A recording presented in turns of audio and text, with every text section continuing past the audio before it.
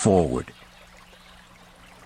Our prosperity as a nation depends upon the personal financial prosperity of each of us as individuals. This book deals with the personal successes of each of us. Success means accomplishments as the result of our own efforts and abilities. Proper preparation is the key to our success. Our acts can be no wiser than our thoughts. Our thinking can be no wiser than our understanding. This book of cures for lean purses has been termed a guide to financial understanding. That indeed is its purpose, to offer those who are ambitious for financial success an insight which will aid them to acquire money, to keep money, and to make their surpluses earn more money. In the pages which follow, we are taken back to Babylon, the cradle in which was nurtured the basic principles of finance now recognized and used the world over. To new readers, the author is happy to extend the wish that its pages may contain for them the same inspiration for growing bank accounts, greater financial successes, and the solution of difficult personal financial problems so enthusiastically reported by readers from coast to coast. To the business executives who have distributed these tales in such generous quantities to friends, relatives, employees, and associates, the author takes this opportunity to express his gratitude. No endorsement could be higher than that of practical men who appreciate its teachings because they themselves have worked up to important successes by applying the very principles it advocates. Babylon became the wealthiest city of the ancient world because its citizens were the richest people of their time. They appreciated the value of money. They practiced sound financial principles in acquiring money, keeping money, and making their money earn more money. They provided for themselves what we all desire: incomes for the future. GSC. Chapter 1. The Man Who Desired Gold.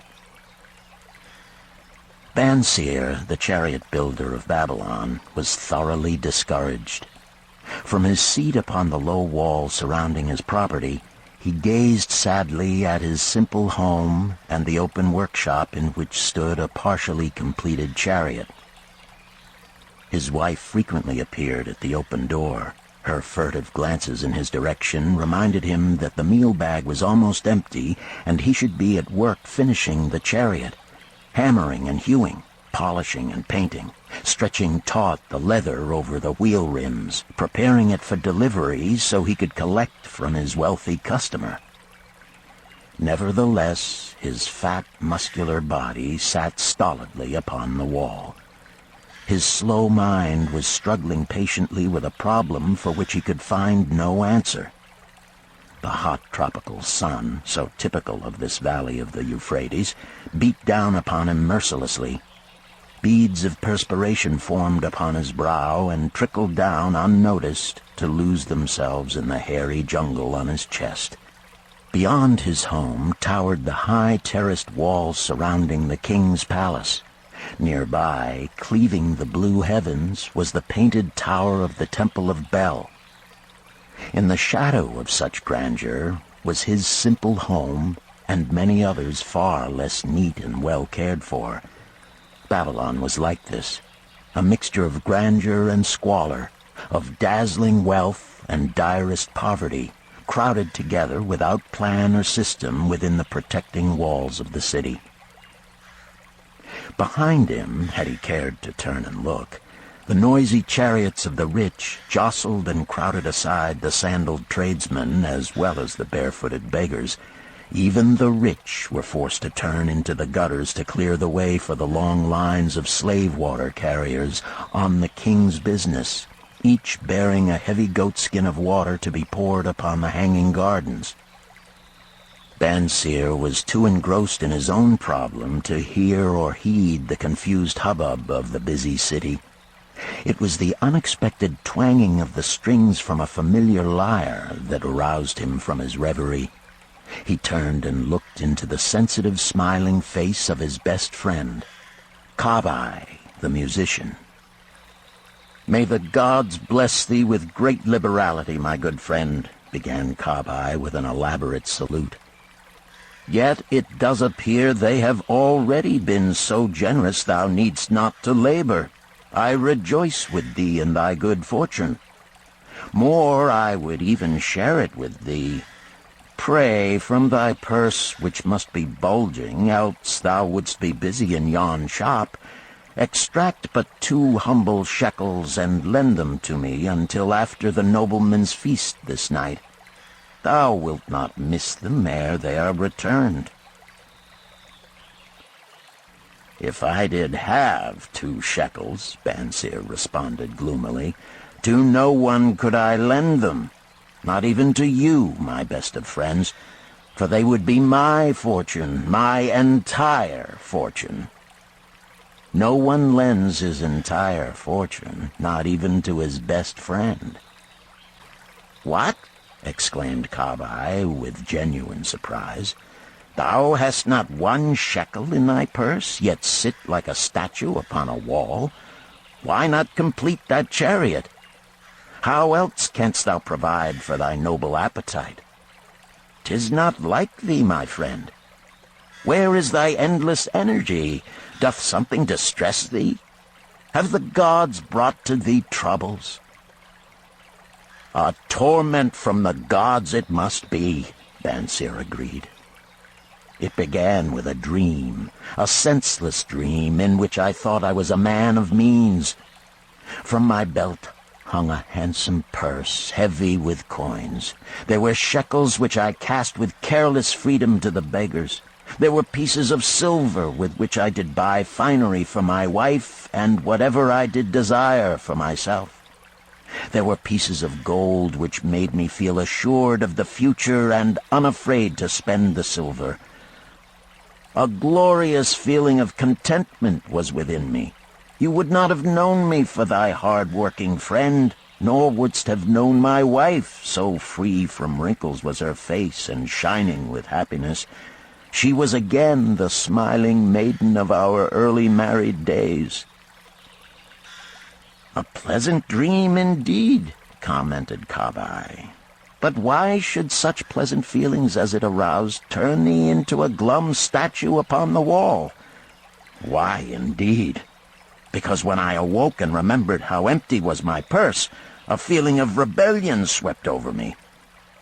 Let us talk it over together, for, as the sailors do say, we ride in the same boat, we two. As youngsters we went together to the priests to learn wisdom. As young men we shared each other's pleasures. As grown men we have always been close friends. We have been contented subjects of our kind. We have been satisfied to work long hours and spend our earnings freely. We have earned much coin in the years that have passed, yet to know the joys that come from wealth, we must dream about them. Bah! Are we more than dumb sheep? We live in the richest city in all the world. The travelers do say none equals it in wealth. About us is much display of wealth, but of it we ourselves have not. After half a lifetime of hard labor, thou, my best of friends, hast an empty purse, and sayest to me, may I borrow such a trifle as 2 shekels until after the nobleman's feast this night? Then what do I reply? Do I say, here is my purse, its contents will I gladly share? No, I admit that my purse is as empty as thine. What is the matter? Why cannot we acquire silver and gold, more than enough for food and robes? Consider also our sons, Bansir continued. Are they not following in the footsteps of their fathers?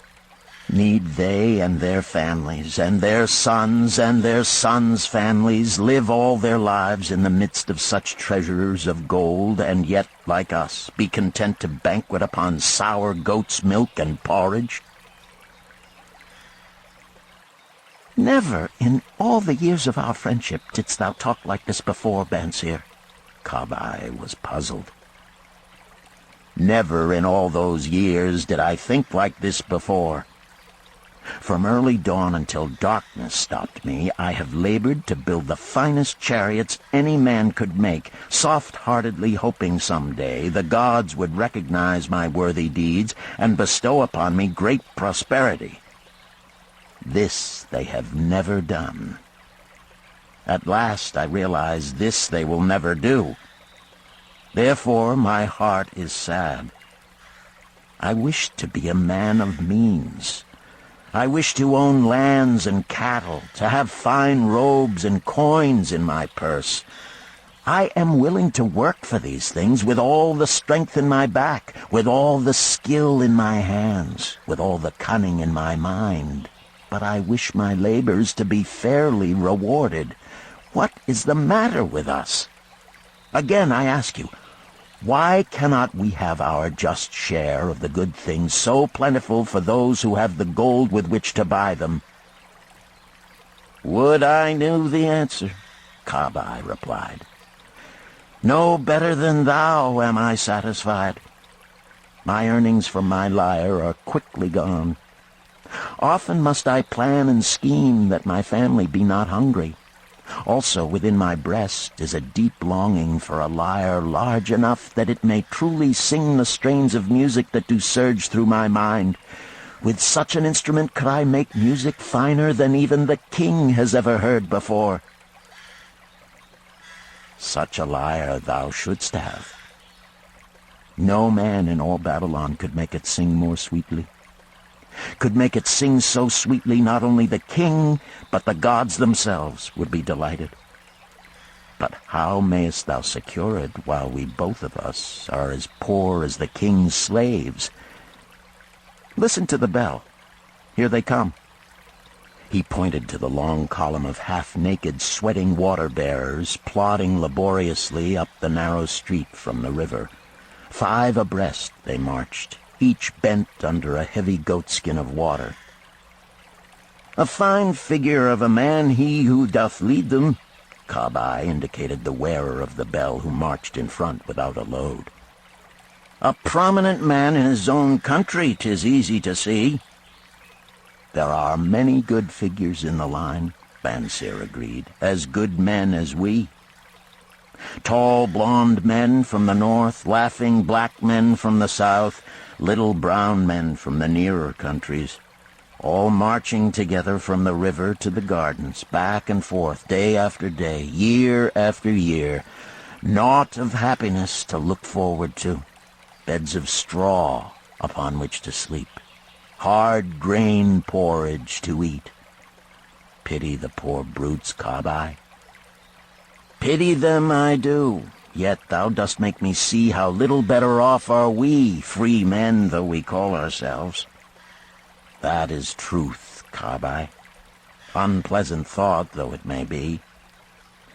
We do not wish to go on year after year living slavish lives, working, getting nowhere.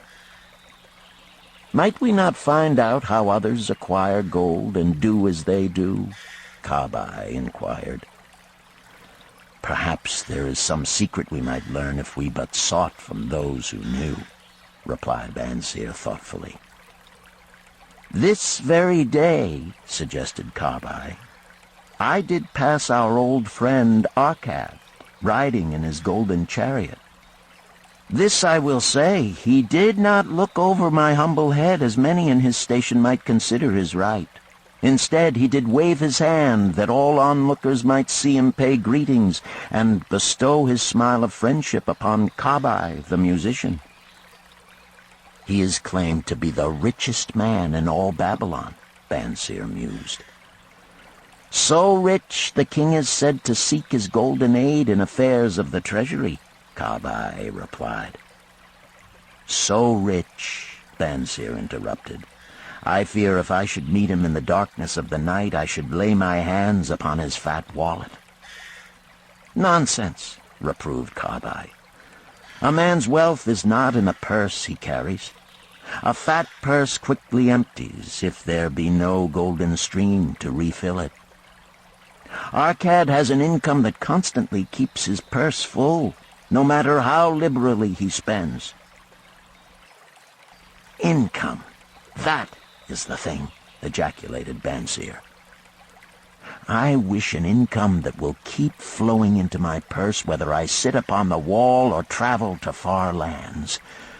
Arcad must know how a man can make an income for himself. Dost suppose it is something he could make clear to a mind as slow as mine?" "Methinks he did teach his knowledge to his son, Nomasir," Kabai responded. "Did he not go to Nineveh and, so it is told at the inn, become, without aid from his father, one of the richest men in that city?" "Kabai, thou bringest to me a rare thought." A new light gleamed in Banseer's eyes. "It costs nothing to ask wise advice from a good friend, and Arcad was always that. Never mind though our purses be as empty as the falcon's nest of a year ago. Let that not detain us. We are weary of being without gold in the midst of plenty. We wish to become men of means. Come, let us go to Arcad and ask how we also may acquire incomes for ourselves." "Thou speakest with true inspiration, Banseer. Thou bringest to my mind a new understanding. Thou makest me to realize the reason why we have never found any measure of wealth. We never sought it. Thou hast labored patiently to build the staunchest chariots in Babylon. To that purpose was devoted your best endeavors. Therefore, at it thou didst succeed. I strove to become a skillful lyre player, and at it I did succeed. In those things toward which we exerted our best endeavors, we succeeded. The gods were content to let us continue thus. Now at last we see a light, bright like that from the rising sun. It biddeth us to learn more, that we may prosper more. With a new understanding, we shall find honorable ways to accomplish our desires." "Let us go to Arcad this very day," Banseer urged. "Also let us ask other friends of our boyhood days who have fared no better than ourselves to join us, that they too may share in his wisdom." "Thou wert ever thus thoughtful to thy friends, Banseer. Therefore hast thou many friends. It shall be as thou sayest. We go this day and take them with us."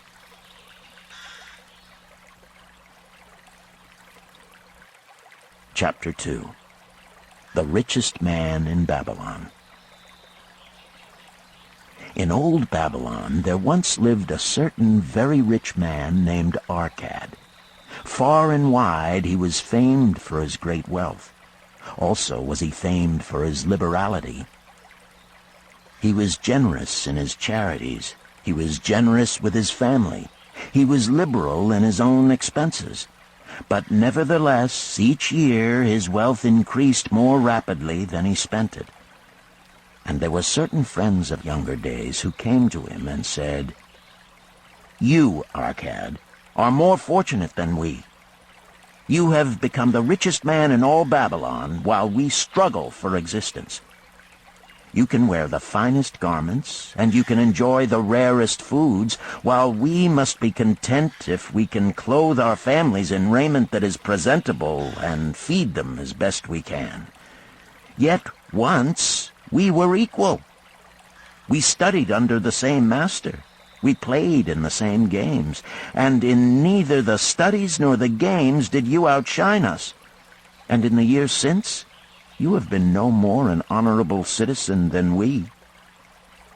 Nor have you worked harder or more faithfully, insofar as we can judge.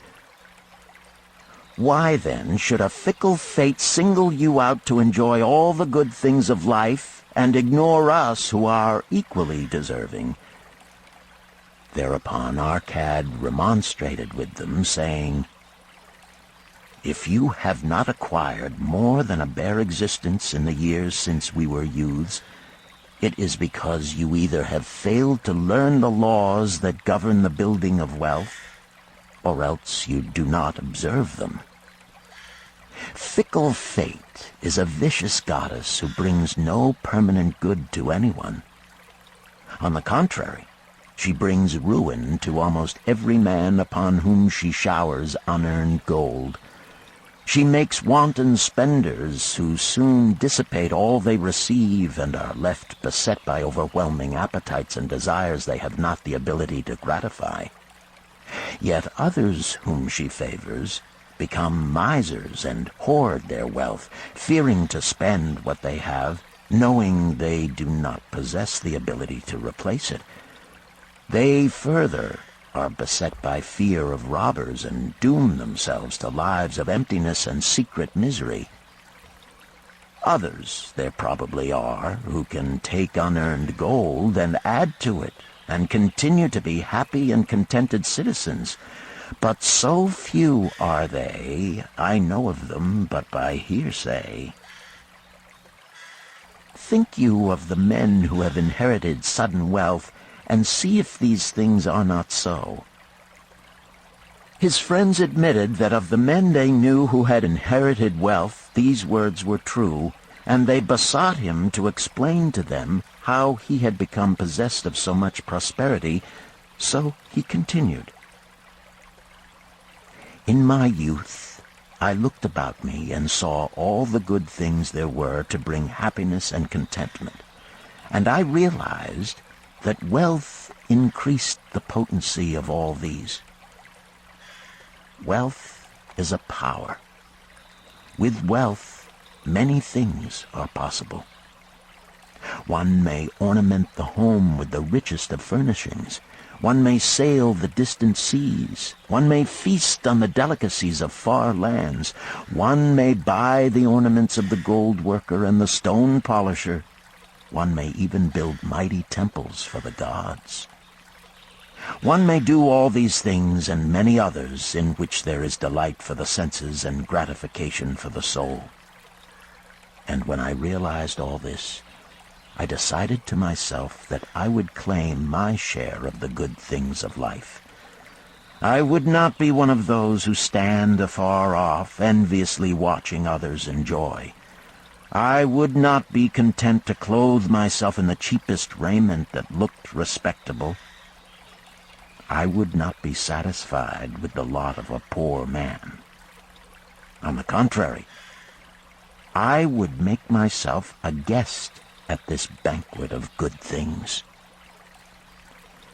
Being, as you know, the son of a humble merchant, one of a large family with no hope of an inheritance, and not being endowed, as you have so frankly said, with superior powers or wisdom, I decided that if I was to achieve what I desired, time and study would be required. As for time, all men have it in abundance. You, each of you, have let slip by sufficient time to have made yourselves wealthy.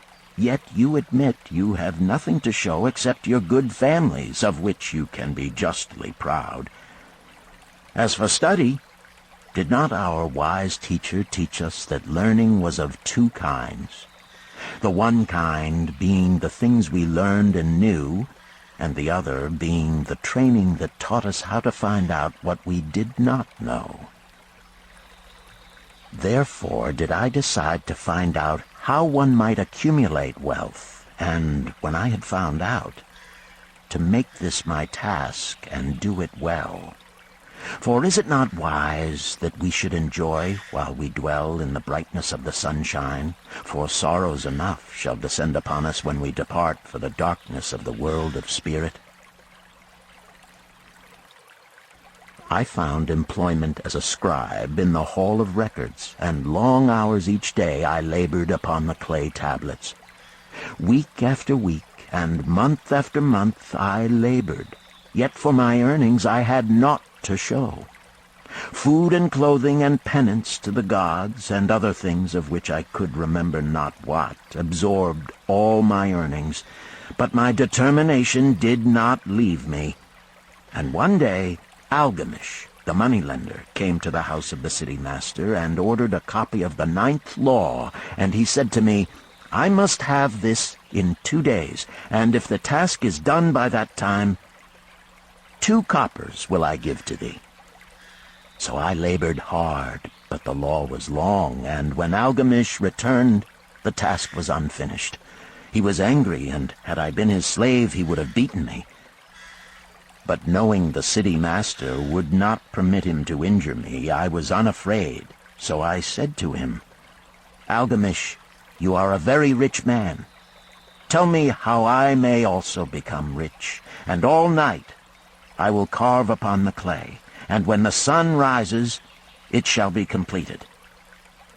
He smiled at me and replied, "You are a forward knave, but we will call it a bargain." All that night I carved, though my back pained and the smell of the wick made my head ache until my eyes could hardly see. But when he returned at sunup, the tablets were complete. "Now," I said, "tell me what you promised." "You have fulfilled your part of our bargain, my son," he said to me kindly, "and I am ready to fulfill mine. I will tell you these things you wish to know, because I am becoming an old man, and an old tongue loves to wag. And when youth comes to age for advice, he receives the wisdom of years.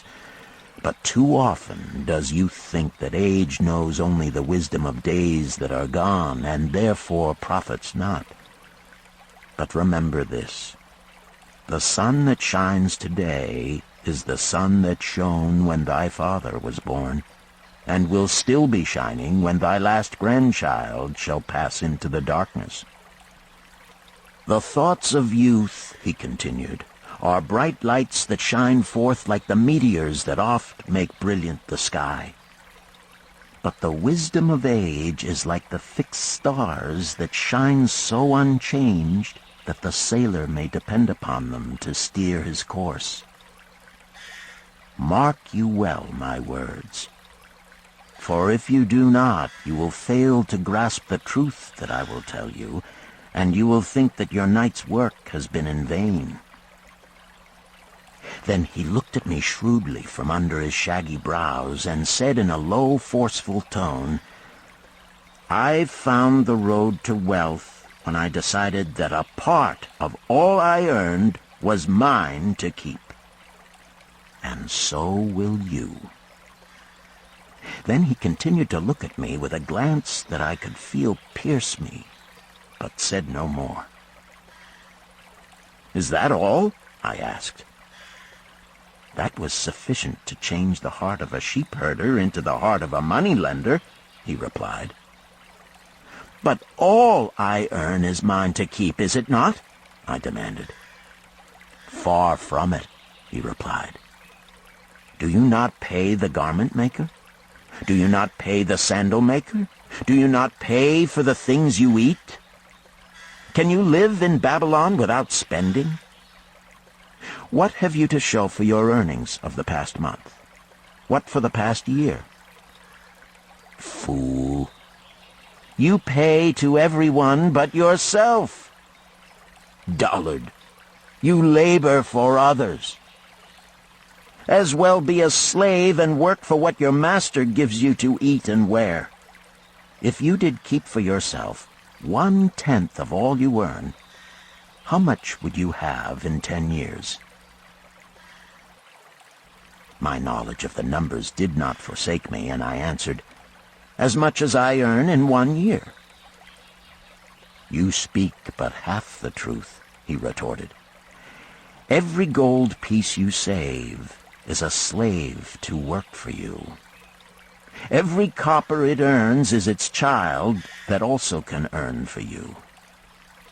If you would become wealthy, then what you save must earn, and its children must earn, that all may help to give to you the abundance you crave. You think I cheat you for your long night's work, he continued. But I am paying you 1,000 times over if you have the intelligence to grasp the truth I offer you. A part of all you earn is yours to keep. It should not be less than 1/10, no matter how little you earn. It can be as much more as you can afford. Pay yourself first. Do not buy from the clothes maker and the sandal maker more than you can pay out of the rest and still have enough for food and charity and penance to the gods. Wealth, like a tree, grows from a tiny seed. The first copper you save is the seed from which your tree of wealth shall grow. The sooner you plant that seed, the sooner shall the tree grow. And the more faithfully you nourish and water that tree with consistent savings, the sooner may you bask in contentment beneath its shade. So saying, he took his tablets and went away. I thought much about what he had said to me, and it seemed reasonable, so I decided that I would try it. Each time I was paid, I took one from each 10 pieces of copper and hid it away. And strange as it may seem, I was no shorter of funds than before. I noticed little difference as I managed to get along without it. But often I was tempted, as my hoard began to grow, to spend it for some of the good things the merchants displayed, brought by camels and ships from the land of the Phoenicians. But I wisely refrained. A 12th month after Algamish had gone, he again returned and said to me, "Son, have you paid to yourself not less than 1/10 of all you have earned for the past year?" I answered proudly, "Yes, master, I have." "That is good," he answered, beaming upon me. "And what have you done with it?" "I have given it to Asmer, the brickmaker, who told me he was traveling over the far seas, and in Tyre he would buy from me the rare jewels of the Phoenicians. When he returns, we shall sell these at high prices and divide the earnings." "Every fool must learn," he growled. "But why trust the knowledge of a brickmaker about jewels? Would you go to the breadmaker to inquire about the stars? No, by my tunic, you would go to the astrologer if you had power to think. Your savings are gone, youth. You have jerked your wealth tree up by the roots. But plant another. Try again. And next time, if you would have advice about jewels, go to the jewel merchant. If you would know the truth about sheep, go to the herdsman. Advice is one thing that is freely given away, but watch that you take only what is worth having. He who takes advice about his savings from one who is inexperienced in such matters shall pay with his savings for proving the falsity of their opinions." Saying this, he went away. And it was as he said, for the Phoenicians are scoundrels and sold to Asmer worthless bits of glass that looked like gems. But as Algamish had bid me, I again saved each 10th copper, for I now had formed the habit, and it was no longer difficult. Again, 12 months later, Algamish came to the room of the scribes and addressed me. "What progress have you made since last I saw you?" "I have paid myself faithfully," I replied, "and my savings I have entrusted to Agar, the shield-maker, to buy bronze, and each 4th month he does pay me the rental." "That is good. And what do you do with the rental?" "I do have a great feast with honey and fine wine and spiced cake. Also I have bought me a scarlet tunic, and some day I shall buy me a young ass upon which to ride." To which Algamish laughed, "You do eat the children of your savings. Then how do you expect them to work for you? And how can they have children that will also work for you? First get thee an army of golden slaves, and then many a rich banquet may you enjoy without regret." So saying, he again went away. Nor did I again see him for 2 years, when he once more returned, and his face was full of deep lines, and his eyes drooped, for he was becoming a very old man. And he said to me, "Arcad, hast thou yet achieved the wealth thou dreamed of?" And I answered, "Not yet all that I desire, but some I have, and it earns more, and its earnings earn more." "And do you still take the advice of brickmakers?" "About brickmaking they give me good advice," I retorted. "Arcad," he continued, "you have learned your lessons well. You first learned to live upon less than you could earn.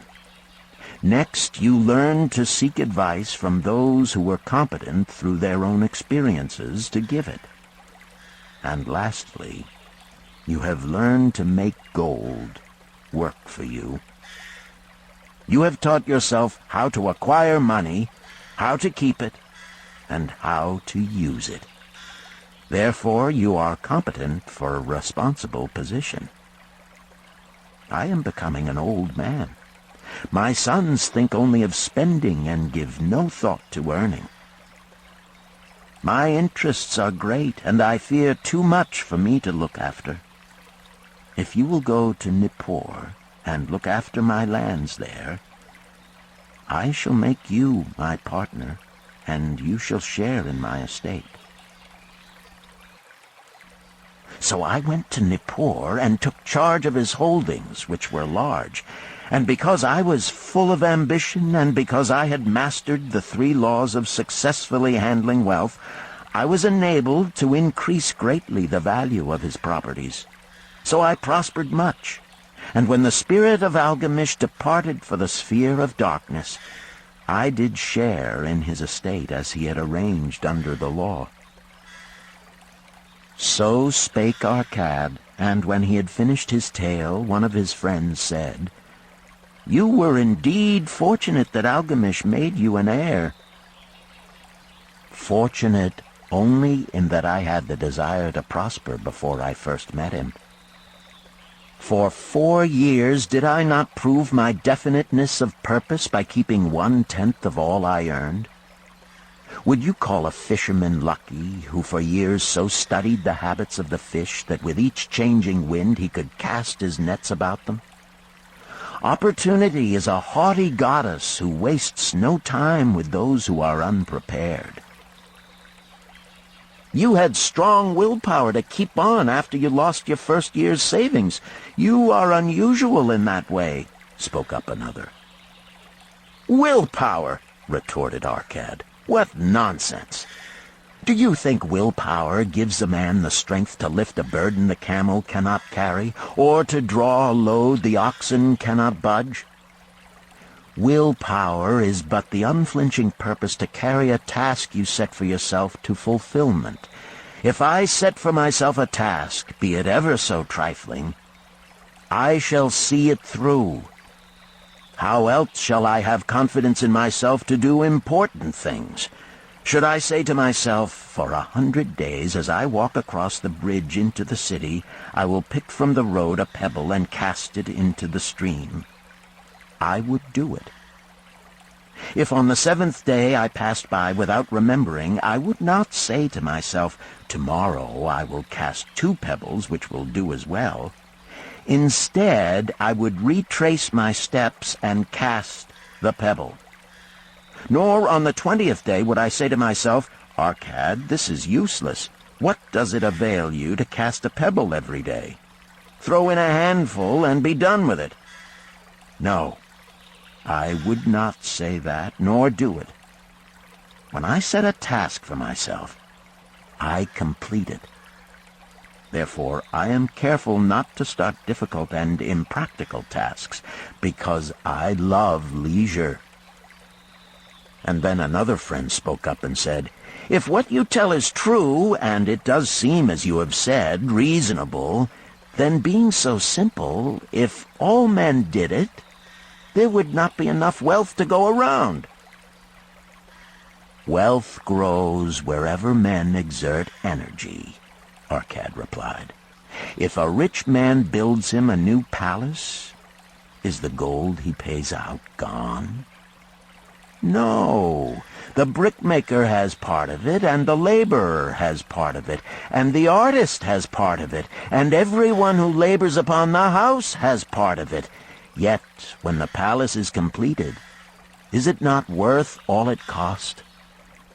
And is the ground upon which it stands not worth more because it is there? And is the ground that adjoins it not worth more because it is there? Wealth grows in magic ways.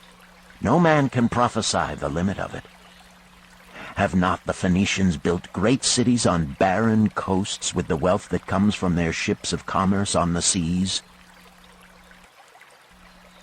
What then do you advise us to do that we also may become rich? Asked still another of his friends. The years have passed, and we are no longer young men, and we have nothing put by. I advise that you take the wisdom of Algamish and say to yourselves, a part of all I earn is mine to keep. Say it in the morning when you first arise, say it at noon, say it at night. Say it each hour of every day. Say it to yourself until the words stand out like letters of fire across the sky. Impress yourself with the idea. Fill yourself with the thought. Then take whatever portion seems wise. Let it be not less than 1/10, and lay it by. Arrange your other expenditures to do this if necessary, but lay by that portion first. Soon you will realize what a rich feeling it is to own a treasure upon which you alone have claim. As it grows, it will stimulate you. A new joy of life will thrill you. Greater efforts will come to you to earn more. For of your increased earnings, will not the same percentage be also yours to keep? Then learn to make your treasure work for you. Make it your slave. Make its children and its children's children work for you. Ensure an income for thy future. Look thou at the aged, and forget not that in the days to come thou also will be numbered among them. Therefore invest thy treasure with greatest caution that it be not lost. Usurious rates of return are deceitful sirens that sing but to lure the unwary upon the rocks of loss and remorse. Provide also that thy family may not want should the gods call thee to their realms. For such protection it is always possible to make provision with small payments at regular intervals. Therefore the provident man delays not in expectation of a large sum becoming available for such a wise purpose. Counsel with wise men. Seek the advice of men whose daily work is handling money. Let them save you from such an error as I myself made in entrusting my money to the judgment of Asmer, the brickmaker.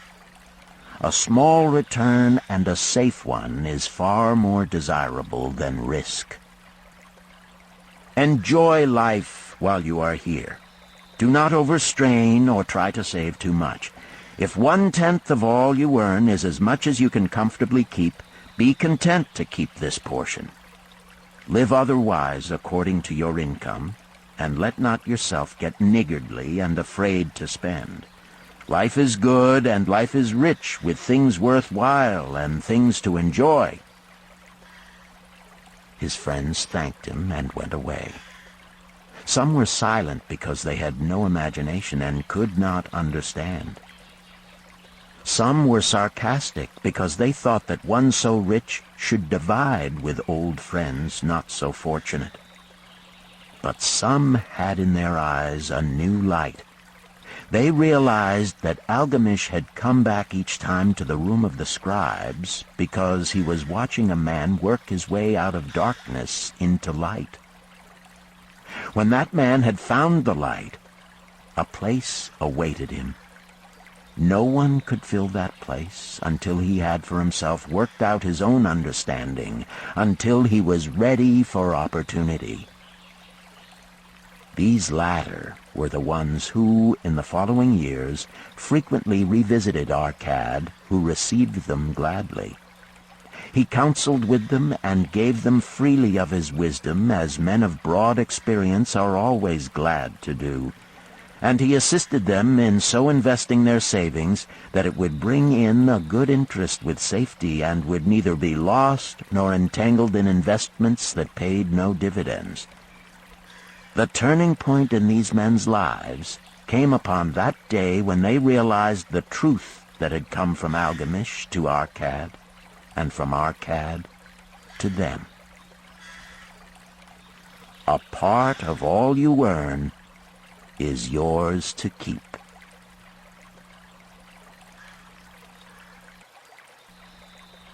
Chapter 3.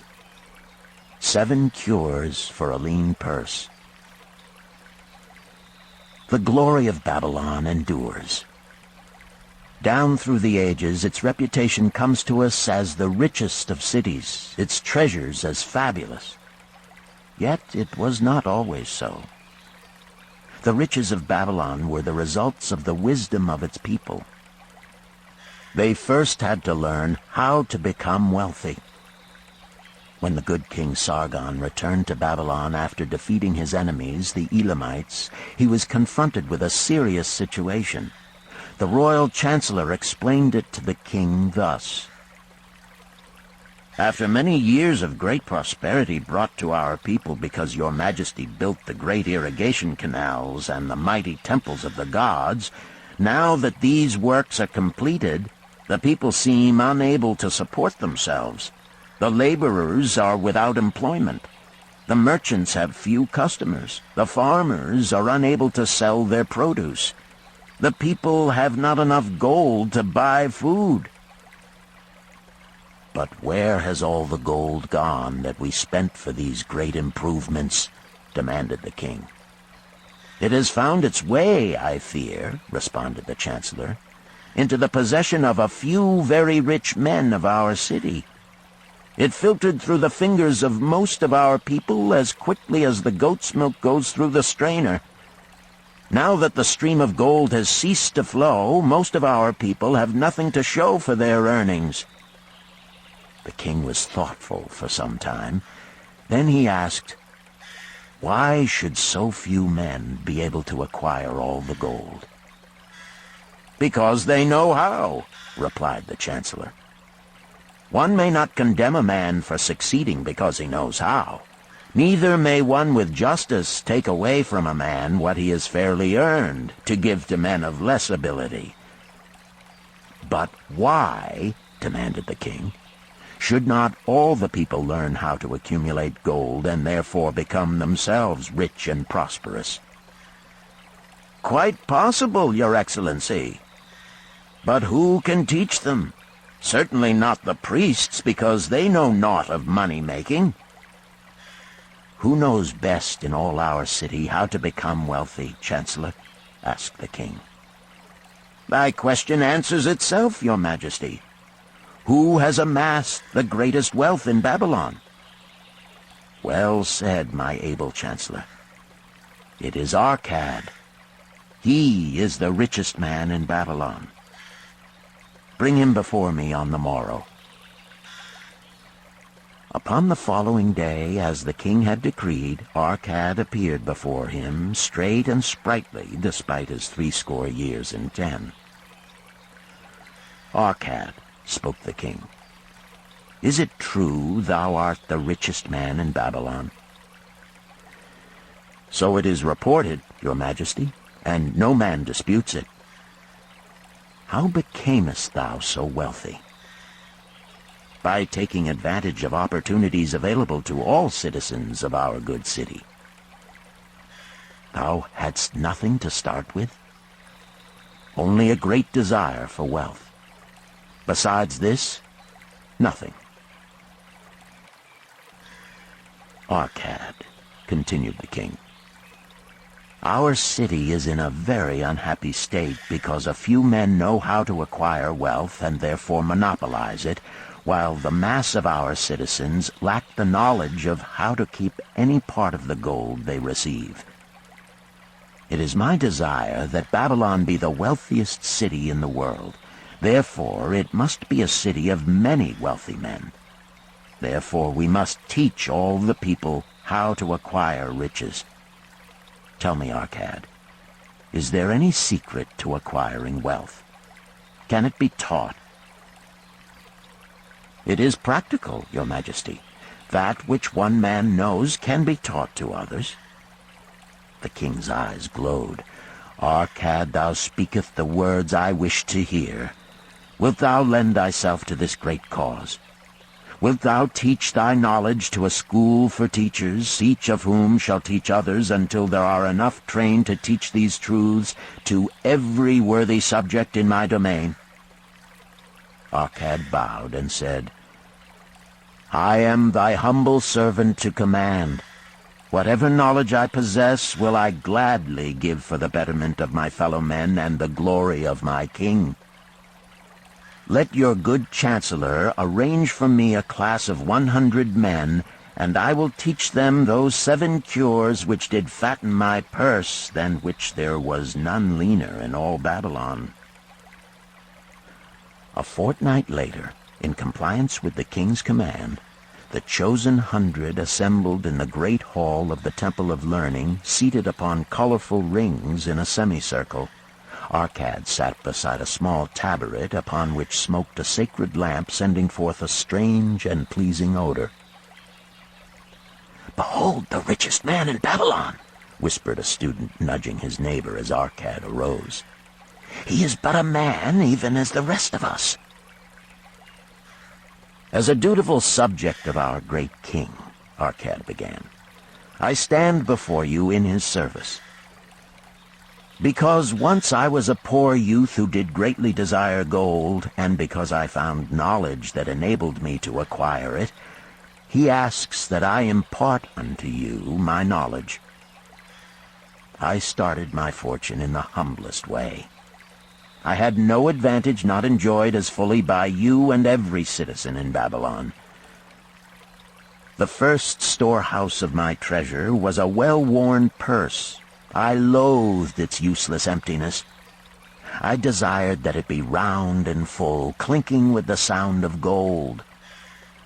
Therefore I sought every remedy for a lean purse. I found 7. To you who are assembled before me shall I explain the 7 cures for a lean purse, which I do recommend to all men who desire much gold. Each day for 7 days will I explain to you one of the 7 remedies. Listen attentively to the knowledge that I will impart. Debate it with me. Discuss it among yourselves. Learn these lessons thoroughly, that ye may also plant in your own purse the seed of wealth. First must each of you start wisely to build a fortune of his own. Then wilt thou be competent, and only then, to teach these truths to others. I shall teach to you in simple ways how to fatten your purses. This is the first step leading to the Temple of Wealth, and no man may climb who cannot plant his feet firmly upon the first step. We shall now consider the first cure. The first cure. Start thy purse to fattening. Arcad addressed the thoughtful man in the second row. My good friend, at what craft workest thou? I, replied the man, am a scribe, and carve records upon the clay tablets. Even at such labor did I myself earn my first coppers. Therefore thou hast the same opportunity to build a fortune. He spoke to a florid-faced man farther back. Pray tell also what dost thou to earn thy bread? I, responded this man, am a meat butcher. I do buy the goats the farmers raise and kill them and sell the meat to the housewives and the hides to the sandal makers. because thou dost also labor and earn, thou hast every advantage to succeed that I did possess." In this way did Arcad proceed to find out how each man labored to earn his living. When he had done questioning them, he said, "Now, my students, ye can see that there are many trades and labors at which men may earn coins. Each of the ways of earning is a stream of gold from which the worker doth divert by his labors a portion to his own purse. Therefore into the purse of each of you flows a stream of coins, large or small, according to his ability. Is it not so?" Thereupon they agreed that it was so.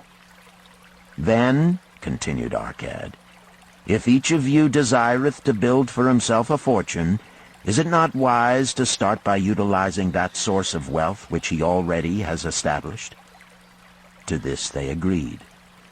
Then Arcad turned to a humble man who had declared himself an egg merchant.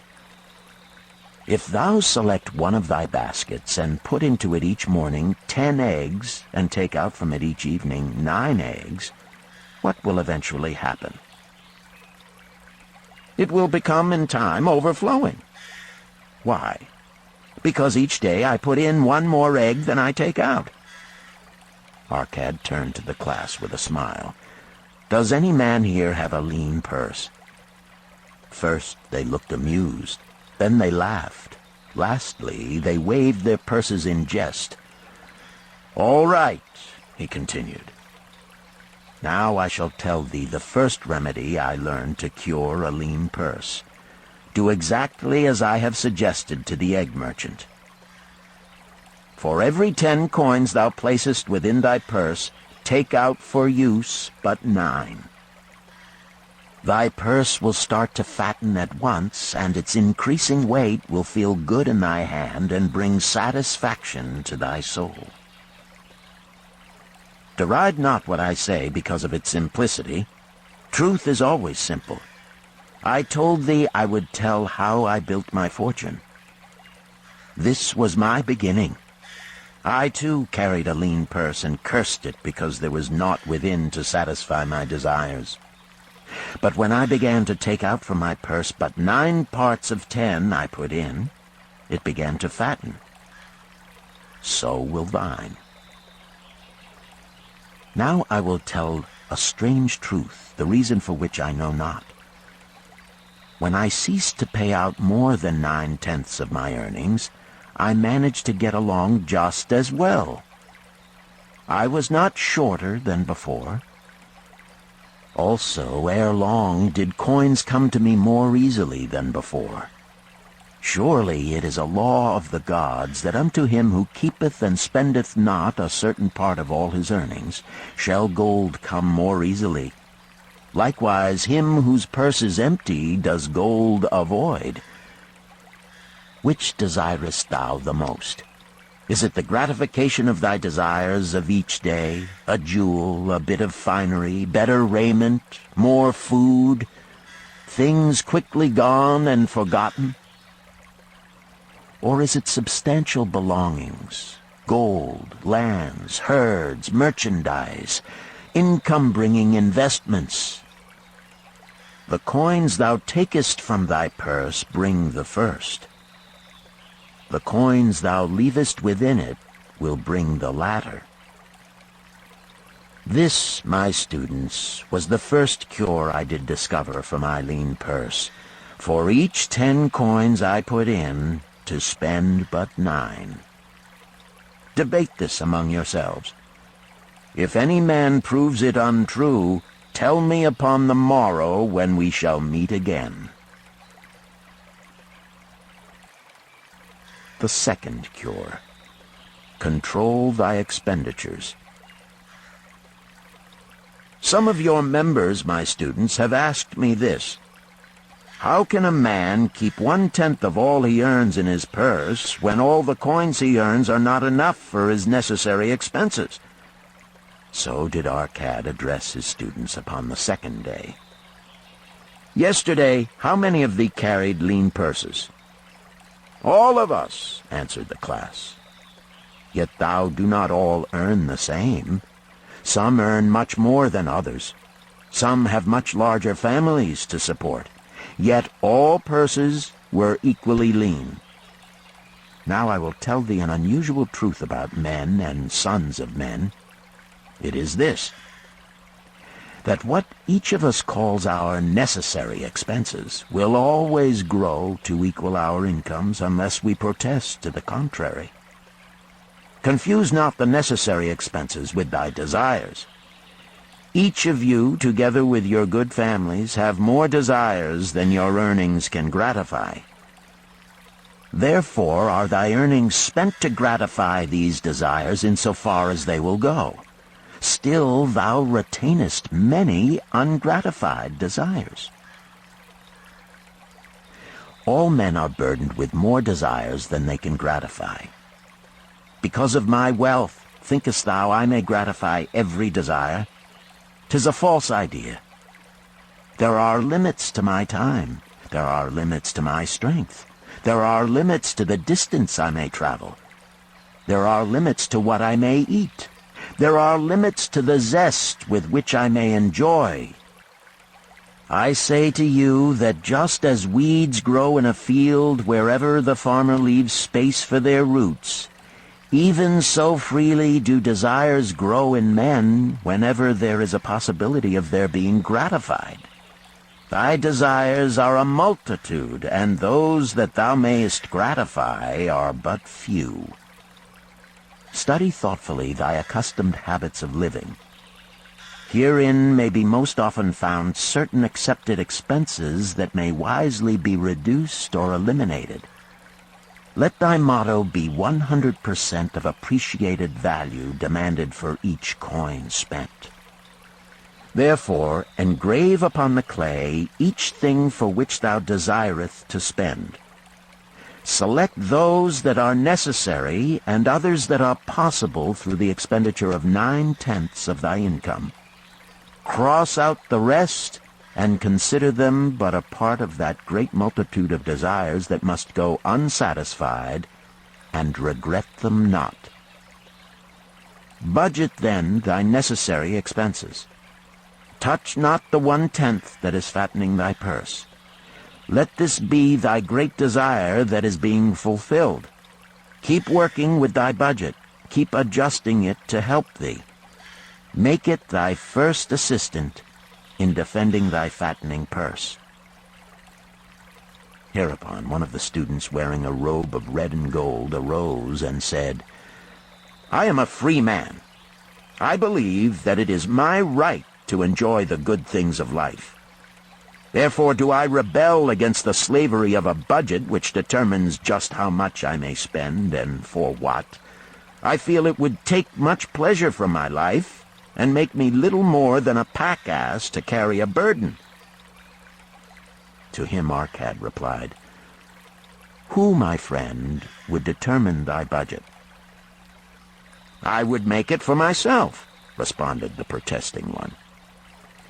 In that case, were a pack-ass to budget his burden, would he include therein jewels and rugs and heavy bars of gold? Not so. He would include hay and grain and a bag of water for the desert trail. The purpose of a budget is to help thy purse to fatten. It is to assist thee to have thy necessities and, insofar as attainable, thy other desires. It is to enable thee to realize thy most cherished desires by defending them from thy casual wishes. Like a bright light in a dark cave, thy budget shows up the leaks from thy purse and enables thee to stop them and control thy expenditures for definite and gratifying purposes. This, then, is the second cure for a lean purse.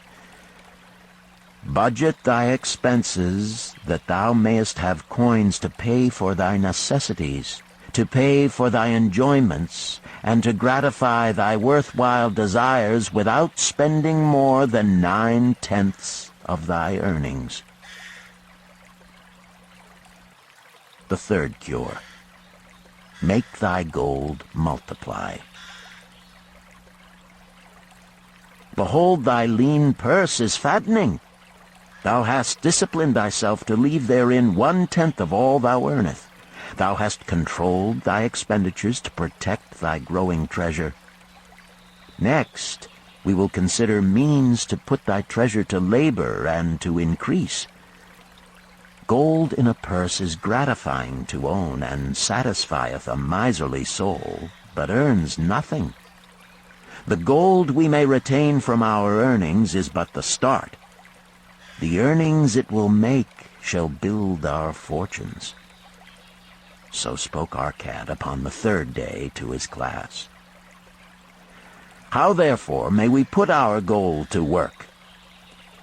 My first investment was unfortunate, for I lost all. Its tale I will relate later. My first profitable investment was a loan I made to a man named Agar, a shield maker. Once each year did he buy large shipments of bronze brought from across the sea to use in his trade. Lacking sufficient capital to pay the merchants, he would borrow from those who had extra coins. He was an honorable man. His borrowing he would repay, together with a liberal rental as he sold his shields. Each time I loaned to him, I loaned back also the rental he had paid to me. Therefore not only did my capital increase, but its earnings likewise increased. Most gratifying was it to have these sums returned to my purse. I tell you, my students, a man's wealth is not in the coins he carries in his purse. It is the income he buildeth, the golden stream that continually floweth into his purse and keepeth it always bulging. That is what every man desireth. That is what thou, each one of thee, desireth. An income that continueth to come whether thou work or travel. Great income I have acquired, so great that I am called a very rich man. My loans to Agar were my first training in profitable investment. Gaining wisdom from this experience, I extended my loans and investments as my capital increased. From a few sources at first, from many sources later, flowed into my purse a golden stream of wealth available for such wise uses as I should decide. Behold, from my humble earnings, I had begotten a horde of golden slaves, each laboring and earning more gold. As they labored for me, so their children also labored, and their children's children, until great was the income from their combined efforts. Gold increaseth rapidly when making reasonable earnings, as thou wilt see from the following. A farmer, when his first son was born, took 10 pieces of silver to a moneylender and asked him to keep it on rental for his son until he became 20 years of age. This the moneylender did, and agreed the rental should be 1/4 of its value each 4 years. The farmer asked, because this sum he had set aside as belonging to his son, that the rental be added to the principal. When the boy had reached the age of 20 years, the farmer again went to the moneylender to inquire about the silver. The moneylender explained that because this sum had been increased by compound interest, the original 10 pieces of silver had now grown to 30 1/2 pieces. The farmer was well pleased, and because the son did not need the coins, he left them with the moneylender. When the son became 50 years of age, the father meantime having passed to the other world, the moneylender paid the son in settlement 167 pieces of silver. Thus, in 50 years, had the investment multiplied itself at rental almost 17 times. This, then, is the third cure for a lean purse.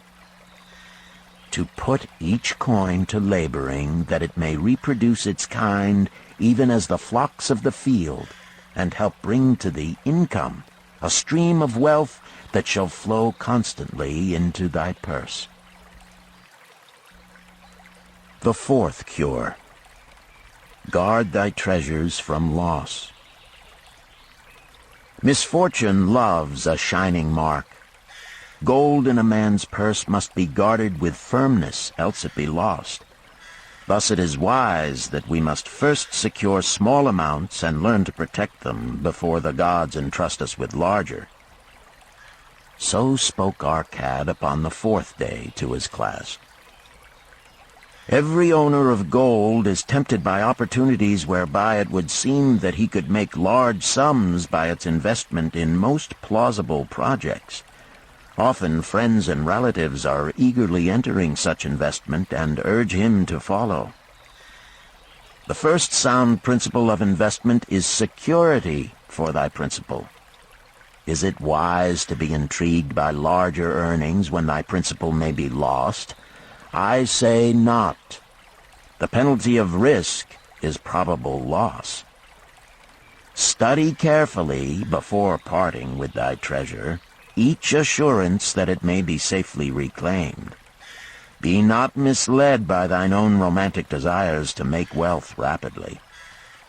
Before thou loan it to any man, assure thyself of his ability to repay and his reputation for doing so, that thou mayest not unwittingly be making him a present of thy hard-earned treasure.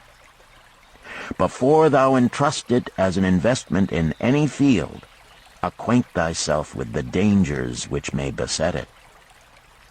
My own first investment was a tragedy to me at the time. The guarded savings of a year I did entrust to a brickmaker named Asmer, who was traveling over the far seas, and in Tyre agreed to buy for me the rare jewels of the Phoenicians. These we would sell upon his return and divide the profits. The Phoenicians were scoundrels and sold them bits of glass. My treasure was lost. Today, my training would show to me at once the folly of entrusting a brickmaker to buy jewels. Therefore do I advise thee from the wisdom of my experiences, be not too confident of thine own wisdom in entrusting thy treasures to the possible pitfalls of investments. Better by far to consult the wisdom of those experienced in handling money for profit. Such advice is freely given for the asking, and may readily possess a value equal in gold to the sum thou considerest investing. In truth, such is its actual value if it save thee from loss. This, then, is the fourth cure for a lean purse, and of great importance if it prevent thy purse from being emptied once it has become well filled. Guard thy treasure from loss by investing only where thy principal is safe, where it may be reclaimed if desirable, and where thou wilt not fail to collect a fair rental. Consult with wise men.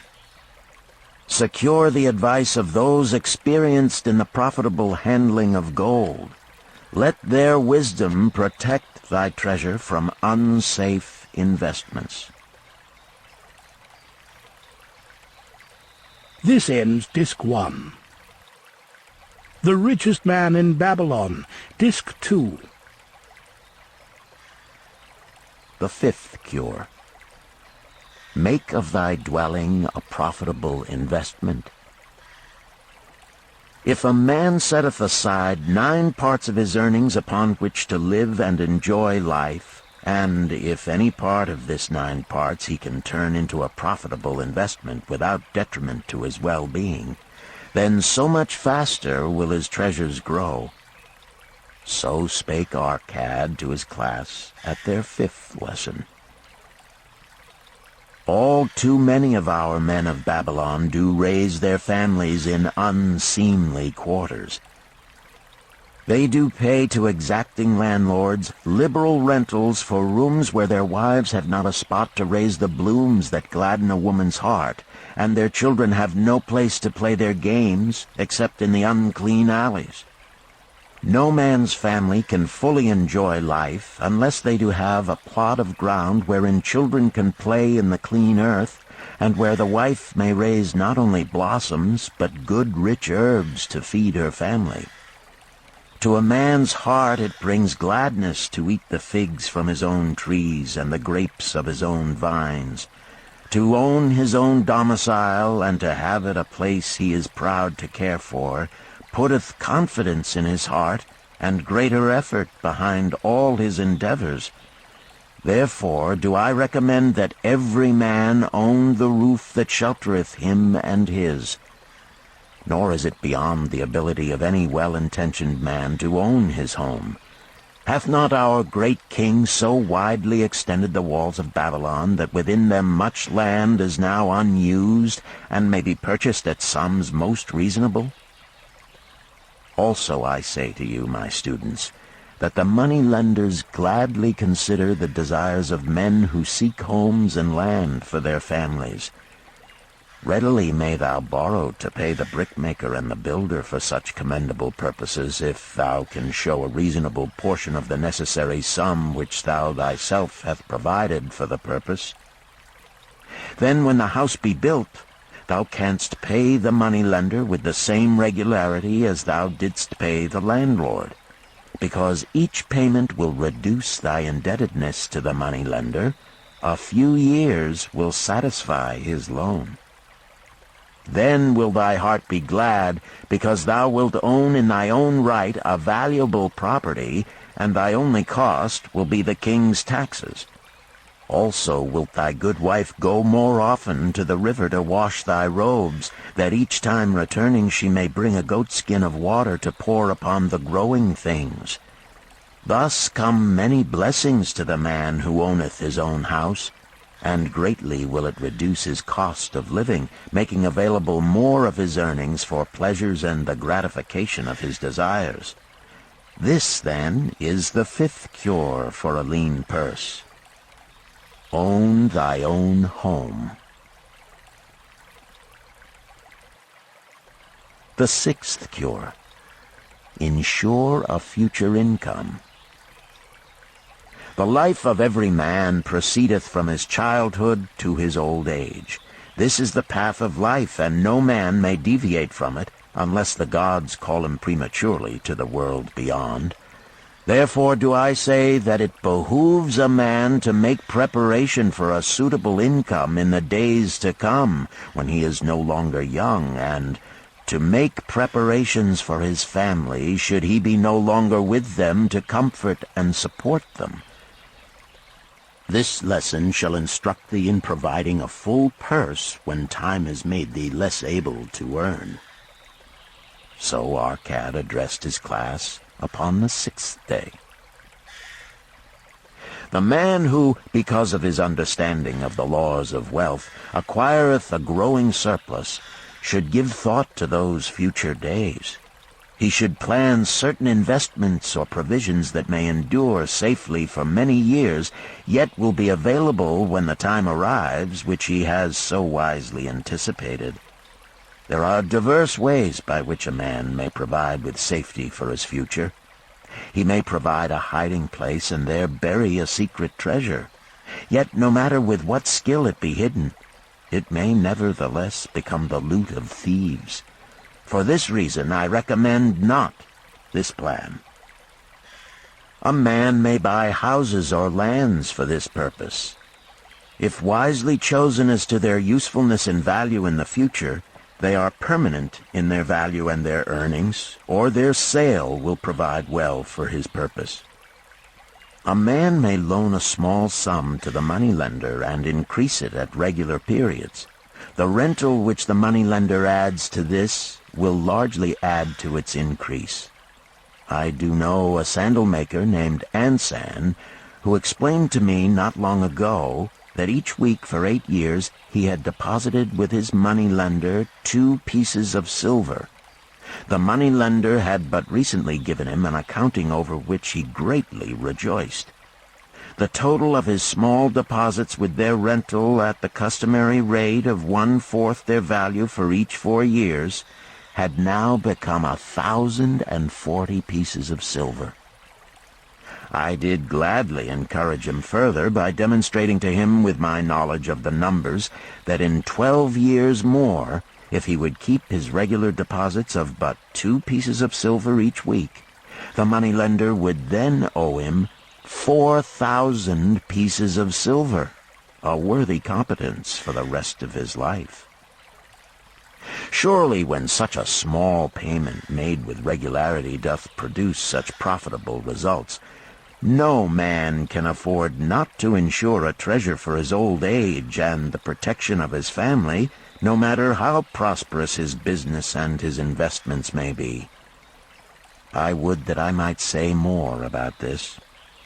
In my mind rests a belief that someday wise-thinking men will devise a plan to insure against death, whereby many men pay in but a trifling sum regularly, the aggregate making a handsome sum for the family of each member who passeth to the beyond.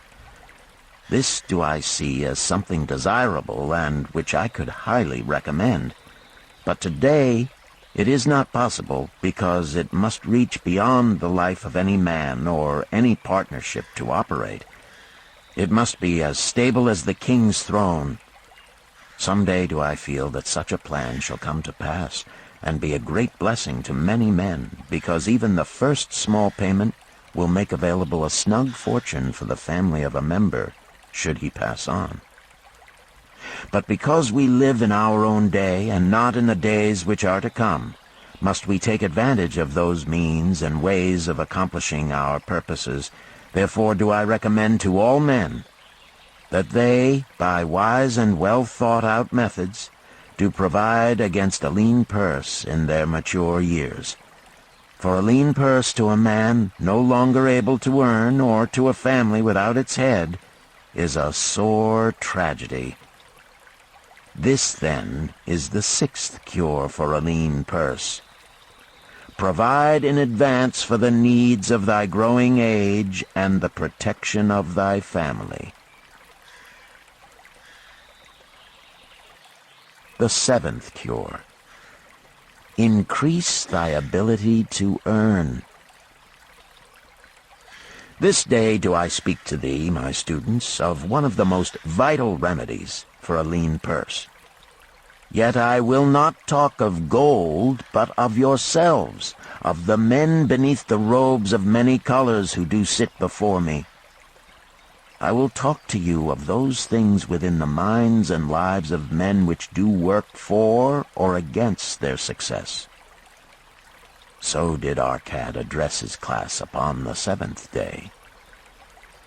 Not long ago came to me a young man seeking to borrow. When I questioned him the cause of his necessity, he complained that his earnings were insufficient to pay his expenses. Thereupon I explained to him, this being the case, he was a poor customer for the moneylender, as he possessed no surplus earning capacity to repay the loan. What you need, young man, I told him, is to earn more coins. What dost thou to increase thy capacity to earn?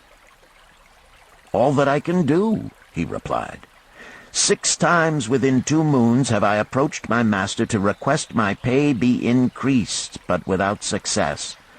No man can go oftener than that. We may smile at his simplicity, yet he did possess one of the vital requirements to increase his earnings. Within him was a strong desire to earn more, a proper and commendable desire. Preceding accomplishment must be desire. Thy desires must be strong and definite. General desires are but weak longings. For a man to wish to be rich is of little purpose. For a man to desire 5 pieces of gold is a tangible desire which he can press to fulfillment. After he has backed his desire for 5 pieces of gold with strength of purpose to secure it, next he can find similar ways to obtain 10 pieces, and then 20 pieces, and later 1,000 pieces, and, behold, he has become wealthy. In learning to secure his one definite small desire, he hath trained himself to secure a larger one.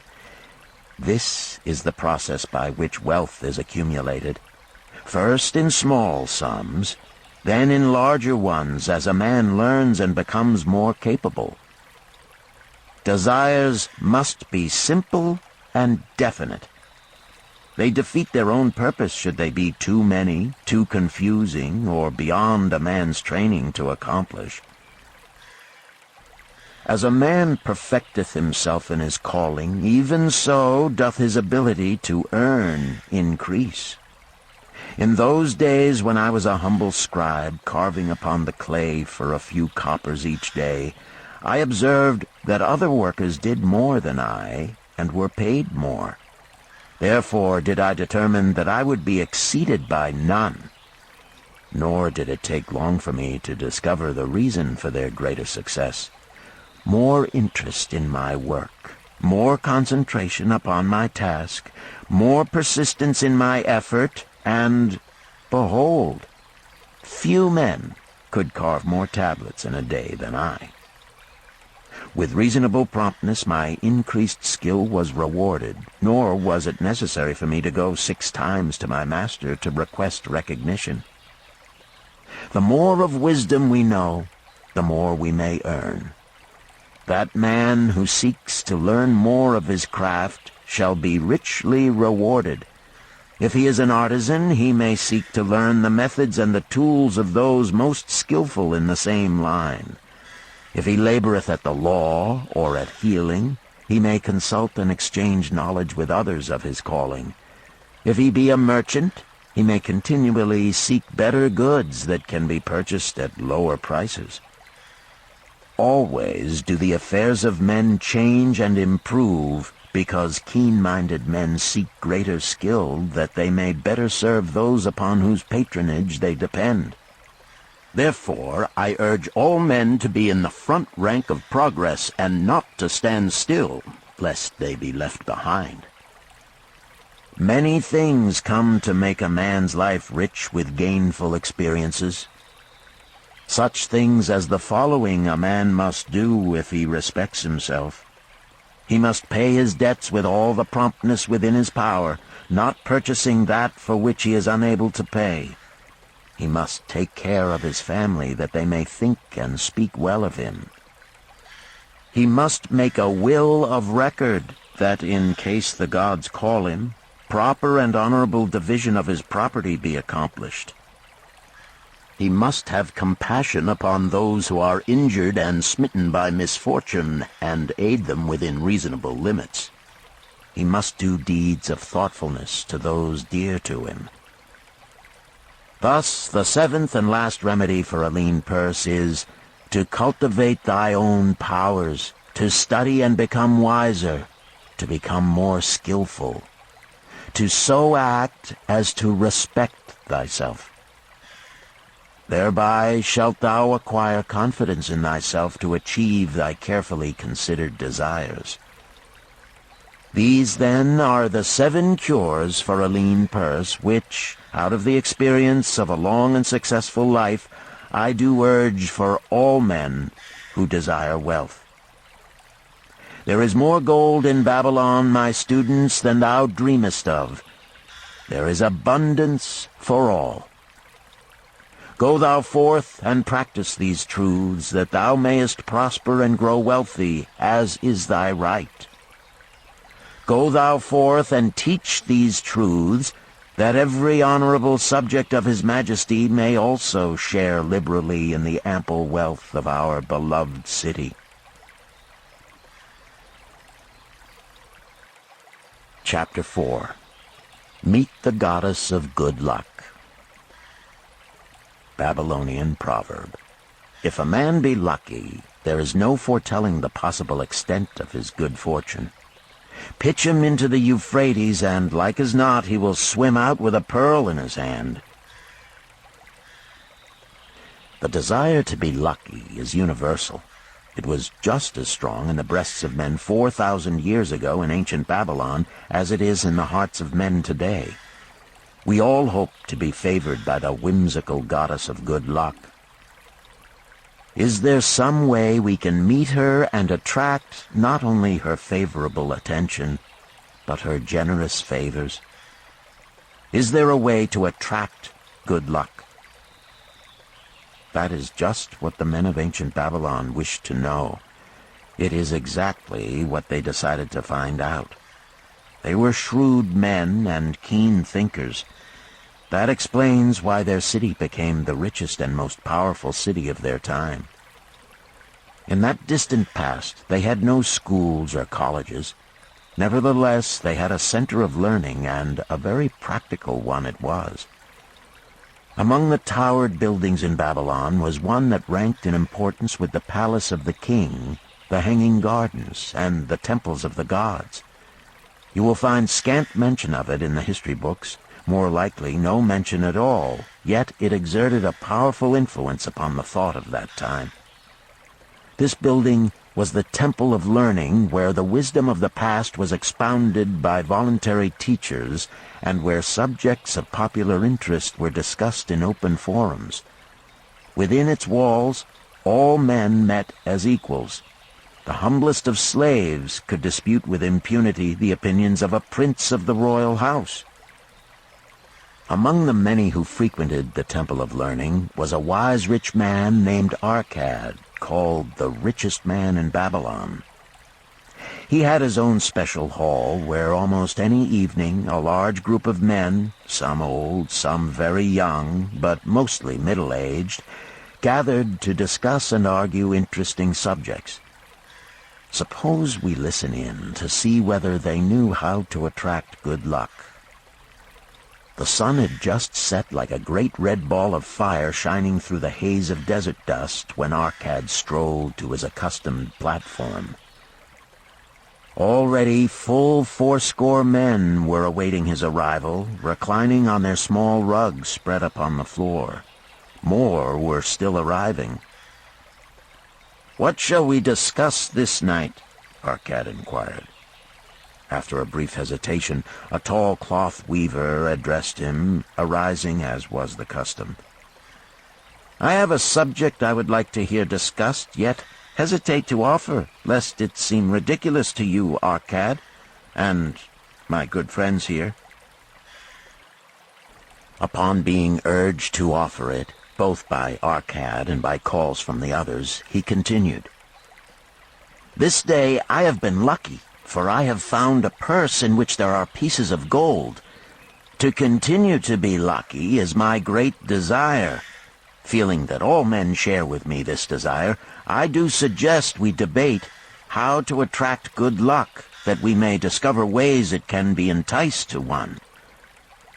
"A most interesting subject has been offered," Arcad commented. "One most worthy of our discussion. To some men, good luck bespeaks but a chance happening that, like an accident, may befall one without purpose or reason. Others do believe that the instigator of all good fortune is our most bounteous goddess Ashtar, ever anxious to reward with generous gifts those who please her. Speak up, my friends, what say you? Shall we seek to find if there be means by which good luck may be enticed to visit each and all of us?" "Yea, yea, and much of it," responded the growing group of eager listeners. Thereupon Arcad continued, "To start our discussion, let us first hear from those among us who have enjoyed experiences similar to that of the cloth weaver in finding or receiving, without effort upon their part, valuable treasures or jewels." There was a pause in which all looked about, expecting someone to reply, but no one did. "What? No one?" Arcad asked. "Then rare indeed must be this kind of good luck. Who now will offer a suggestion as to where we shall continue our search?" "That I will do," spoke a well-robed young man, arising. "When a man speaketh of luck, is it not natural that his thoughts turn to the gaming tables? Is it not there we find many men courting the favor of the goddess in hope she will bless them with rich winnings?" As he resumed his seat, a voice called, "Do not stop! Continue thy story. Tell us, didst thou find favor with the goddess at the gaming tables? Did she turn the cubes with red side up, so thou filled thy purse at the dealer's expense? Or did she permit the blue sides to come up, so the dealer raked in thy hard-earned pieces of silver?" The young man joined the good-natured laughter, then replied, "I am not averse to admitting she seemed not to know I was even there. But how about the rest of you? Have you found her waiting about such places to roll the cubes in your favor? We are eager to hear as well as to learn." "A wise start," broke in Arcad. "We meet here to consider all sides of each question. To ignore the gaming table would be to overlook an instinct common to most men, the love of taking a chance with a small amount of silver in the hope of winning much gold." "That doth remind me of the races but yesterday," called out another listener. "If the goddess frequents the gaming tables, certainly she does not overlook the races where the gilded chariots and the foaming horses offer far more excitement. Tell us honestly, Arcad, didst she whisper to you to place your bet upon those gray horses from Nineveh yesterday? I was standing just behind thee, and could scarce believe my ears when I heard thee place thy bet upon the grays. Thou knowest as well as any of us that no team in all Assyria can beat our beloved bays in a fair race. Didst the goddess whisper in thy ear to bet upon the grays because at the last turn the inside black would stumble and so interfere with our bays that the grays would win the race and score an unearned victory?" Arcad smiled indulgently at the banter. "What reason have we to feel the good goddess would take that much interest in any man's bet upon a horse race? To me, she is a goddess of love and dignity whose pleasure it is to aid those who are in need and to reward those who are deserving.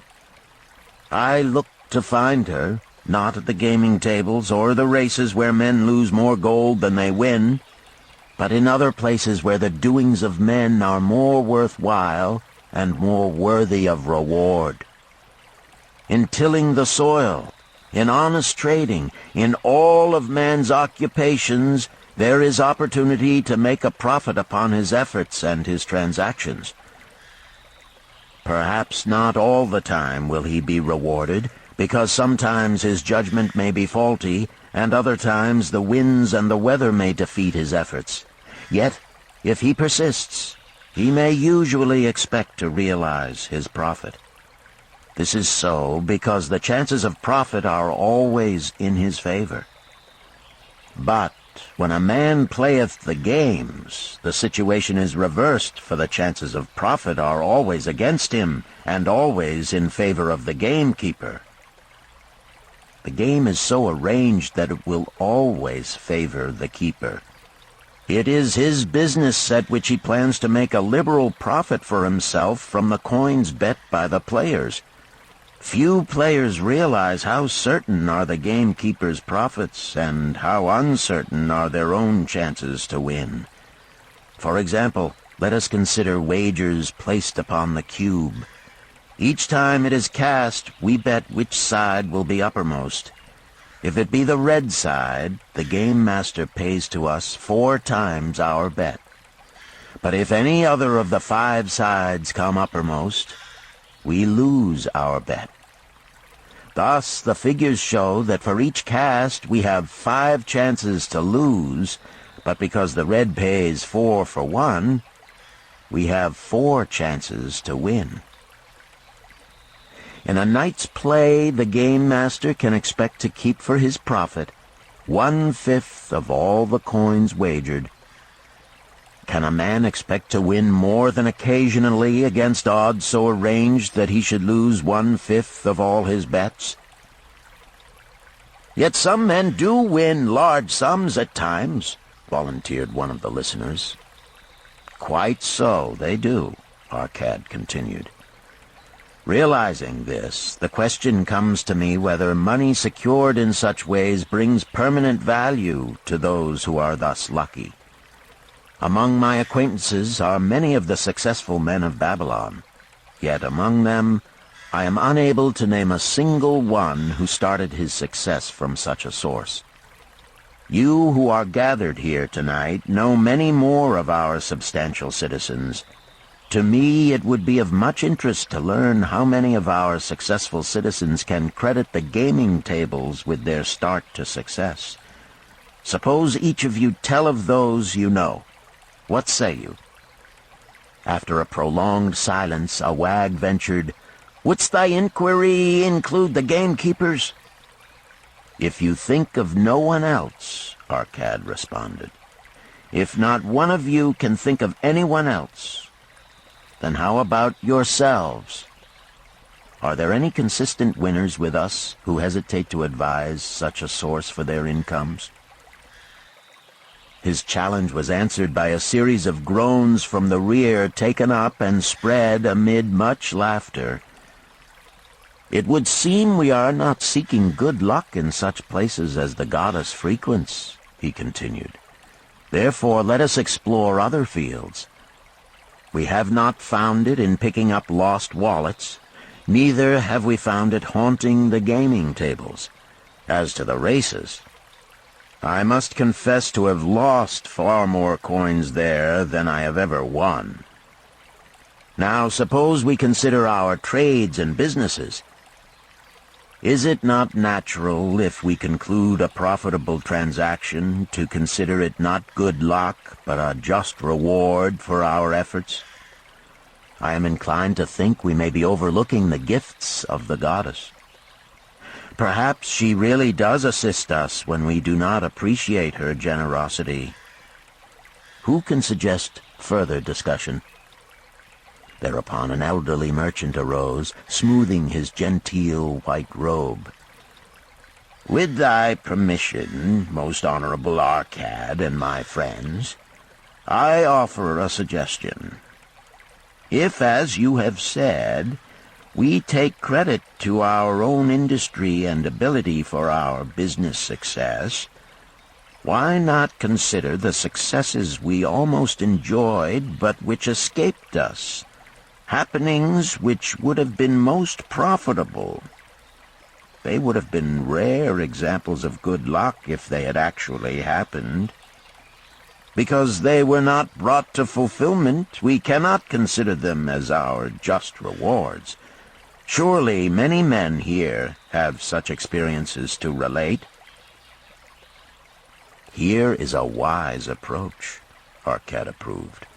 "Who among you have had good luck within your grasp only to see it escape?"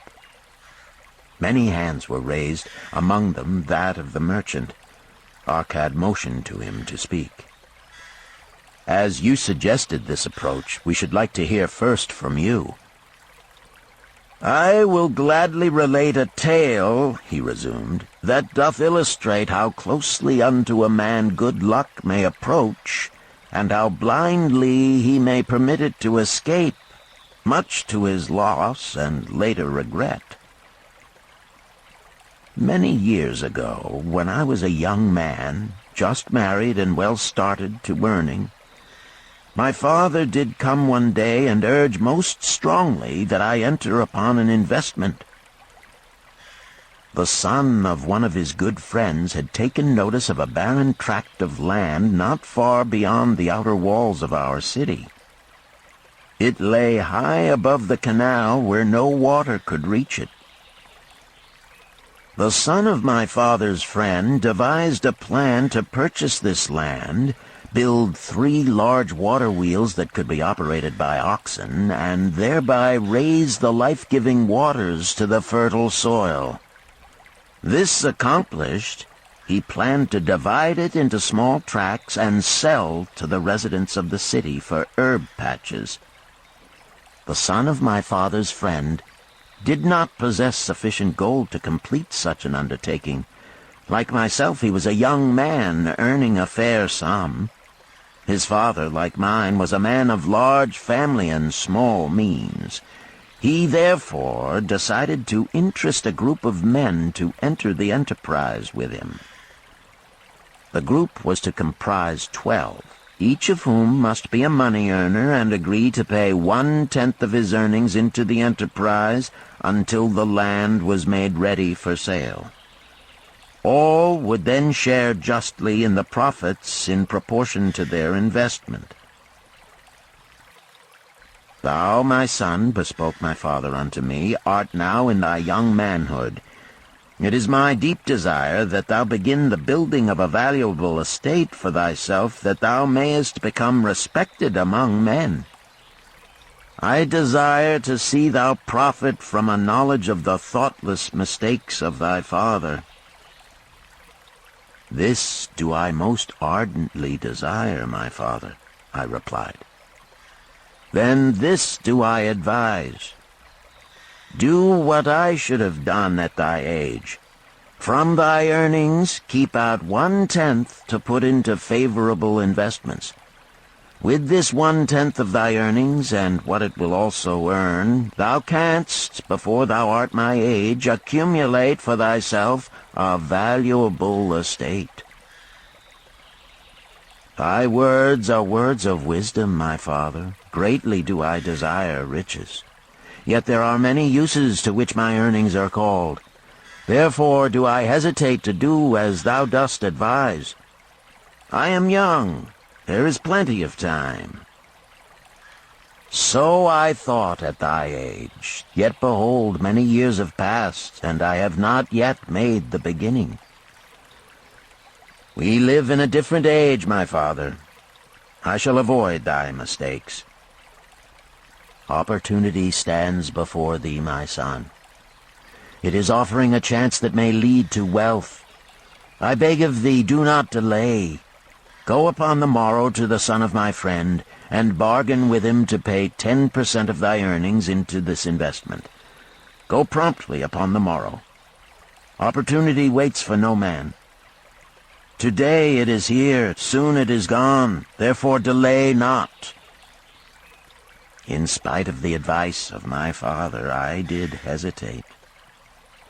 There were beautiful new robes just brought by the tradesmen from the East, robes of such richness and beauty my good wife and I felt we must each possess one. Should I agree to pay 1/10 of my earnings into the enterprise, we must deprive ourselves of these and other pleasures we dearly desired. I delayed making a decision until it was too late, much to my subsequent regret.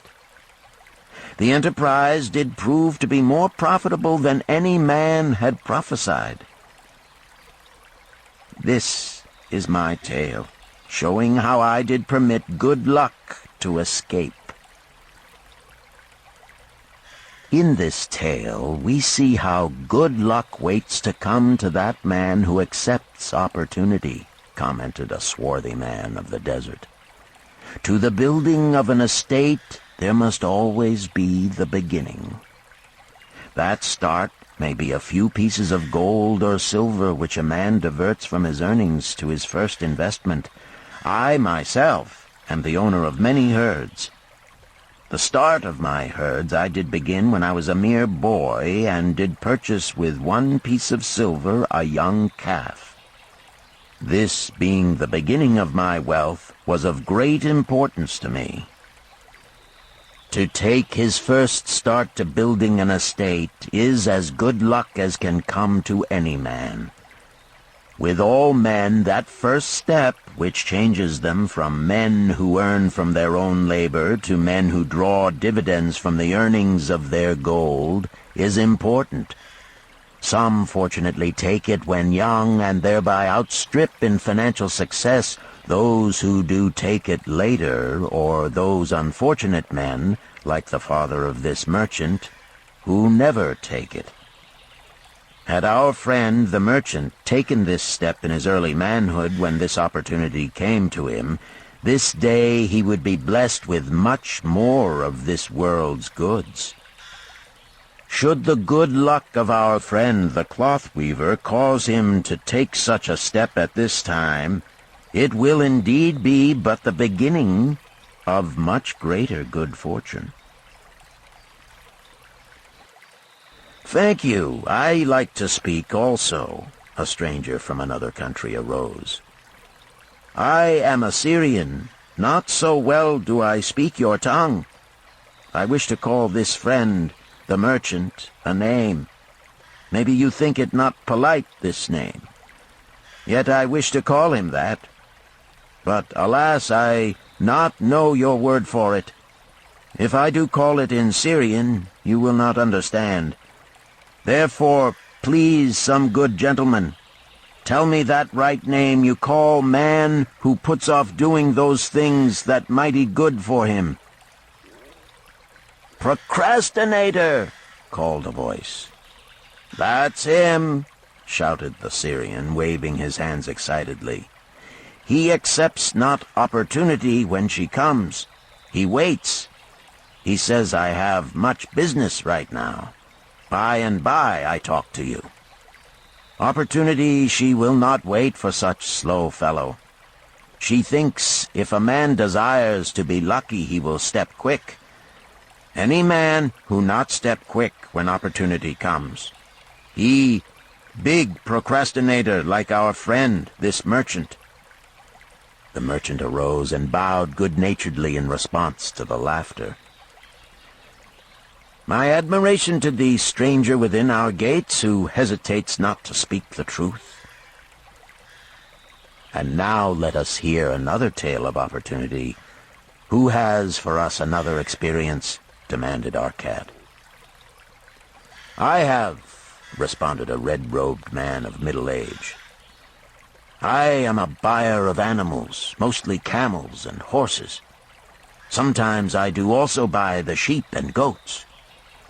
The tale I am about to relate will tell truthfully how opportunity came one night when I did least expect it. Perhaps for this reason I did let it escape. Of this you shall be the judge. Returning to the city one evening after a disheartening 10 days' journey in search of camels, I was much angered to find the gates of the city closed and locked. While my slaves spread our tent for the night, which we looked to spend with little food and no water, I was approached by an elderly farmer who, like ourselves, found himself locked outside.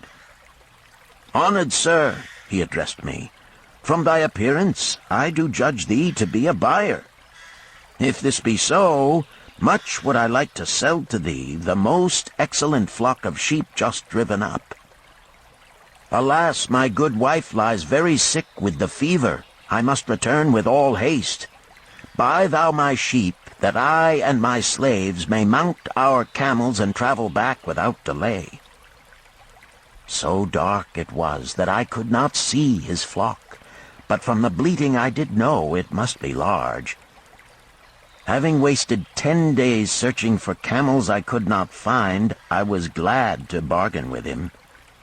In his anxiety he did set a most reasonable price. I accepted, well knowing my slaves could drive the flock through the city gates in the morning and sell at a substantial profit. The bargain concluded, I called my slaves to bring torches that we might count the flock which the farmer declared to contain 900. I shall not burden you, my friends, with a description of our difficulty in attempting to count so many thirsty, restless, milling sheep. It proved to be an impossible task. Therefore, I bluntly informed the farmer I would count them at daylight and pay him then. "Please, most honorable sir," he pleaded, "pay me but 2/3 of the price tonight, that I may be on my way. I will leave my most intelligent and educated slave to assist to make the count in the morning. He is trustworthy, and to him thou canst pay the balance." But I was stubborn and refused to make payment that night. Next morning, before I awoke, the city gates opened, and 4 buyers rushed out in search of flocks. They were most eager and willing to pay high prices, because the city was threatened with siege and food was not plentiful. Nearly 3 times the price at which he had offered the flock to me did the old farmer receive for it. Thus was rare good luck allowed to escape. "Here is a tale most unusual," commented Arcad. "What wisdom doth it suggest?" "The wisdom of making a payment immediately when we are convinced our bargain is wise," suggested a venerable saddle-maker. "If the bargain be good, then dost thou need protection against thy own weaknesses as much as against any other man. We mortals are changeable. Alas, I must say, more apt to change our minds when right than wrong. Wrong, we are stubborn indeed. Right, we are prone to vacillate and let opportunity escape. My first judgment is my best. Yet always have I found it difficult to compel myself to proceed with a good bargain when made. Therefore, as a protection against my own weaknesses, I do make a prompt deposit thereon.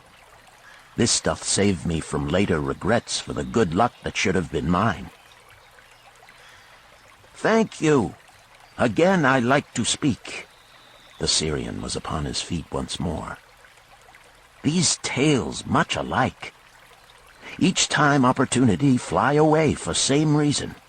Each time she come to procrastinator, bringing good plan. Each time they hesitate, not say, right now, best time, I do it quick. How can men succeed that way?"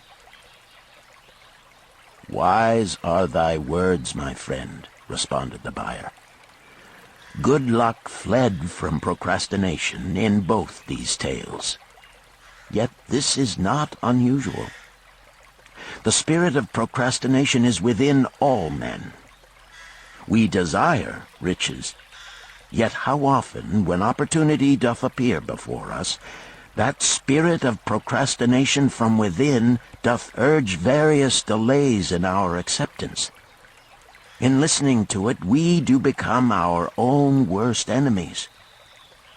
In my younger days, I did not know it by this long word our friend from Syria doth enjoy.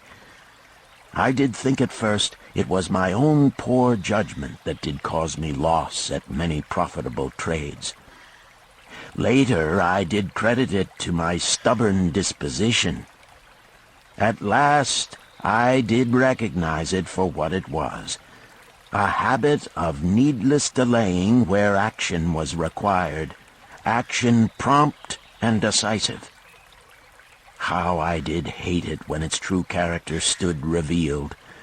With the bitterness of a wild ass hitched to a chariot, I did break loose from this enemy to my success. "Thank you. I like ask question from Mr. Merchant," the Syrian was speaking. "You wear fine robes, not like those of poor man. You speak like successful man. Tell us, do you listen now when procrastination whispers in your ear?" "Like our friend the buyer, I also had to recognize and conquer procrastination," responded the merchant. "To me, it proved to be an enemy ever watching and waiting to thwart my accomplishments. The tale I did relate is but one of many similar instances I could tell to show how it drove away my opportunities. 'Tis not difficult to conquer once understood. No man willingly permits the thief to rob his bins of grain, nor does any man willingly permit an enemy to drive away his customers and rob him of his profits. When once I did recognize that such acts as these my enemy was committing, with determination I conquered him. So must every man master his own spirit of procrastination before he can expect to share in the rich treasures of Babylon. What sayest, Arcad? Because thou art the richest man in Babylon, many do proclaim thee to be the luckiest. Dost agree with me that no man can arrive at a full measure of success until he hath completely crushed the spirit of procrastination within him? "It is even as thou sayest," Arcad admitted. During my long life, I have watched generation following generation, marching forward along those avenues of trade, science, and learning that lead to success in life. Opportunities came to all these men. Some grasped theirs and moved steadily to the gratification of their deepest desires. But the majority hesitated, faltered, and fell behind. Arcad turned to the cloth weaver. Thou didst suggest that we debate good luck. Let us hear what thou now thinkest upon the subject. I do see good luck in a different light. I had thought of it as something most desirable that might happen to a man without effort upon his part. Now I do realize such happenings are not the sort of thing one may attract to himself. From our discussion have I learned that to attract good luck to oneself, it is necessary to take advantage of opportunities. Therefore, in the future, I shall endeavor to make the best of such opportunities as do come to me. Thou hast well grasped the truths brought forth in our discussion, Arcad replied. Good luck, we do find, often follows opportunity, but seldom comes otherwise. Our merchant friend would have found great good luck had he accepted the opportunity the good goddess did present to him. Our friend the buyer likewise would have enjoyed good luck had he completed the purchase of the flock and sold at such a handsome profit. We did pursue this discussion to find a means by which good luck could be enticed to us. I feel that we have found the way. Both the tales did illustrate how good luck follows opportunity. Herein lies a truth that many similar tales of good luck, won or lost, could not change.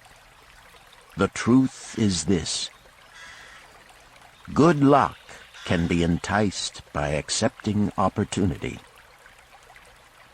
Those eager to grasp opportunities for their betterment do attract the interest of the good goddess.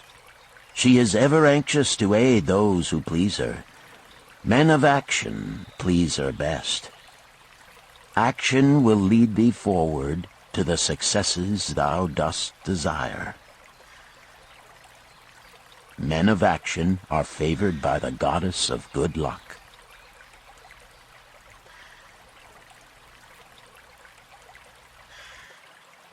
Chapter 5. The 5 Laws of Gold. A bag heavy with gold, or a clay tablet carved with words of wisdom. If thou hadst thy choice, which wouldst thou choose? By the flickering light from the fire of desert shrubs, the sun-tanned faces of the listeners gleamed with interest. "The gold! The gold!" chorused the 27. Old Calabab smiled knowingly. "Hark!" he resumed, raising his hand. "Hear the wild dogs out there in the night? They howl and wail because they are lean with hunger. Yet feed them, and what do they? Fight and strut. Then fight and strut some more, giving no thought to the morrow that will surely come. Just so it is with the sons of men. Give them a choice of gold and wisdom. What do? Ignore the wisdom and waste the gold. On the morrow they wail because they have no more gold. Gold is reserved for those who know its laws and abide by them." Calabab drew his white robe close about his lean legs, for a cool night wind was blowing. "Because thou hast served me faithfully upon our long journey, because thou cared well for my camels, because thou toiled uncomplainingly across the hot sands of the desert, because thou fought bravely the robbers that sought to despoil my merchandise, I will tell thee this night the tale of the 5 laws of gold, such a tale as thou never hast heard before. Hark ye with deep attention to the words I speak, for if you grasp their meaning and heed them, In the days that come, thou shalt have much gold." He paused impressively. Above, in a canopy of blue, the stars shone brightly in the crystal-clear skies of Babylonia. Behind the group loomed their faded tents tightly staked against possible desert storms. Beside the tents were neatly stacked bales of merchandise covered with skins. Nearby, the camel herd sprawled in the sand, some chewing their cuds contentedly, others snoring in hoarse discord. "Thou hast told us many good tales, Caliban," spoke up the chief packer. "We look to thy wisdom to guide us upon the morrow when our service with thee shall be at an end. I have but told thee of my adventures in strange and distant lands, but this night I shall tell thee of the wisdom of Arcad, the wise rich man." "Much have we heard of him," acknowledged the chief packer, "for he was the richest man that ever lived in Babylon." "The richest man he was, and that because he was wise in the ways of gold, even as no man had ever been before him. This night shall I tell you of his great wisdom as it was told to me by Nomasir, his son, many years ago in Nineveh, when I was but a lad. My master and myself had tarried long into the night in the palace of Nomasir. I had helped my master bring great bundles of fine rugs, each one to be tried by Nomasir until his choice of colors was satisfied. At last he was well pleased, and commanded us to sit with him and to drink a rare vintage, odorous to the nostrils and most warming to my stomach, which was unaccustomed to such a drink. Then did he tell us this tale of the great wisdom of Arcad, his father, even as I shall tell it to you. In Babylon it is the custom, as you know, that the sons of wealthy fathers live with their parents in expectation of inheriting the estate. Arcad did not approve of this custom. Therefore, when Nomasir reached the man's estate, he sent for the young man and addressed him. "My son, it is my desire that thou succeed to my estate. Thou must, however, first prove that thou art capable of wisely handling it. Therefore, I wish that thou go out into the world and show thy ability both to acquire gold and to make thyself respected among men. To start thee well, I will give thee two things of which I myself was denied when I started as a poor youth to build up a fortune. First, I give thee this bag of gold. If thou use it wisely, it will be the basis of thy future success. Second, I give thee this clay tablet upon which is carved the 5 laws of gold. If thou dost but interpret them in thy own acts, they shall bring thee competence and security. 10 years from this day come thou back to the house of thy father and give account of thyself. If thou prove worthy, I will then make thee the heir to my estate. Otherwise I will give it to the priests that they may barter for my soul the kind consideration of the gods." So Nomasir went forth to make his own way, taking his bag of gold, the clay tablet carefully wrapped in silken cloth, his slave, and the horses upon which they rode. The 10 years passed, and Nomasir, as he had agreed, returned to the house of his father, who provided a great feast in his honor, to which he invited many friends and relatives. After the feast was over, the father and mother mounted their throne-like seats at one side of the great hall, and Nomasir stood before them to give an account of himself as he had promised his father. It was evening. The room was hazy with smoke from the wicks of the oil lamps that but dimly lighted it. Slaves in white woven jackets and tunics fanned the humid air rhythmically with long-stemmed palm leaves. A stately dignity colored the scene. The wife of Nomasir and his 2 young sons, with friends and other members of the family, sat upon rugs behind him, eager listeners. "My father," he began deferentially, "I bow before thy wisdom. 10 years ago, when I stood at the gates of manhood, thou bade me go forth and become a man among men, instead of remaining a vassal to thy fortune. Thou gave me liberally of thy gold. Thou gave me liberally of thy wisdom.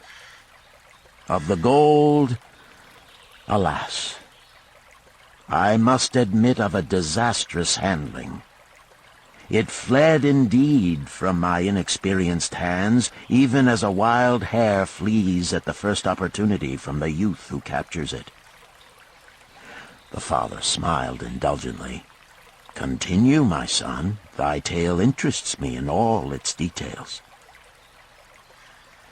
I decided to go to Nineveh, as it was a growing city, believing that I might find there opportunities. I joined a caravan, and among its members made numerous friends. 2 well-spoken men who had a most beautiful white horse, as fleet as the wind, were among these. As we journeyed, they told me in confidence that in Nineveh was a wealthy man who owned a horse so swift that it had never been beaten. Its owner believed that no horse living could run with greater speed. Therefore would he wager any sum, however large, that his horse could outspeed any horse in all Babylonia. Compared to their horse, so my friend said, it was but a lumbering ass that could be beaten with ease. They offered, as a great favor, to permit me to join them in a wager. I was quite carried away with the plan. Our horse was badly beaten, and I lost much of my gold. The father laughed. Later, I discovered that this was a deceitful plan of these men, and they constantly journeyed with caravans seeking victims. You see, the man in Nineveh was their partner and shared with them the bets he won. This shrewd deceit taught me my first lesson in looking out for myself. I was soon to learn another, equally bitter. In the caravan was another young man with whom I became quite friendly. He was the son of wealthy parents and, like myself, journeying to Nineveh to find a suitable location. Not long after our arrival, he told me that a merchant had died, and his shop with its rich merchandise and patronage could be secured at a paltry price. Saying that we would be equal partners, but first he must return to Babylon to secure his gold, he prevailed upon me to purchase the stock with my gold, agreeing that his would be used later to carry on our venture. He long delayed the trip to Babylon, proving in the meantime to be an unwise buyer and a foolish spender. I finally put him out, but not before the business had deteriorated to where we had only unsaleable goods and no gold to buy other goods. I sacrificed what was left to an Israelite for a pitiful sum. Soon there followed, I tell you, my father, bitter days. I sought employment and found it not, for I was without trade or training that would enable me to earn. I sold my horses, I sold my slave, I sold my extra robes that I might have food and a place to sleep, but each day grim want crouched closer. But in those bitter days, I remembered thy confidence in me, my father. Thou hadst sent me forth to become a man, and this I was determined to accomplish. The mother buried her face and wept softly. At this time I bethought me of the table thou had given to me, upon which thou had carved the 5 laws of gold. Thereupon I read most carefully thy words of wisdom, and realized that had I but sought wisdom first, my gold would not have been lost to me. I learned by heart each law, and determined that when once more the goddess of good fortune smiled upon me, I would be guided by the wisdom of age and not by the inexperience of youth. For the benefit of you who are seated here this night, I will read the wisdom of my father as engraved upon the clay tablet which he gave to me 10 years ago. The 5 Laws of Gold. 1. Gold cometh gladly and in increasing quantity to any man who will put by not less than 1/10 of his earnings to create an estate for his future and that of his family. 2. Gold laboreth diligently and contentedly for the wise owner who finds for it profitable employment, multiplying even as the flocks of the field. 3. Gold clingeth to the protection of the cautious owner who invests it under the advice of men wise in its handling. 4. Gold slippeth away from the man who invests it in businesses or purposes with which he is not familiar, or which are not approved by those skilled in its keep. 5. Gold flees the man who would force it to impossible earnings, or who followeth the alluring advice of tricksters and schemers, or who trusts it to his own inexperience and romantic desires in investment.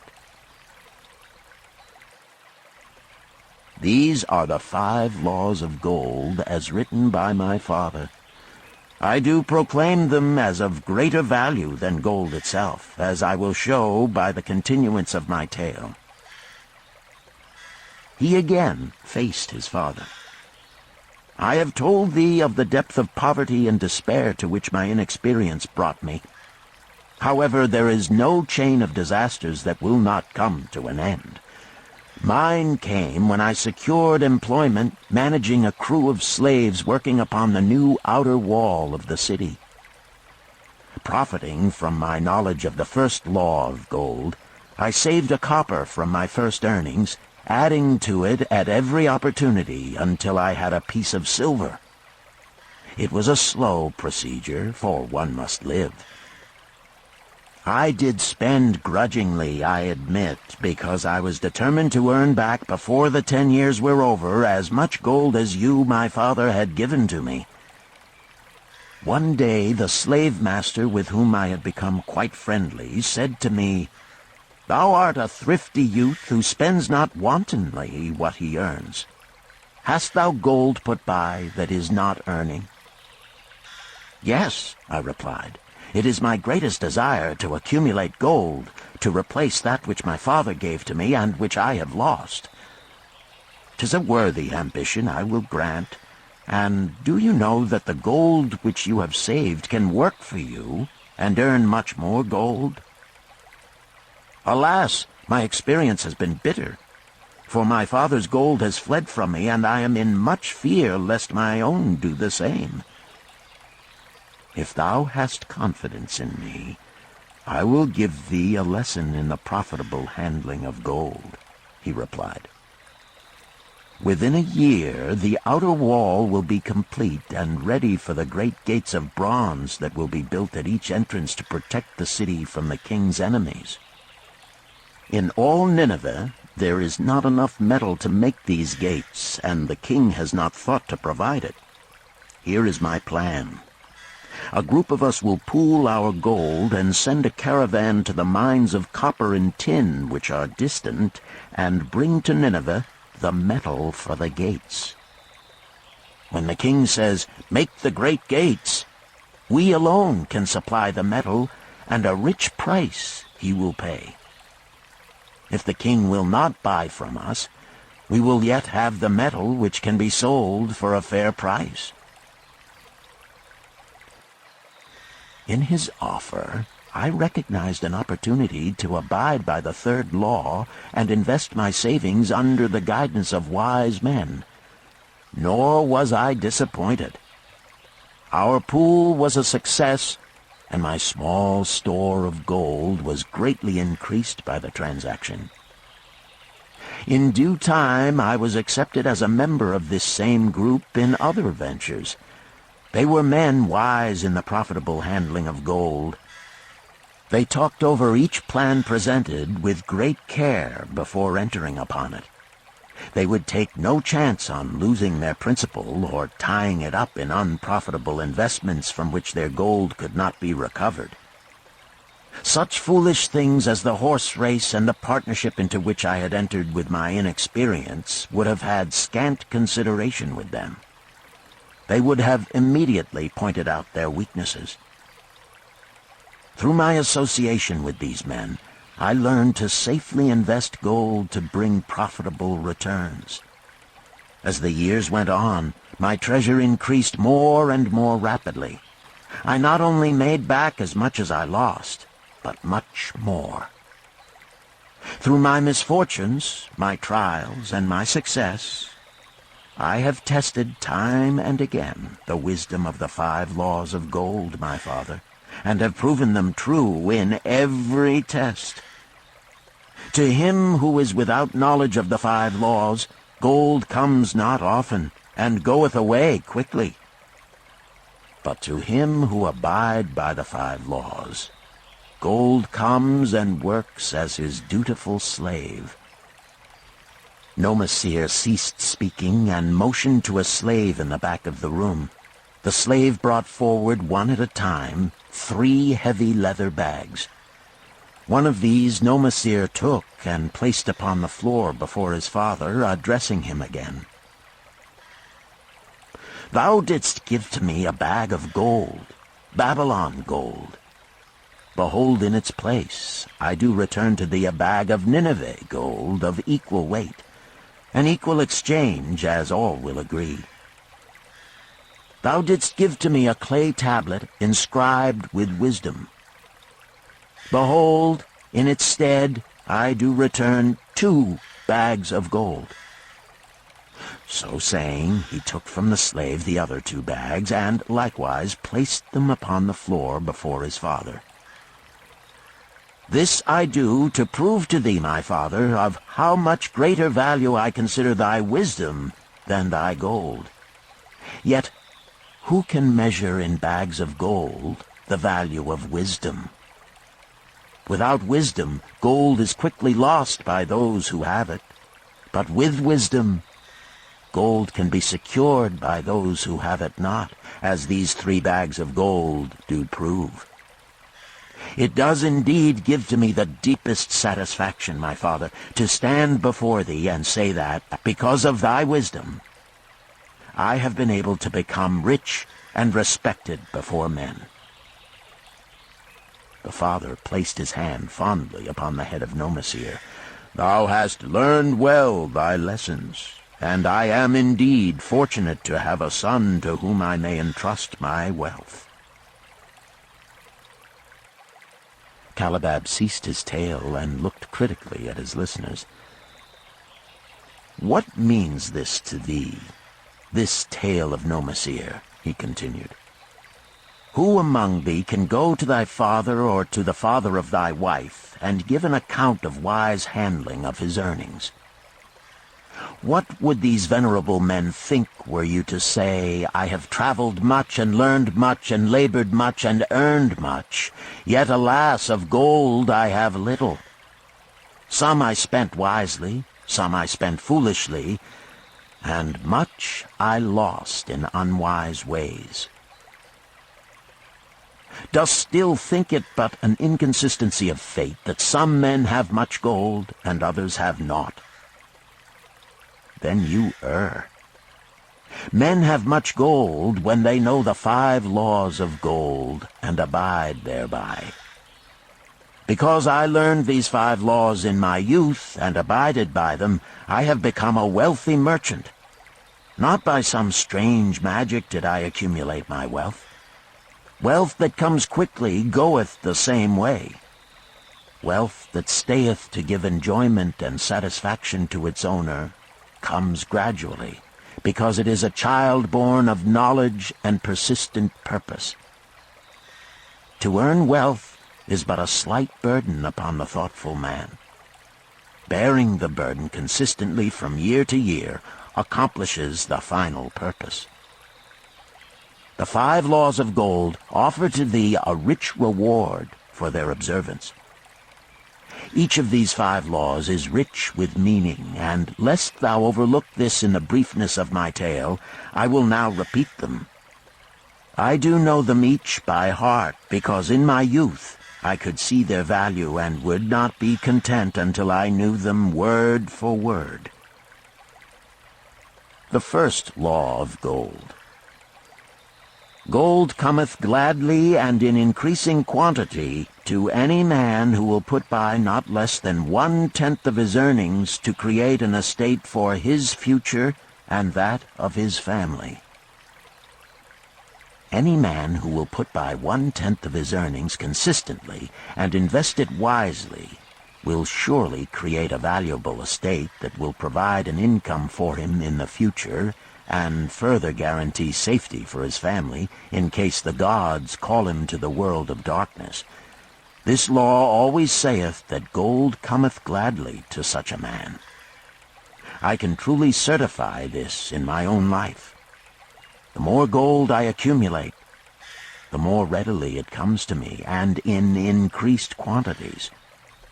The gold which I save earns more, even as yours will, and its earnings earn more, and this is the working out of the first law. The second law of gold.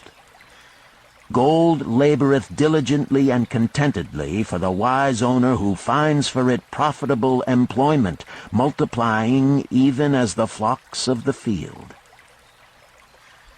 Gold indeed is a willing worker. It is ever eager to multiply when opportunity presents itself. To every man who hath a store of gold set by, opportunity comes for its most profitable use. As the years pass, it multiplies itself in surprising fashion. The third law of gold. Gold clingeth to the protection of the cautious owner who invests it under the advice of men wise in its handling. Gold indeed clingeth to the cautious owner, even as it flees the careless owner. The man who seeks the advice of men wise in handling gold soon learneth not to jeopardize his treasure, but to preserve in safety and to enjoy in contentment its consistent increase. This ends Disc 2.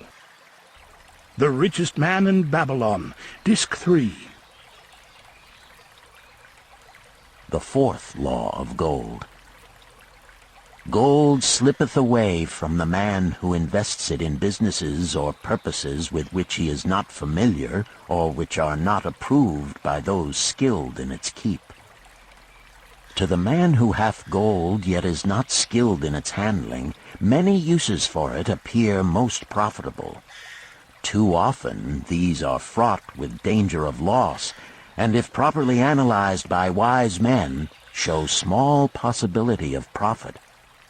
Therefore, the inexperienced owner of gold who trusts to his own judgment and invests it in businesses or purposes with which he is not familiar, too often finds his judgment imperfect and pays with his treasure for his inexperience. Wise indeed is he who investeth his treasures under the advice of men skilled in the ways of gold. The fifth law of gold. Gold flees the man who would force it to impossible earnings, or who followeth the alluring advice of tricksters and schemers, or who trusts it to his own inexperience and romantic desires in investment. Fanciful propositions that thrill like adventure tales always come to the new owner of gold. These appear to endow his treasure with magic powers that will enable it to make impossible earnings. Yet heed ye the wise men, for verily they know the risks that lurk behind every plan to make great wealth suddenly. Forget not the rich men of Nineveh, who would take no chance of losing their principal or tying it up in unprofitable investments. This ends my tale of the 5 laws of gold. In telling it to thee, I have told the secrets of my own success. Yet they are not secrets, but truths which every man must first learn and then follow, who wishes to step out of the multitude that, like yon wild dogs, must worry each day for food to eat. Tomorrow we enter Babylon. Look, see the fire that burns eternal above the temple of Bel? We are already in sight of the golden city. Tomorrow each of thee shall have gold, the gold thou hast so well earned by thy faithful services. 10 years from this night, what can you tell about this gold? If there be men among you who, like Nomasir, will use a portion of their gold to start for themselves an estate and be thenceforth wisely guided by the wisdom of Arkad, 10 years from now, 'tis a safe wager, like the son of Arkad, they will be rich and respected among men. Our wise acts accompany us through life to please us and to help us. Just as surely our unwise acts follow us to plague and torment us. Alas, they cannot be forgotten.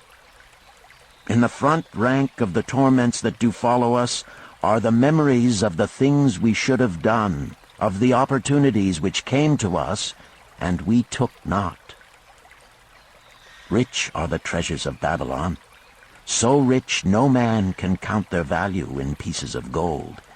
Each year they grow richer and more valuable.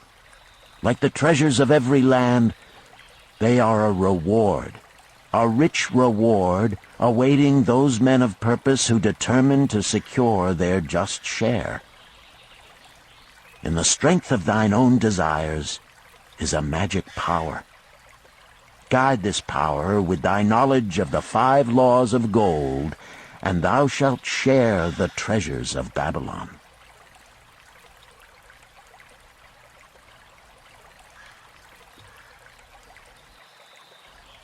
Chapter 6. The Gold Lender of Babylon. 50 pieces of gold. Never before had Rodan, the spearmaker of old Babylon, carried so much gold in his leather wallet. Happily down the king's highway from the palace of his most liberal majesty he strode. Cheerfully the gold clinked as the wallet at his belt swayed with each step, the sweetest music he had ever heard.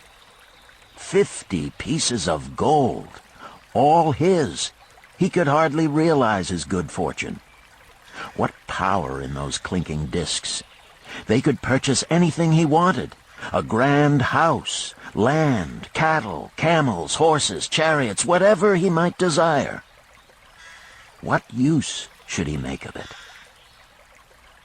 This evening, as he turned into a side street toward the home of his sister, he could think of nothing he would rather possess than those same glittering, heavy pieces of gold, his to keep. It was upon an evening some days later that a perplexed Rodan entered the shop of Mathon, the lender of gold and dealer in jewels and rare fabrics. Glancing neither to the right nor the left at the colorful articles artfully displayed, he passed through to the living quarters at the rear. Here he found the genteel Mathon lounging upon a rug partaking of a meal served by a black slave. "I would counsel with thee, for I know not what to do." Rodan stood stolidly, feet apart, hairy breast exposed by the gaping front of his leather jacket. Mathon's narrow, sallow face smiled a friendly greeting. "What indiscretions hast thou done that thou shouldst seek the lender of gold? Hast been unlucky at the gaming table? Or hath some plump dame entangled thee? For many years have I known thee, yet never hast thou sought me to aid thee in thy troubles. No, not such as that. I seek no gold. Instead, I crave thy wise advice. Hear, hear, what this man doth say. No one comes to the lender of gold for advice. My ears must play me false. They listen true. Can this be so? Rodan, the spear-maker, doth display more cunning than all the rest, for he comes to Mathon not for gold, but for advice. Many men come to me for gold to pay for their follies, but as for advice, they want it not. Yet who is more able to advise than the lender of gold, to whom many men come in trouble? Thou shalt eat with me, Rodan, he continued. Thou shalt be my guest for the evening. Ando, he commanded of the black slave, draw up a rug for my friend Rodan, the spear-maker, who comes for advice. He shall be mine honored guest. Bring to him much food, and get for him my largest cup. Choose well of the best wine, that he may have satisfaction in the drinking. Now tell me, what troubles thee? It is the king's gift. The king's gift? The king did make thee a gift, and it gives thee trouble? What manner of gift? Because he was much pleased with the design I did submit to him for a new point on the spears of the royal guard, he did present me with 50 pieces of gold, and now I am much perplexed. I am beseeched each hour the sun doth travel across the sky by those who would share it with me. That is natural. More men want gold than have it, and would wish one who comes by it easily to divide. But can you not say no? Is thy will not as strong as thy fist? To many I can say no, yet sometimes it would be easier to say yes. Can one refuse to share with one's sister to whom he is deeply devoted? Surely thy own sister would not wish to deprive thee of enjoying thy reward? But it is for the sake of Araman, her husband, whom she wishes to see a rich merchant.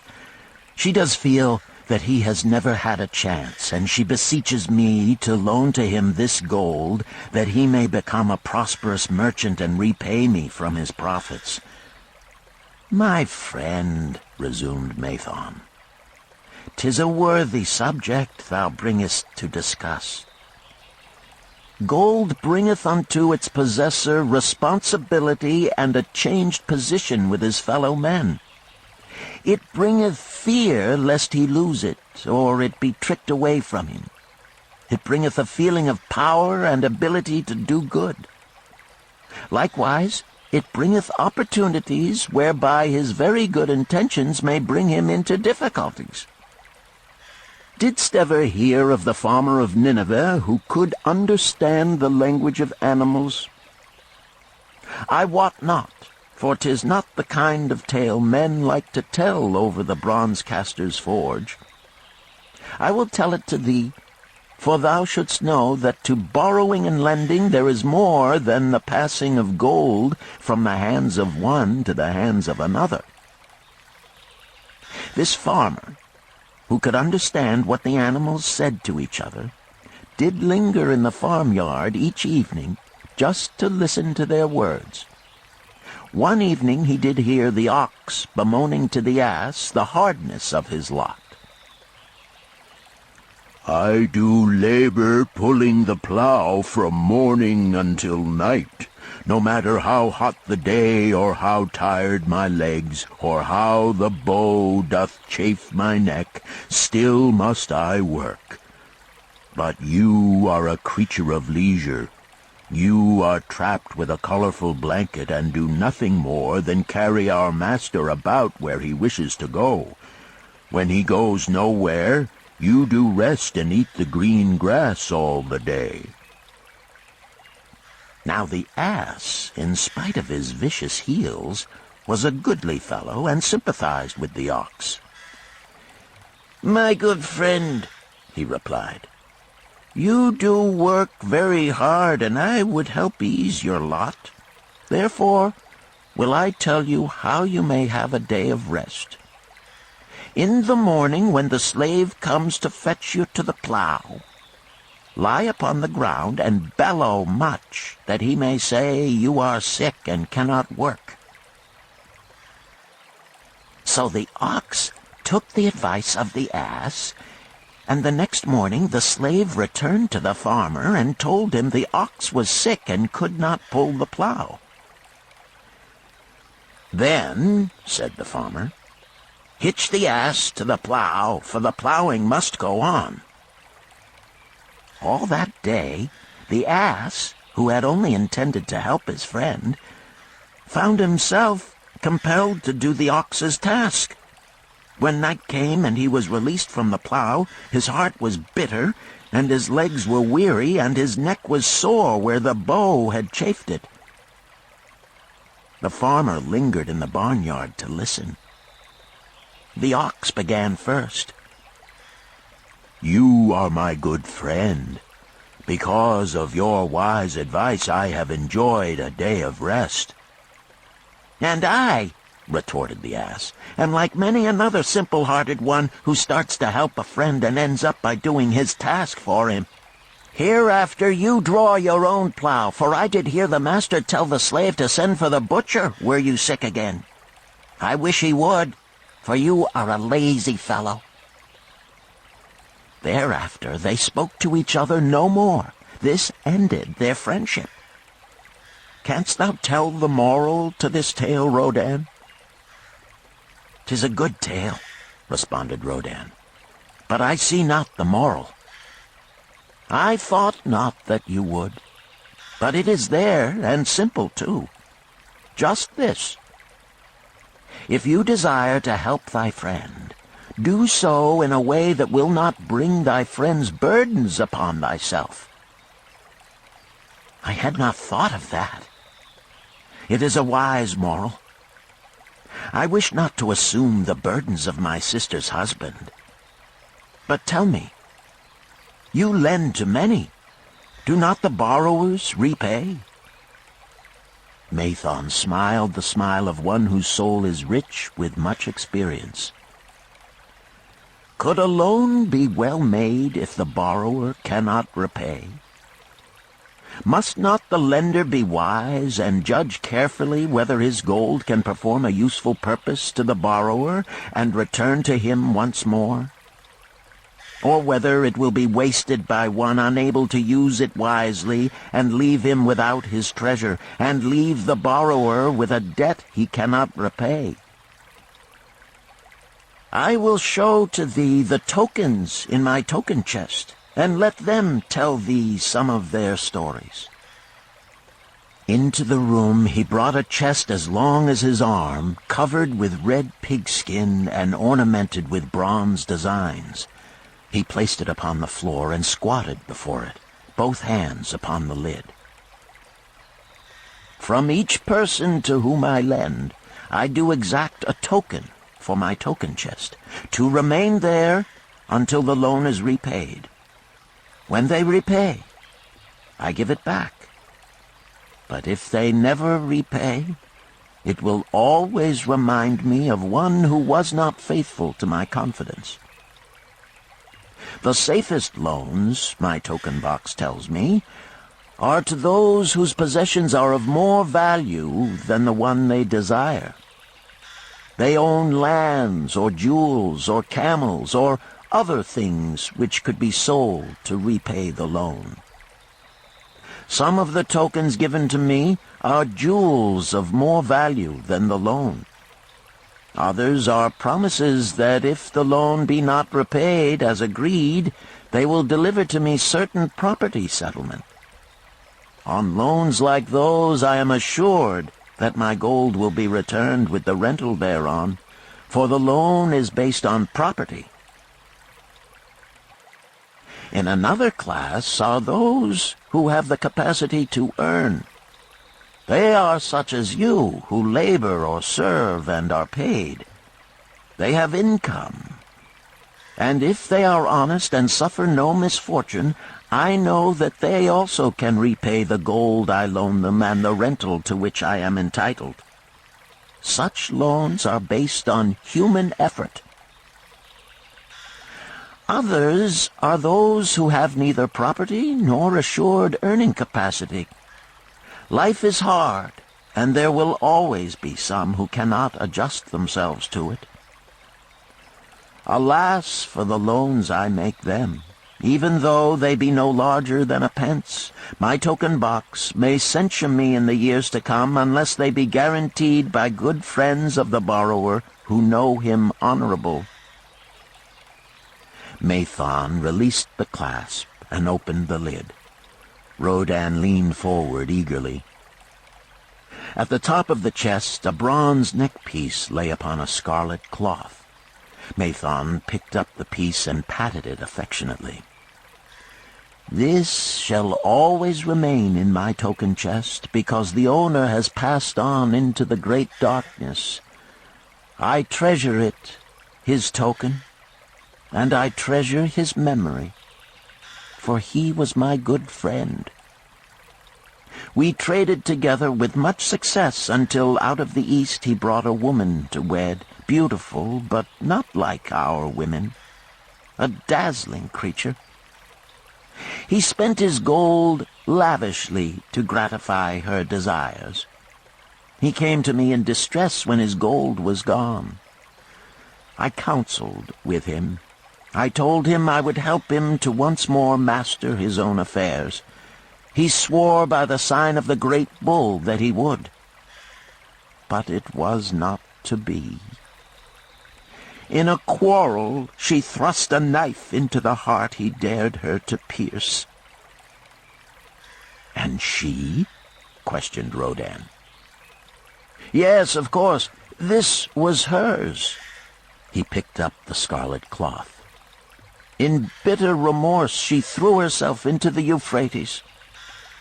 These 2 loans will never be repaid.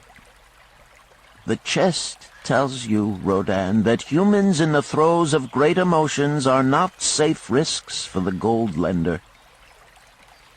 Here, now, this is different."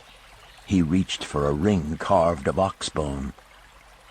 "This belongs to a farmer. I buy the rugs of his women. The locusts came, and they had not food. I helped him, and when the new crop came, he repaid me. Later he came again and told of strange goats in a distant land, as described by a traveler. They had long hair so fine and soft it would weave into rugs more beautiful than any ever seen in Babylon. He wanted a herd, but he had no money. So I did lend him gold to make the journey and bring back goats. Now his herd is begun, and next year I shall surprise the lords of Babylon with the most expensive rugs it has been their good fortune to buy. Soon I must return his ring. He doth insist on repaying promptly." "Some borrowers do that?" queried Rodan. "If they borrow for purposes that bring money back to them, I find it so. But if they borrow because of their indiscretions, I warn thee to be cautious if thou wouldst ever have thy gold back in hand again." "Tell me about this," requested Rodan, picking up a heavy gold bracelet inset with jewels in rare designs. "The women do appeal to my good friend," bantered Mathon. "I am still much younger than you," retorted Rodan. "I grant that, but this time thou doth suspicion romance where it is not. The owner of this is fat and wrinkled, and doth talk so much and say so little she drives me mad. Once they had much money and were good customers, but ill times came upon them. She has a son of whom she would make a merchant, so she came to me and borrowed gold that he might become a partner of a caravan owner who travels with his camels, bartering in one city what he buys in another. This man proved a rascal, for he left the poor boy in a distant city without money and without friends, pulling out early while the youth slept. Perhaps when this youth has grown to manhood he will repay, Until then I get no rental for the loan, only much talk. But I do admit the jewels are worthy of the loan. Did this lady ask thy advice as to the wisdom of the loan? Quite otherwise. She had pictured to herself this son of hers as a wealthy and powerful man of Babylon. To suggest the contrary was to infuriate her. A fair rebuke I had. I knew the risk for this inexperienced boy, but as she offered security, I could not refuse her. "This," continued Mathon, waving a bit of pack rope tied into a knot, "belongs to Nebator, the camel trader. When he would buy a herd larger than his funds, he brings to me this knot, and I lend to him according to his needs. He is a wise trader. I have confidence in his good judgment and can lend him freely. Many other merchants of Babylon have my confidence because of their honorable behavior. Their tokens come and go frequently in my token box. Good merchants are an asset to our city, and it profits me to aid them to keep trade moving that Babylon be prosperous." Mathon picked out a beetle carved in turquoise and tossed it contemptuously on the floor. "A bug from Egypt. The lad who owns this does not care whether I ever receive back my gold. When I reproach him, he replies, 'How can I repay when ill fate pursues me? You have plenty more. What can I do?' The token is his father's, a worthy man of small means who did pledge his land and herd to back his son's enterprises. The youth found success at first, and then was overzealous to gain great wealth. His knowledge was immature. His enterprises collapsed. Youth is ambitious. Youth would take shortcuts to wealth and the desirable things for which it stands. To secure wealth quickly, youth often borrows unwisely. Youth, never having had experience, cannot realize that hopeless debt is like a deep pit into which one may descend quickly, and where one may struggle vainly for many days. It is a pit of sorrow and regrets, where the brightness of the sun is overcast, and night is made unhappy by restless sleeping. Yet I do not discourage borrowing gold. I encourage it. I recommend it if it be for a wise purpose. I myself made my first real success as a merchant with borrowed gold. Yet what should the lender do in such a case? The youth is in despair and accomplishes nothing. He is discouraged. He makes no effort to repay. My heart turns against depriving the father of his land and cattle." "You tell me much that I am interested to hear," ventured Rodan, "but I hear no answer to my question. Should I lend my 50 pieces of gold to my sister's husband? They mean much to me." "Thy sister is a sterling woman whom I do much esteem. Should her husband come to me and ask to borrow 50 pieces of gold, I should ask him for what purpose he would use it. If he answered that he desired to become a merchant like myself and deal in jewels and rich furnishings, I would say, 'What knowledge have you of the ways of trade? Do you know where you can buy at lowest cost? Do you know where you can sell at a fair price?'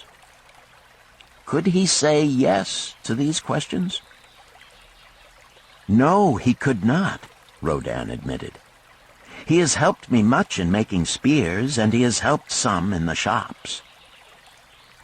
Then would I say to him that his purpose was not wise. Merchants must learn their trade.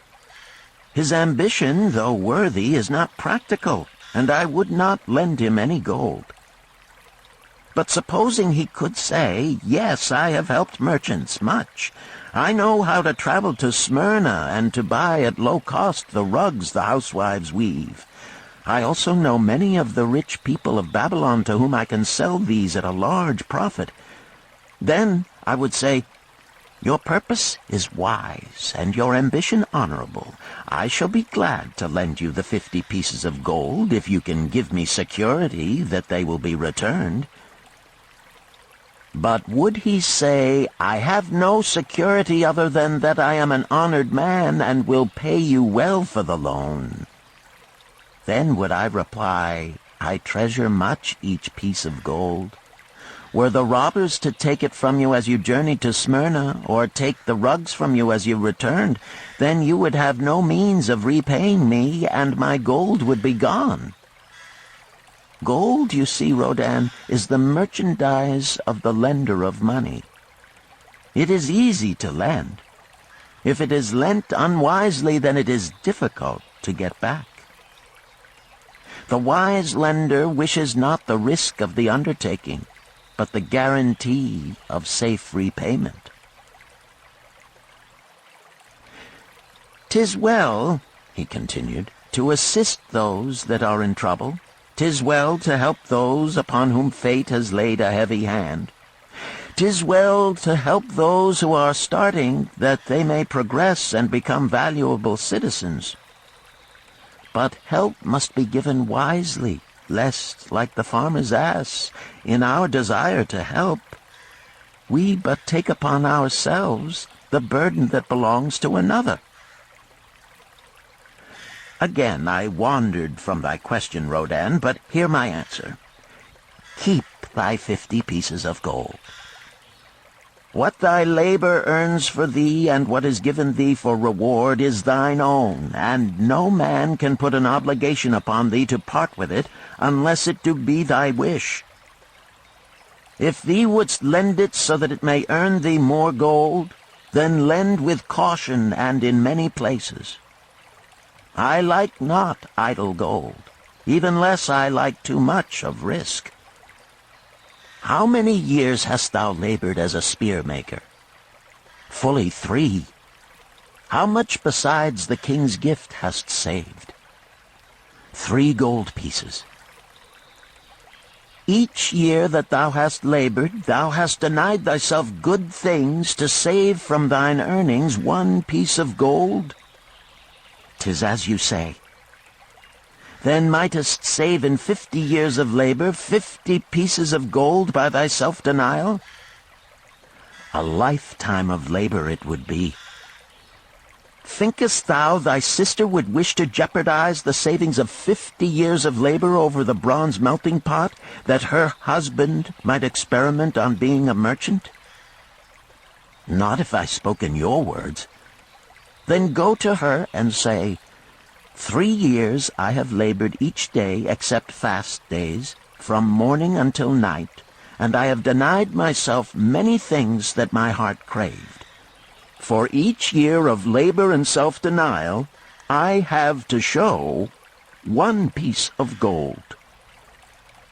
Thou art my favored sister, and I wish that thy husband may engage in business in which he will prosper greatly. If he will submit to me a plan that seems wise and possible to my friend Mathon, then will I gladly lend to him my savings of an entire year, that he may have an opportunity to prove that he can succeed. Do that, I say, and if he has within him the soul to succeed, he can prove it. If he fails, he will not owe thee more than he can hope some day to repay. I am a gold lender because I own more gold than I can use in my own trade. I desire my surplus gold to labor for others and thereby earn more gold. I do not wish to take risk of losing my gold, for I have labored much and denied myself much to secure it. Therefore I will no longer lend any of it where I am not confident that it is safe and will be returned to me. Neither will I lend it where I am not convinced that its earnings will be promptly paid to me. I have told to thee, Rodin, a few of the secrets of my token chest. From them you may understand the weakness of men and their eagerness to borrow that which they have no certain means to repay. From this you can see how often their high hopes of the great earnings they could make if they but had gold are but false hopes they have not the ability or training to fulfill. Thou, Rodan, now have gold which thou shouldst put to earning more gold for thee. Thou art about to become, even as I, a gold lender. If thou dost safely preserve thy treasure, it will produce liberal earnings for thee, and be a rich source of pleasure and profit during all thy days. But if thou dost let it escape from thee, it will be a source of constant sorrow and regret as long as thy memory doth last. What desirest thou most of this gold in thy wallet? To keep it safe. Wisely spoken, replied Mathon approvingly. Thy first desire is for safety. Thinkest thou that in the custody of thy sister's husband it would be truly safe from possible loss? I fear not, for he is not wise in guarding gold. Then be not swayed by foolish sentiments of obligation to trust thy treasure to any person. If thou wouldst help thy family or thy friends, find other ways than risking the loss of thy treasure. Forget not that gold slippeth away in unexpected ways from those unskilled in guarding it. As well waste thy treasure in extravagance as let others lose it for thee. What next after safety dost desire of this treasure of thine? That it earn more gold. Again thou speakest with wisdom. It should be made to earn and grow larger. Gold wisely lent may even double itself with its earnings before a man like you groweth old. If you risk losing it, you risk losing all that it would earn as well. Therefore, be not swayed by the fantastic plans of impractical men who think they see ways to force thy gold to make earnings unusually large. Such plans are the creations of dreamers unskilled in the safe and dependable laws of trade. Be conservative in what thou expectest to earn, that thou mayest keep and enjoy thy treasure. To hire it out with a promise of usurious returns is to invite loss. Seek to associate thyself with men and enterprises whose success is established, that thy treasure may earn liberally under their skillful use and be guarded safely by their wisdom and experience. Thus mayest thou avoid the misfortunes that follow most of the sons of men to whom the gods see fit to entrust gold. When Rodan would thank him for his wise advice, he would not listen, saying, "The king's gift shall teach thee much wisdom.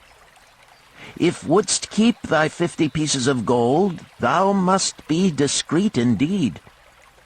Many uses will tempt thee. Much advice will be spoken to thee. Numerous opportunities to make large profits will be offered thee. The stories from my token box should warn thee, before thou let any piece of gold leave thy pouch, to be sure that thou hast a safe way to pull it back again. Should my further advice appeal to thee, return again. It is gladly given. Ere thou goest, read this which I have carved beneath the lid of my token box. It applies equally to the borrower and the lender. Better a little caution than a great regret."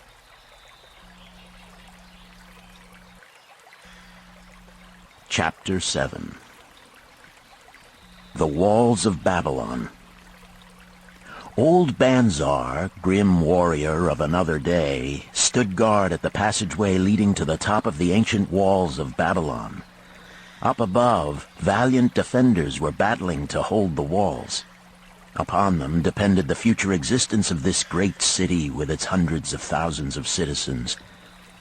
Over the walls came the roar of the attacking armies, the yelling of many men, the trampling of thousands of horses, the deafening boom of the battering rams pounding the bronzed gates. In the street behind the gate lounged the spearmen, waiting to defend the entrance should the gates give way. They were but few for the task. The main armies of Babylon were with their king, far away in the east on a great expedition against the Elamites. No attack upon the city having been anticipated during their absence, the defending forces were small. Unexpectedly from the north bore down the mighty armies of the Assyrians, and now the walls must hold or Babylon was doomed. About Banzar were great crowds of citizens, white-faced and terrified, eagerly seeking news of the battle. With hushed awe they viewed the stream of wounded and dead being carried or led out of the passageway. Here was the crucial point of attack. After 3 days of circling about the city, the enemy had suddenly thrown his great strength against this section and this gate. The defenders from the top of the wall fought off the climbing platforms and the scaling ladders of the attackers with arrows, burning oil, and, if any reached the top, spears. Against the defenders, thousands of the enemy's archers poured a deadly barrage of arrows. Old Banzar had the vantage point for news. He was closest to the conflict and first to hear of each fresh repulse of the frenzied attackers. An elderly merchant crowded close to him, his palsied hands quivering. tell me," he pleaded. "They cannot get in.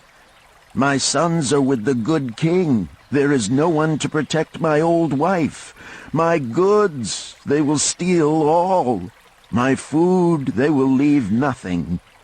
We are old, too old to defend ourselves, too old for slaves. We shall starve, we shall die.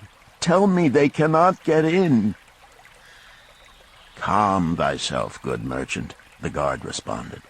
"The walls of Babylon are strong.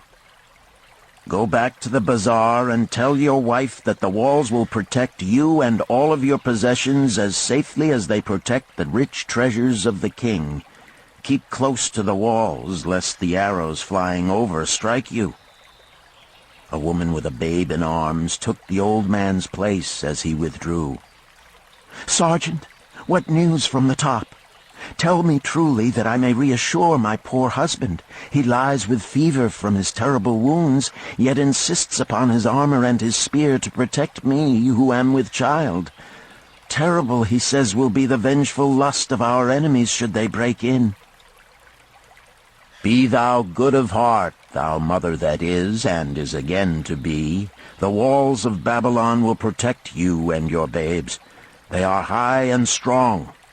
Hear ye not the yells of our valiant defenders as they empty the cauldrons of burning oil upon the ladder scalers?" "Yes, that do I hear, and also the roar of the battering rams that do hammer at our gates." "Back to thy husband. Tell him the gates are strong and withstand the rams. Also that the scalers climb the walls, but to receive the waiting spear thrust. Watch thy way, and hasten behind yon buildings." Banzar stepped aside to clear the passage for heavily armed reinforcements. As, with clanking bronze shields and heavy tread, they tramped by, a small girl plucked at his girdle. "Tell me, soldier, are we safe?" she pleaded. "I hear the awful noises. I see the men all bleeding. I am so frightened. What will become of our family, of my mother, little brother, and the baby?" The grim old campaigner blinked his eyes and thrust forward his chin as he beheld the child. "Be not afraid, little one," he reassured her. "The walls of Babylon will protect you and mother and little brother and the baby. It was for the safety of such as you that the good Queen Semiramis built them over 100 years ago. Never have they been broken through. Go back and tell your mother and little brother and the baby that the walls of Babylon will protect them and they need have no fear." Day after day, old Banzar stood at his post and watched the reinforcements file up the passageway, there to stay and fight until, wounded or dead, they came down once more. Around him unceasingly crowded the throngs of frightened citizens, eagerly seeking to learn if the walls would hold. To all he gave his answer with the fine dignity of an old soldier: "The walls of Babylon will protect you." For 3 weeks and 5 days the attack waged with scarcely ceasing violence. Harder and grimmer set the jaw of Banzar as the passage behind, wet with the blood of the many wounded, was churned into mud by the never-ceasing streams of men passing up and staggering down. Each day the slaughtered attackers piled up in heaps before the wall. Each night they were carried back and buried by their comrades. Upon the 5th night of the 4th week, the clamor without diminished. The first streaks of daylight illuminated the plains, disclosed great clouds of dust raised by the retreating armies. A mighty shout went up from the defenders. There was no mistaking its meaning. It was repeated by the waiting troops behind the walls. It was echoed by the citizens upon the streets. It swept over the city with the violence of a storm. People rushed from the houses. The streets were jammed with a throbbing mob. The pent-up fear of weeks found an outlet in the wild chorus of joy. From the top of the high tower of the Temple of Bel burst forth the flames of victory. Skyward floated the column of blue smoke to carry the message far and wide. The walls of Babylon had once again repulsed a mighty and vicious foe determined to loot her rich treasures and to ravish and enslave her citizens. Babylon endured century after century because it was fully protected. It could not afford to be otherwise. The walls of Babylon were an outstanding example of man's need and desire for protection. This desire is inherent in the human race. It is just as strong today as it ever was, but we have developed broader and better plans to accomplish the same purpose. In this day, behind the impregnable walls of insurance, savings accounts, and dependable investments, we can guard ourselves against the unexpected tragedies that may enter any door and seat themselves before any fireside. We cannot afford to be without adequate protection.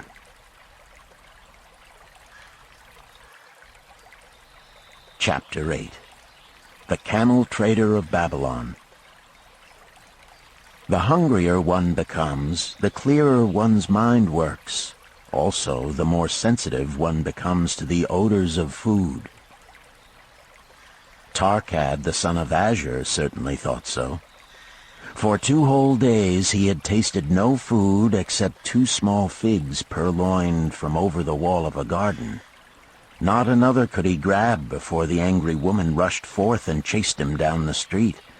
Her shrill cries were still ringing in his ears as he walked through the marketplace. They helped him to restrain his restless fingers from snatching the tempting fruits from the baskets of the market women. Never before had he realized how much food was brought to the markets of Babylon and how good it smelled. Leaving the market, he walked across to the inn and paced back and forth in front of the eating house. Perhaps here he might meet someone he knew, someone from whom he could borrow a copper that would gain him a smile from the unfriendly keeper of the inn and, with it, a liberal helping. Without the copper, he knew all too well how unwelcome he would be. In his abstraction, he unexpectedly found himself face to face with the one man he wished most to avoid, the tall, bony figure of Dabasir, the camel trader. Of all the friends and others from whom he had borrowed small sums, Dabasir made him feel the most uncomfortable because of his failure to keep his promises to repay promptly. Dabasir's face lighted up at the sight of him. "Ha! 'Tis Tarkad! Just the one I have been seeking, that he might repay the 2 pieces of copper which I lent him a moon ago. Also the piece of silver which I lent to him before that. We are well met. I can make good use of the coins this very day." What say, boy, what say?" Tarkad stuttered, and his face flushed. He had naught in his empty stomach to nerve him to argue with the outspoken Dabasir. "I am sorry, very sorry," he mumbled weakly. "But this day I have neither the copper nor the silver with which I could repay." "Then get it," Dabasir insisted.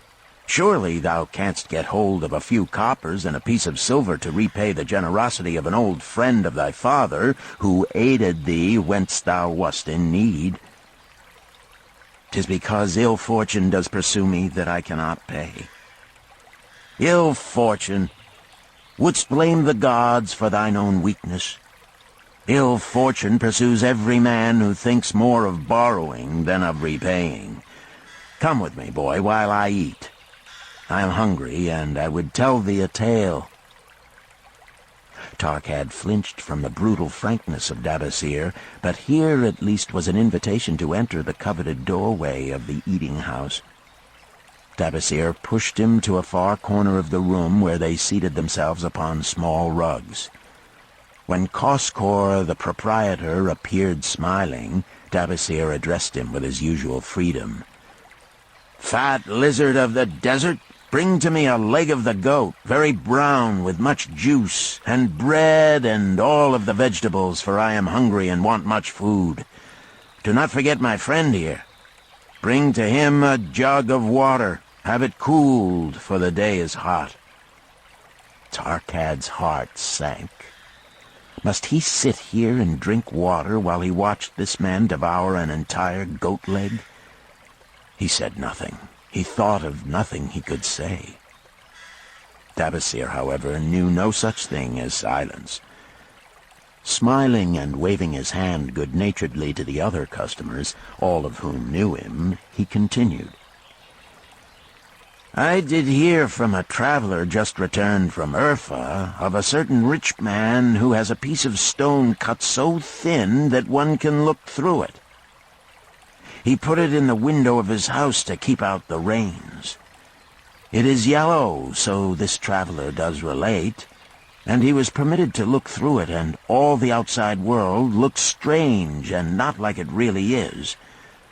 What say you to that, Tarkad?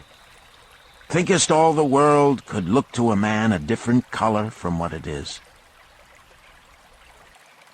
"I dare say," responded the youth, much more interested in the fat leg of goat placed before Dabasir.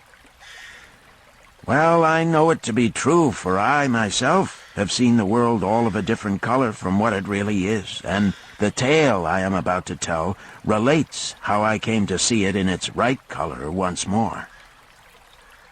"Dabasir will tell a tale," whispered a neighboring diner to his neighbor, and dragged his rug close.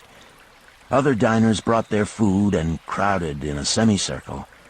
They crunched noisily in the ears of Tarkad and brushed him with their meaty bones. He alone was without food. Dabasir did not offer to share with him, nor even motion him to a small corner of the hard bread that was broken off and had fallen from the platter to the floor. "The tale that I am about to tell," began Dabasir, pausing to bite a goodly chunk from the goat leg, "relates to my early life and how I came to be a camel trader. Didst anyone know that I once was a slave in Syria?" A murmur of surprise ran through the audience, to which Dabasir listened with satisfaction. "When I was a young man," continued Dabasir after another vicious onslaught on the goat leg, "I learned the trade of my father, the making of saddles. I worked with him in his shop and took to myself a wife. Being young and not greatly skilled, I could earn but little, just enough to support my excellent wife in a modest way. I craved good things which I could not afford. Soon I found that the shopkeepers would trust me to pay later, even though I could not pay at the time. Being young and without experience, I did not know that he who spends more than he earns is sowing the winds of needless self-indulgence from which he is sure to reap the whirlwinds of trouble and humiliation. So I indulged my whims for fine raiment and bought luxuries for my good wife and our home beyond our means. I paid as I could, and for a while all went well. But in time I discovered I could not use my earnings both to live upon and to pay my debts. Creditors began to pursue me to pay for my extravagant purchases, and my life became miserable. I borrowed from my friends, but could not repay them either. Things went from bad to worse. My wife returned to her father, and I decided to leave Babylon and seek another city where a young man might have better chances. For 2 years I had a restless and unsuccessful life working for caravan traders. From this I fell in with a set of likable robbers who scoured the desert for unarmed caravans. Such deeds were unworthy of the son of my father, but I was seeing the world through a colored stone and did not realize to what degradation I had fallen. We met with success on our first trip, capturing a rich haul of gold and silks and valuable merchandise. This loot we took to Ganir and squandered. The second time we were not so fortunate. Just after we had made our capture, we were attacked by the spearsmen of a native chief to whom the caravans paid for protection. Our 2 leaders were killed, and the rest of us were taken to Damascus, where we were stripped of our clothing and sold as slaves. I was purchased for 2 pieces of silver by a Syrian desert chief. With my hair shorn and but a loincloth to wear, I was not so different from the other slaves. Being a reckless youth, I thought it merely an adventure until my master took me before his 4 wives and told them they could have me for a eunuch. Then, indeed, did I realize the hopelessness of my situation. These men of the desert were fierce and warlike. I was subject to their will without weapons or means of escape. Fearful I stood as those 4 women looked me over. I wondered if I could expect pity from them. Sirah, the first wife, was older than the others. Her face was impassive as she looked upon me. I turned from her with little consolation. The next was a contemptuous beauty who gazed at me as indifferently as if I had been a worm of the earth. The 2 younger ones tittered as though it were all an exciting joke. It seemed an age that I stood waiting sentence. Each woman appeared willing for the others to decide. Finally, Sirah spoke up in a cold voice. "Of eunuchs we have plenty, but of camel-tenders we have few, and they are a worthless lot. Even this day I would visit my mother who is sick with the fever, and there is no slave I would trust to lead my camel. Ask this slave if he can lead a camel." My master thereupon questioned me, "What know you of camels?" Striving to conceal my eagerness, I replied, "I can make them kneel, I can load them, I can lead them on long trips without tiring. If need be, I can repair their trappings." "The slave speaks forward enough," observed my master. "If thou so desire, Sirah, take this man for thy camel-tender." So I was turned over to Sirah, and that day I led her camel upon a long journey to her sick mother. I took the occasion to thank her for her intercession, and also to tell her that I was not a slave by birth, but the son of a freeman, an honorable saddle-maker of Babylon. I also told her much of my story. Her comments were disconcerting to me, and I pondered much afterward on what she said. "How can you call yourself a free man when your weakness has brought you to this? If a man has in himself the soul of a slave, will he not become one, no matter what his birth, even as water seeks its level? If a man has within him the soul of a free man, will he not become respected and honored in his own city in spite of his misfortune?" For over a year I was a slave and lived with the slaves, But I could not become as one of them. One day Sira asked me, "In the eventime, when the other slaves can mingle and enjoy the society of each other, why dost thou sit in thy tent alone?" To which I responded, "I am pondering what you have said to me. I wonder if I have the soul of a slave. I cannot join them, so I must sit apart." "I, too, must sit apart," she confided. "My dowry was large, and my lord married me because of it. Yet he does not desire me. What every woman longs for is to be desired. Because of this, and because I am barren and have neither son nor daughter, must I sit apart. Were I a man, I would rather die than be such a slave, but the conventions of our tribe make slaves of women."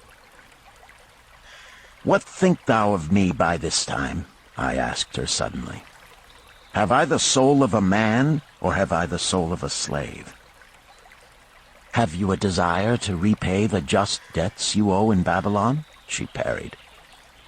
"Yes, I have the desire, but I see no way." "If thou contentedly let the years slip by and make no effort to repay, then thou hast but the contemptible soul of a slave. No man is otherwise who cannot respect himself, and no man can respect himself who does not repay honest debts." "But what can I do who am a slave in Syria?" "Stay a slave in Syria, thou weakling." "I am not a weakling," I denied hotly. "Then prove it." "How?" "Does not thy great king fight his enemies in every way he can, and with every force he has? Thy debts are thy enemies. They ran thee out of Babylon.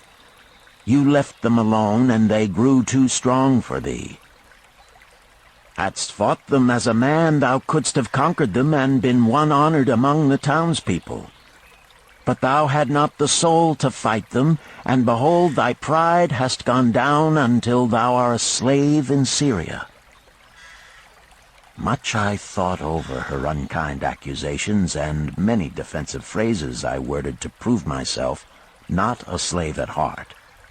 But I was not to have the chance to use them.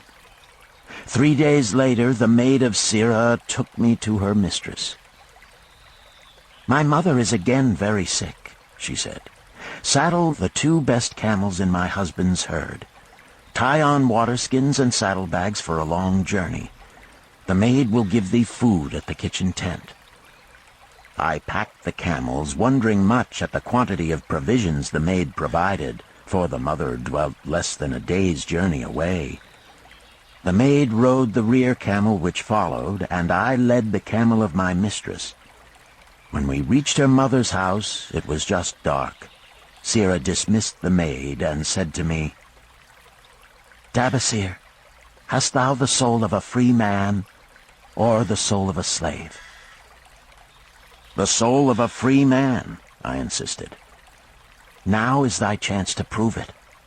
Thy master hath imbibed deeply, and his chiefs are in a stupor.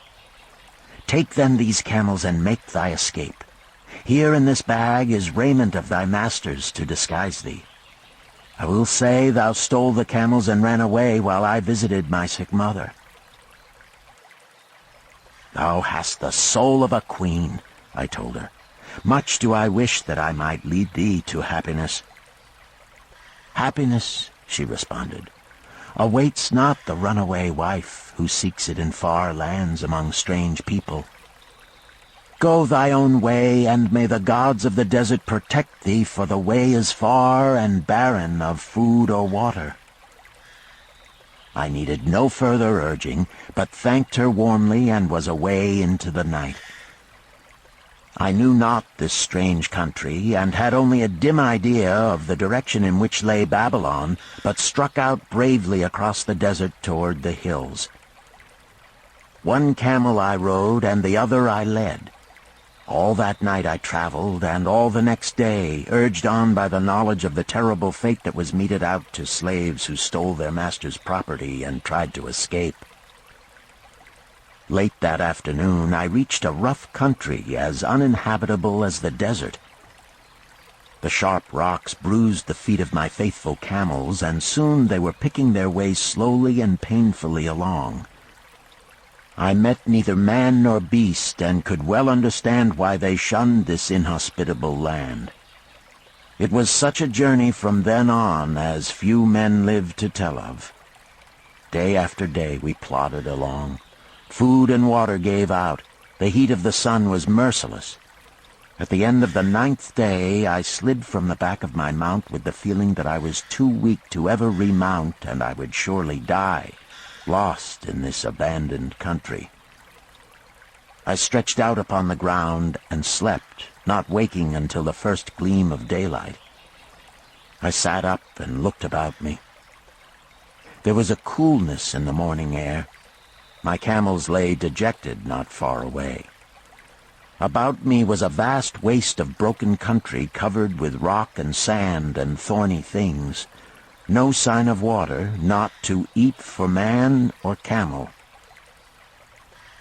Could it be that in this peaceful quiet I faced my end? My mind was clearer than it had ever been before. My body now seemed of little importance. My parched and bleeding lips, my dry and swollen tongue, my empty stomach, all had lost their supreme agonies of the day before. I looked across into the uninviting distance, and once again came to me the question, have I the soul of a slave or the soul of a free man? Then, with clearness, I realized that if I had the soul of a slave, I should give up, lie down in the desert and die, a fitting end for a runaway slave. But if I had the soul of a free man, what then? Surely I would force my way back to Babylon, repay the people who had trusted me, bring happiness to my wife who truly loved me, and bring peace and contentment to my parents. Thy debts are thine enemies who have run thee out of Babylon, Sirrah had said. Yes, it was so. Why had I refused to stand my ground like a man? Why had I permitted my wife to go back to her father? Then a strange thing happened. All the world seemed to be of a different color, as though I had been looking at it through a colored stone which had suddenly been removed.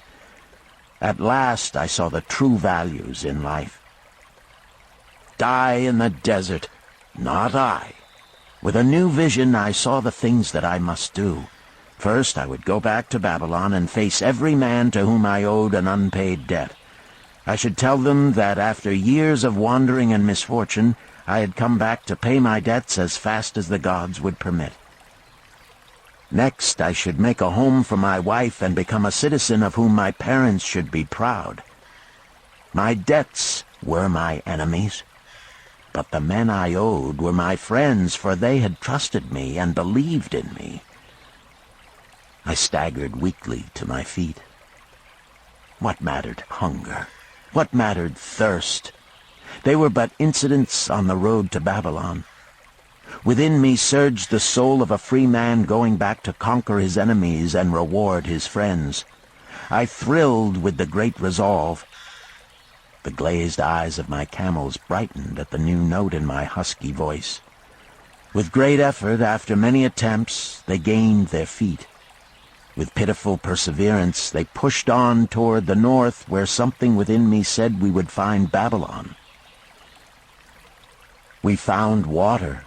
We passed into a more fertile country where were grass and fruit.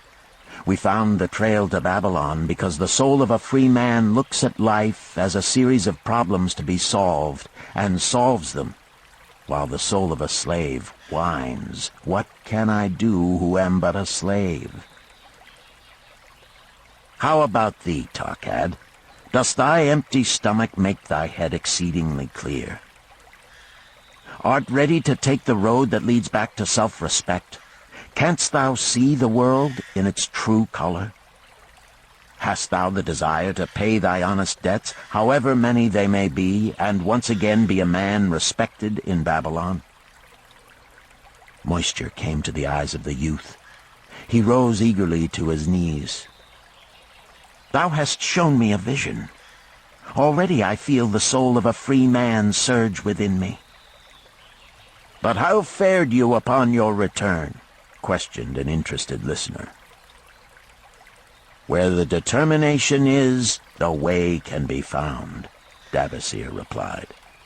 "I now had the determination, so I set out to find a way. First I visited every man to whom I was indebted, and begged his indulgence until I could earn that with which to repay. Most of them met me gladly. Several reviled me, but others offered to help me. One indeed did give me the very help I needed. It was Mathon, the gold lender. Learning that I had been a camel tender in Syria, he sent me to old Nebator, the camel trader, just commissioned by our good king to purchase many herds of sound camels for the great expedition. With him, my knowledge of camels I put to good use. Gradually, I was able to repay every copper and every piece of silver. Then at last I could hold up my head and feel that I was an honorable man among men." Again Davasir turned to his food. "Kaskor, thou snail," he called loudly to be heard in the kitchen. "The food is cold. Bring me more meat fresh from the roasting. Bring thou also a very large portion for Tarkad, the son of my old friend, who is hungry and shall eat with me." So ended the tale of Davasir, the camel trader of old Babylon. He found his own soul when he realized a great truth, a truth that had been known and used by wise men long before his time. It has led men of all ages out of difficulties and into success, and it will continue to do so for those who have the wisdom to understand its magic power. It is for any man to use who reads these lines. Where the determination is, the way can be found.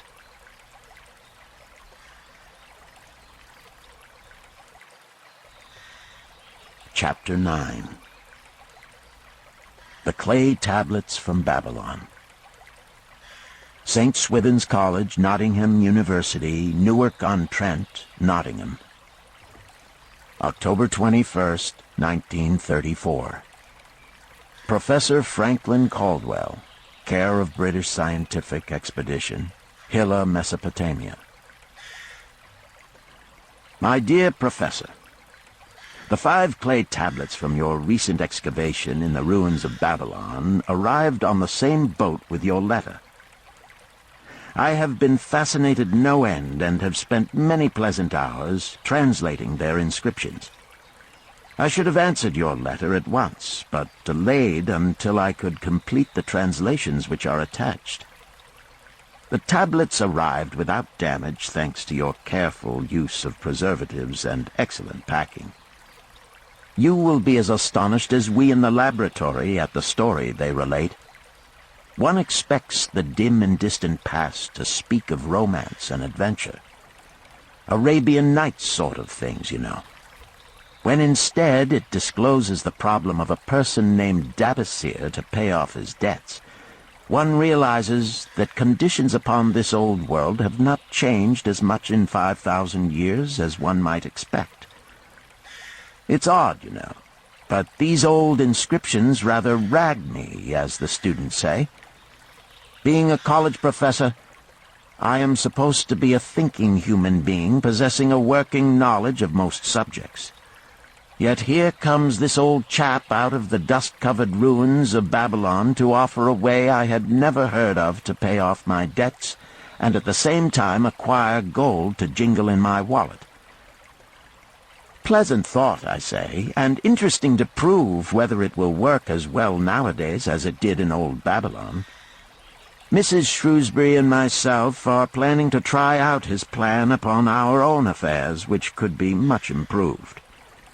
Wishing you the best of luck in your worthy undertaking and waiting eagerly another opportunity to assist, I am, yours sincerely, Alfred H. Shrewsbury, Department of Archaeology.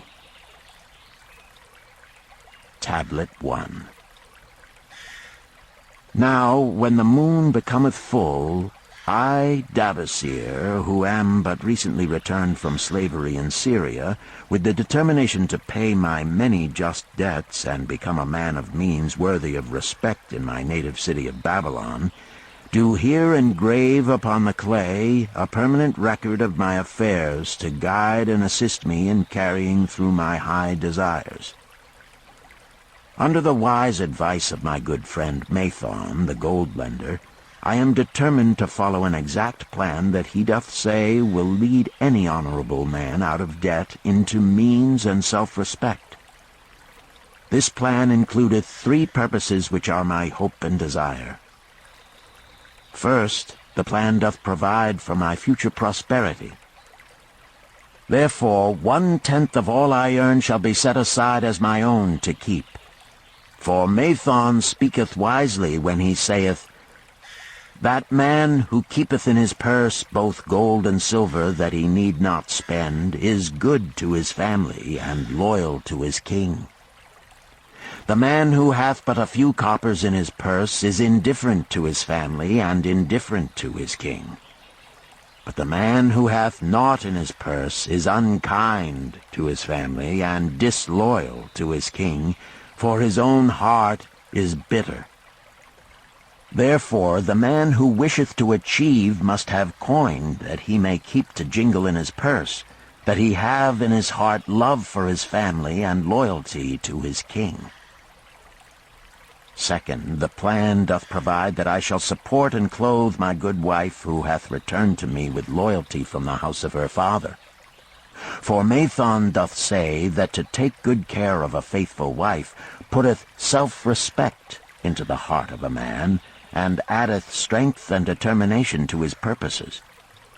Therefore 7/10 of all I earn shall be used to provide a home, clothes to wear, and food to eat, with a bit extra to spend, that our lives be not lacking in pleasure and enjoyment.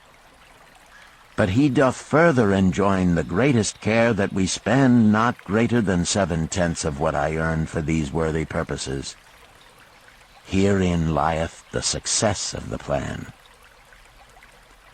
I must live upon this portion, and never use more, nor buy what I may not pay for out of this portion. This ends Disc 3.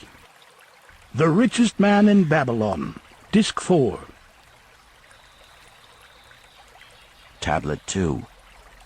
Third, the plan doth provide that out of my earnings my debts shall be paid. Therefore each time the moon is full, 2/10 of all I have earned shall be divided honorably and fairly among those who have trusted me and to whom I am indebted. Thus in due time will all my indebtedness be surely paid. Therefore do I here engrave the name of every man to whom I am indebted, and the honest amount of my debt. Faru the cloth weaver, 2 silver, 6 copper. Sinjar the couch maker, 1 silver. Amar my friend, 3 silver, 1 copper. Zantkar my friend, 4 silver, 7 copper. Askamir my friend, 1 silver, 3 copper. Haransir the jewel maker, 6 silver, 2 copper. Diarbekir my father's friend, 4 silver, 1 copper. Alkahad the house owner, 14 silver. Mathon the gold lender, 9 silver. Birajik the farmer, 1 silver, 7 copper. From here on, disintegrated, cannot be deciphered. Tablet 3. To these creditors do I owe in total 119 pieces of silver and 141 pieces of copper. Because I did owe these sums and saw no way to repay, in my folly I did permit my wife to return to her father, and didst leave my native city and seek easy wealth elsewhere, only to find disaster and to see myself sold into the degradation of slavery. Now that Mathon doth show me how I can repay my debts in small sums of my earnings, do I realize the great extent of my folly in running away from the results of my extravagances. Therefore have I visited my creditors and explained to them that I have no resources with which to pay except my ability to earn, and that I intend to apply 2/10 of all I earn upon my indebtedness evenly and honestly. This much can I pay, but no more. Therefore, if they be patient, in time my obligations will be paid in full. Amar, whom I thought my best friend, reviled me bitterly, and I left him in humiliation. Birajik, the farmer, pleaded that I pay him first, as he didst badly need help. Alcahad, the house owner, was indeed disagreeable, and insisted that he would make me trouble unless I didst soon settle in full with him. All the rest willingly accepted my proposal. Therefore am I more determined than ever to carry through, being convinced that it is easier to pay one's just debts than to avoid them. Even though I cannot meet the needs and demands of a few of my creditors, I will deal impartially with all. Tablet 4. Again the moon shines full. I have worked hard with a free mind.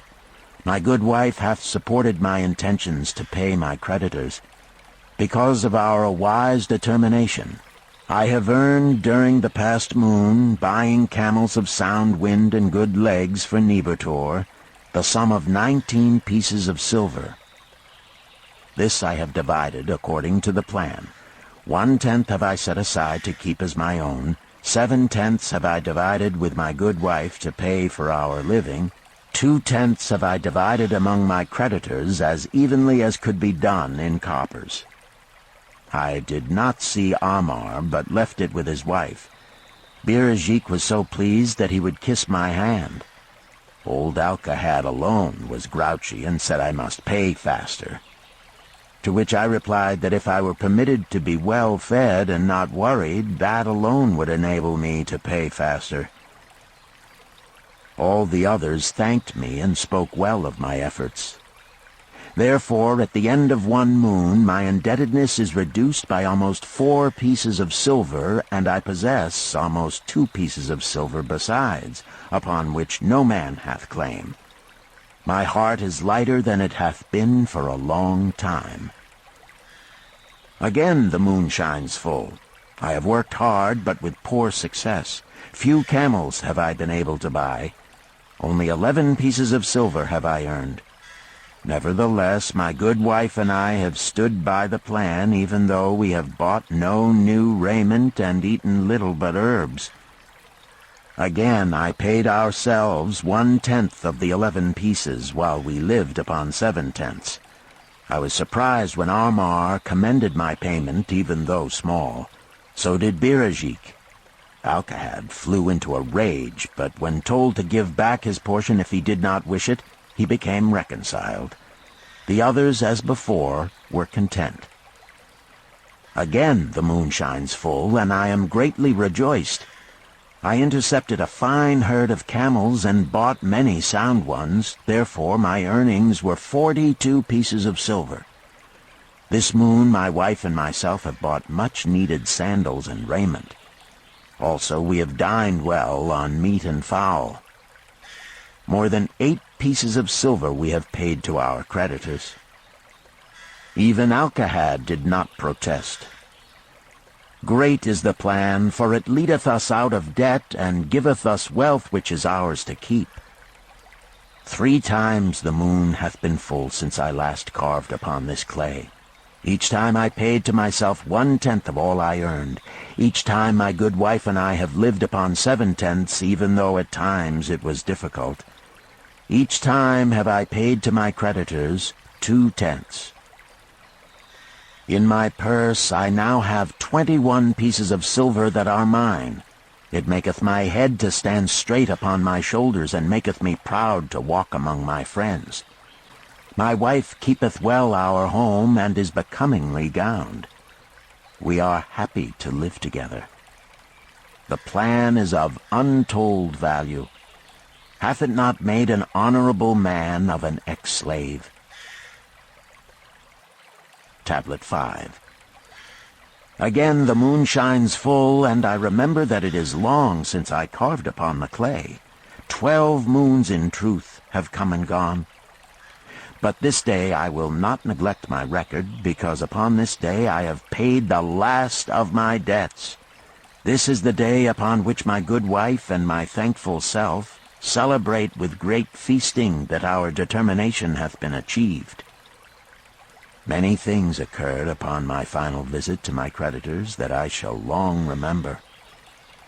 Amar begged my forgiveness for his unkind words, and said that I was one of all others he most desired for a friend.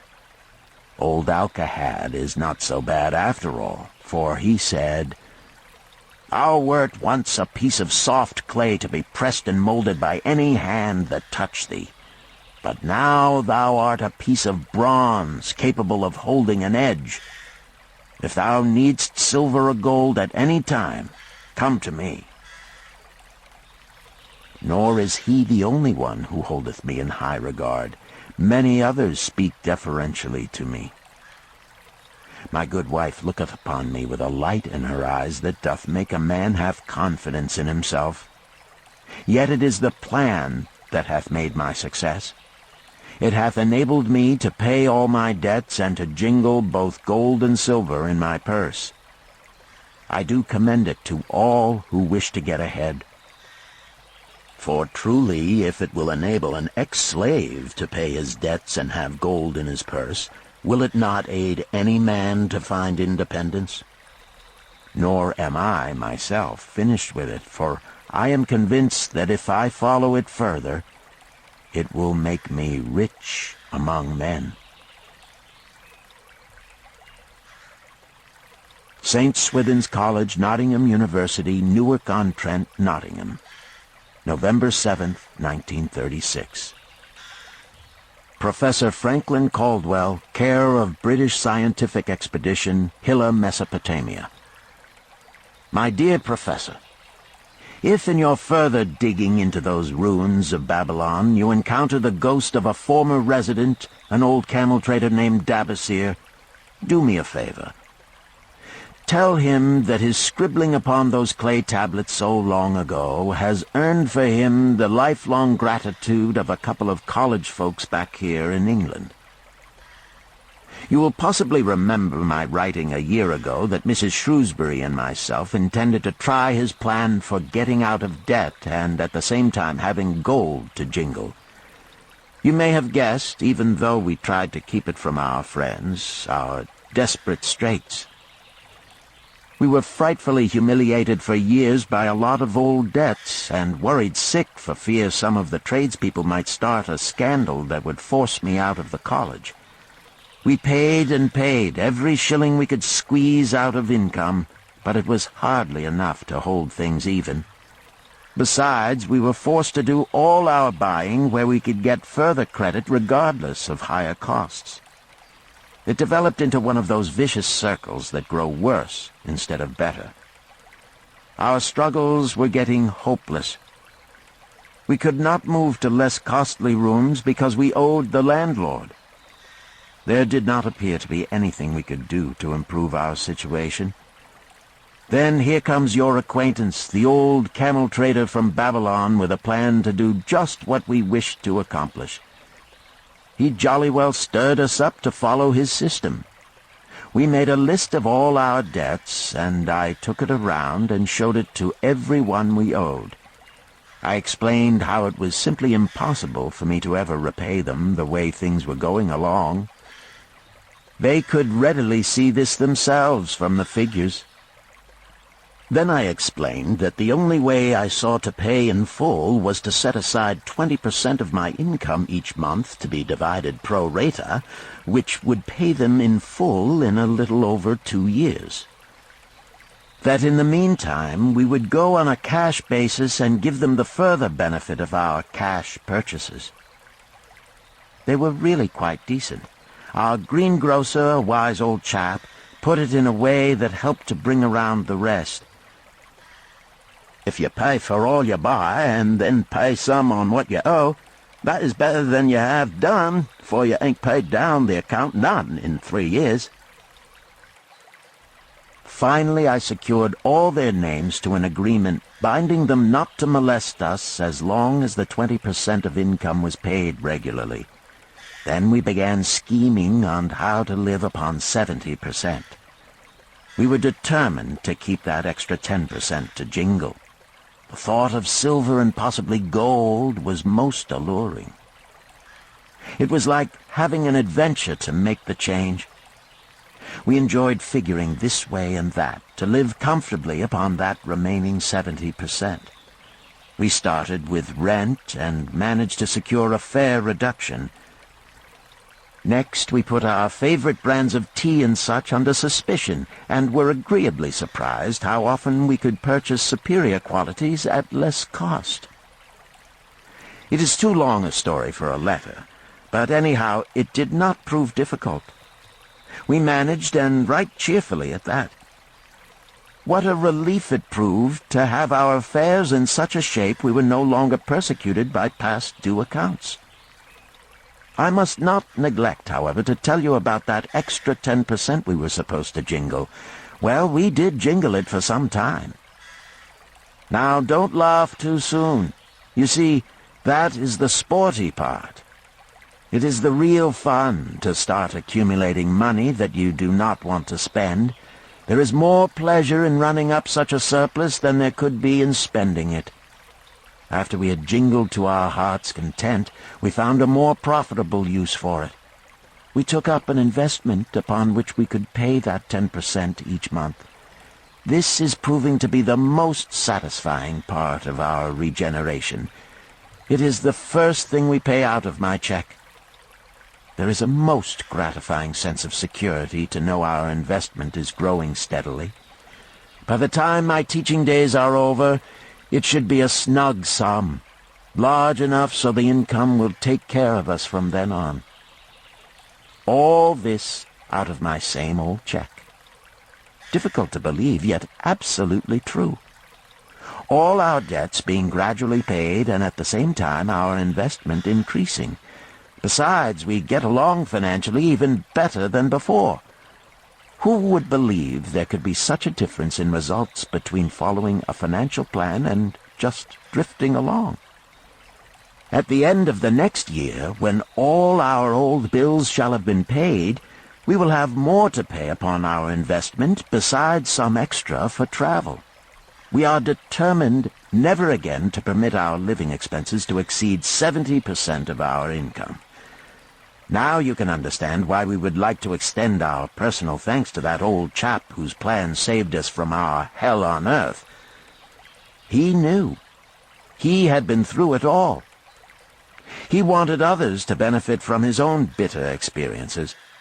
That is why he spent tedious hours carving his message upon the clay. He had a real message for fellow sufferers, a message so important that after 5,000 years it has risen out of the ruins of Babylon just as true and just as vital as the day it was buried. Yours sincerely, Alfred H. Shrewsbury, Department of Archaeology.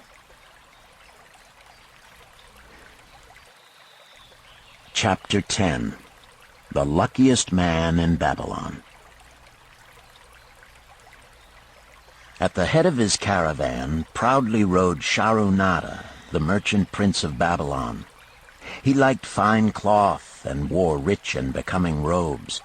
He liked fine animals and sat easily upon his spirited Arabian stallion. To look at him, one would hardly have guessed his advanced years. Certainly they would not have suspected that he was inwardly troubled. The journey from Damascus is long, and the hardships of the desert many. These he minded not. The Arab tribes are fierce and eager to loot rich caravans. These he feared not, for his many fleet-mounted guards were a safe protection. About the youth at his side, whom he was bringing from Damascus, was he disturbed. This was Hayden Gula, the grandson of his partner of other years, Arid Gula, to whom he felt he owed a debt of gratitude which could never be repaid.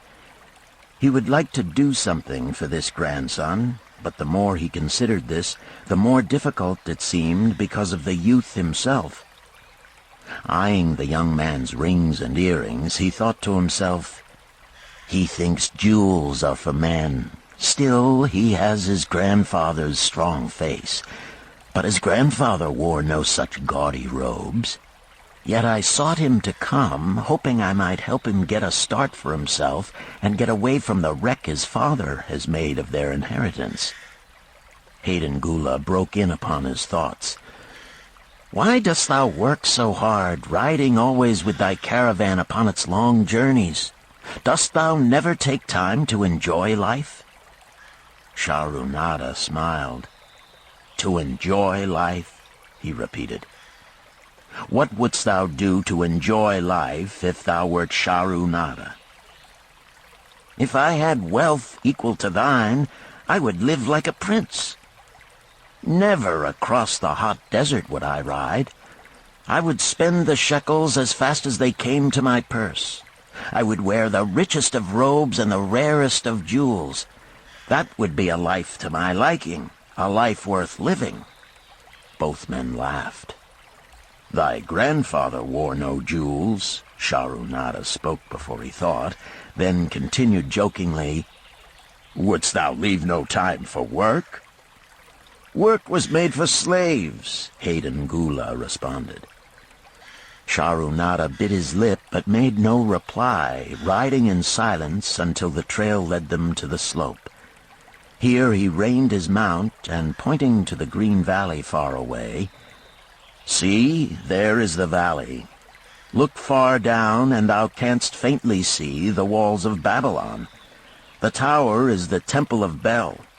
If thine eyes are sharp, thou mayest even see the smoke from the eternal fire upon its crest."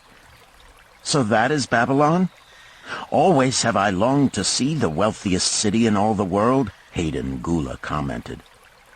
"Babylon, where my grandfather started his fortune. Would he were still alive, we would not be so sorely pressed. Why wish his spirit to linger on earth beyond its allotted time? Thou and thy father can well carry on his good work. Alas, of us neither has his gift. Father and myself know not his secret for attracting the golden shekels." Sharunada did not reply, but gave rein to his mount and rode thoughtfully down the trail to the valley. Behind them followed the caravan in a cloud of reddish dust. Some time later they reached the King's Highway and turned south through the irrigated farms. 3 old men plowing a field caught Sharunada's attention. They seemed strangely familiar. How ridiculous! One does not pass a field after 40 years and find the same men plowing there. Yet something within him said they were the same. One, with an uncertain grip, held the plow. The others laboriously plodded beside the oxen, ineffectually beating them with their barrel staves to keep them pulling. 40 years ago, he had envied these men. How gladly he would have exchanged places. But what a difference now! With pride he looked back at his trailing caravan, well-chosen camels and donkeys loaded high with valuable goods from Damascus. All this was but one of his possessions. He pointed to the plowers, saying, "Still plowing the same field where they were 40 years ago. They look it, but why thinkest thou they are the same?" "I saw them there," Sharunada replied. Recollections were racing rapidly through his mind. Why could he not bury the past and live in the present? Then he saw, as in a picture, the smiling face of Arid Gula. The barrier between himself and the cynical youth beside him dissolved. But how could he help such a superior youth with his spendthrift ideas and bejeweled hands? Work he could offer in plenty to willing workers, but not for men who considered themselves too good for work. Yet he owed it to Arid Gula to do something, not a half-hearted attempt. He and Arid Gula had never done things that way. They were not that sort of men. A plan came almost in a flash. There were objections. He must consider his own family and his own standing. It would be cruel. It would hurt. Being a man of quick decisions, he waived objections and decided to act. "Wouldst thou be interested in hearing how thy worthy grandfather and myself joined in the partnership which proved so profitable?" he questioned. "Why not just tell me how thou madest the golden shekels? That is all I need to know," the young man parried. Sharunada ignored the reply and continued. "We start with those men plowing. I was no older than thou. As the column of men in which I marched approached, good old Megiddo, the farmer, scoffed at the slipshod way in which they plowed. Megiddo was chained next to me. 'Look at the lazy fellows,' he protested. 'The plow holder makes no effort to plow deep, nor do the beaters keep the oxen in the furrow. How can they expect to raise a good crop with poor plowing?'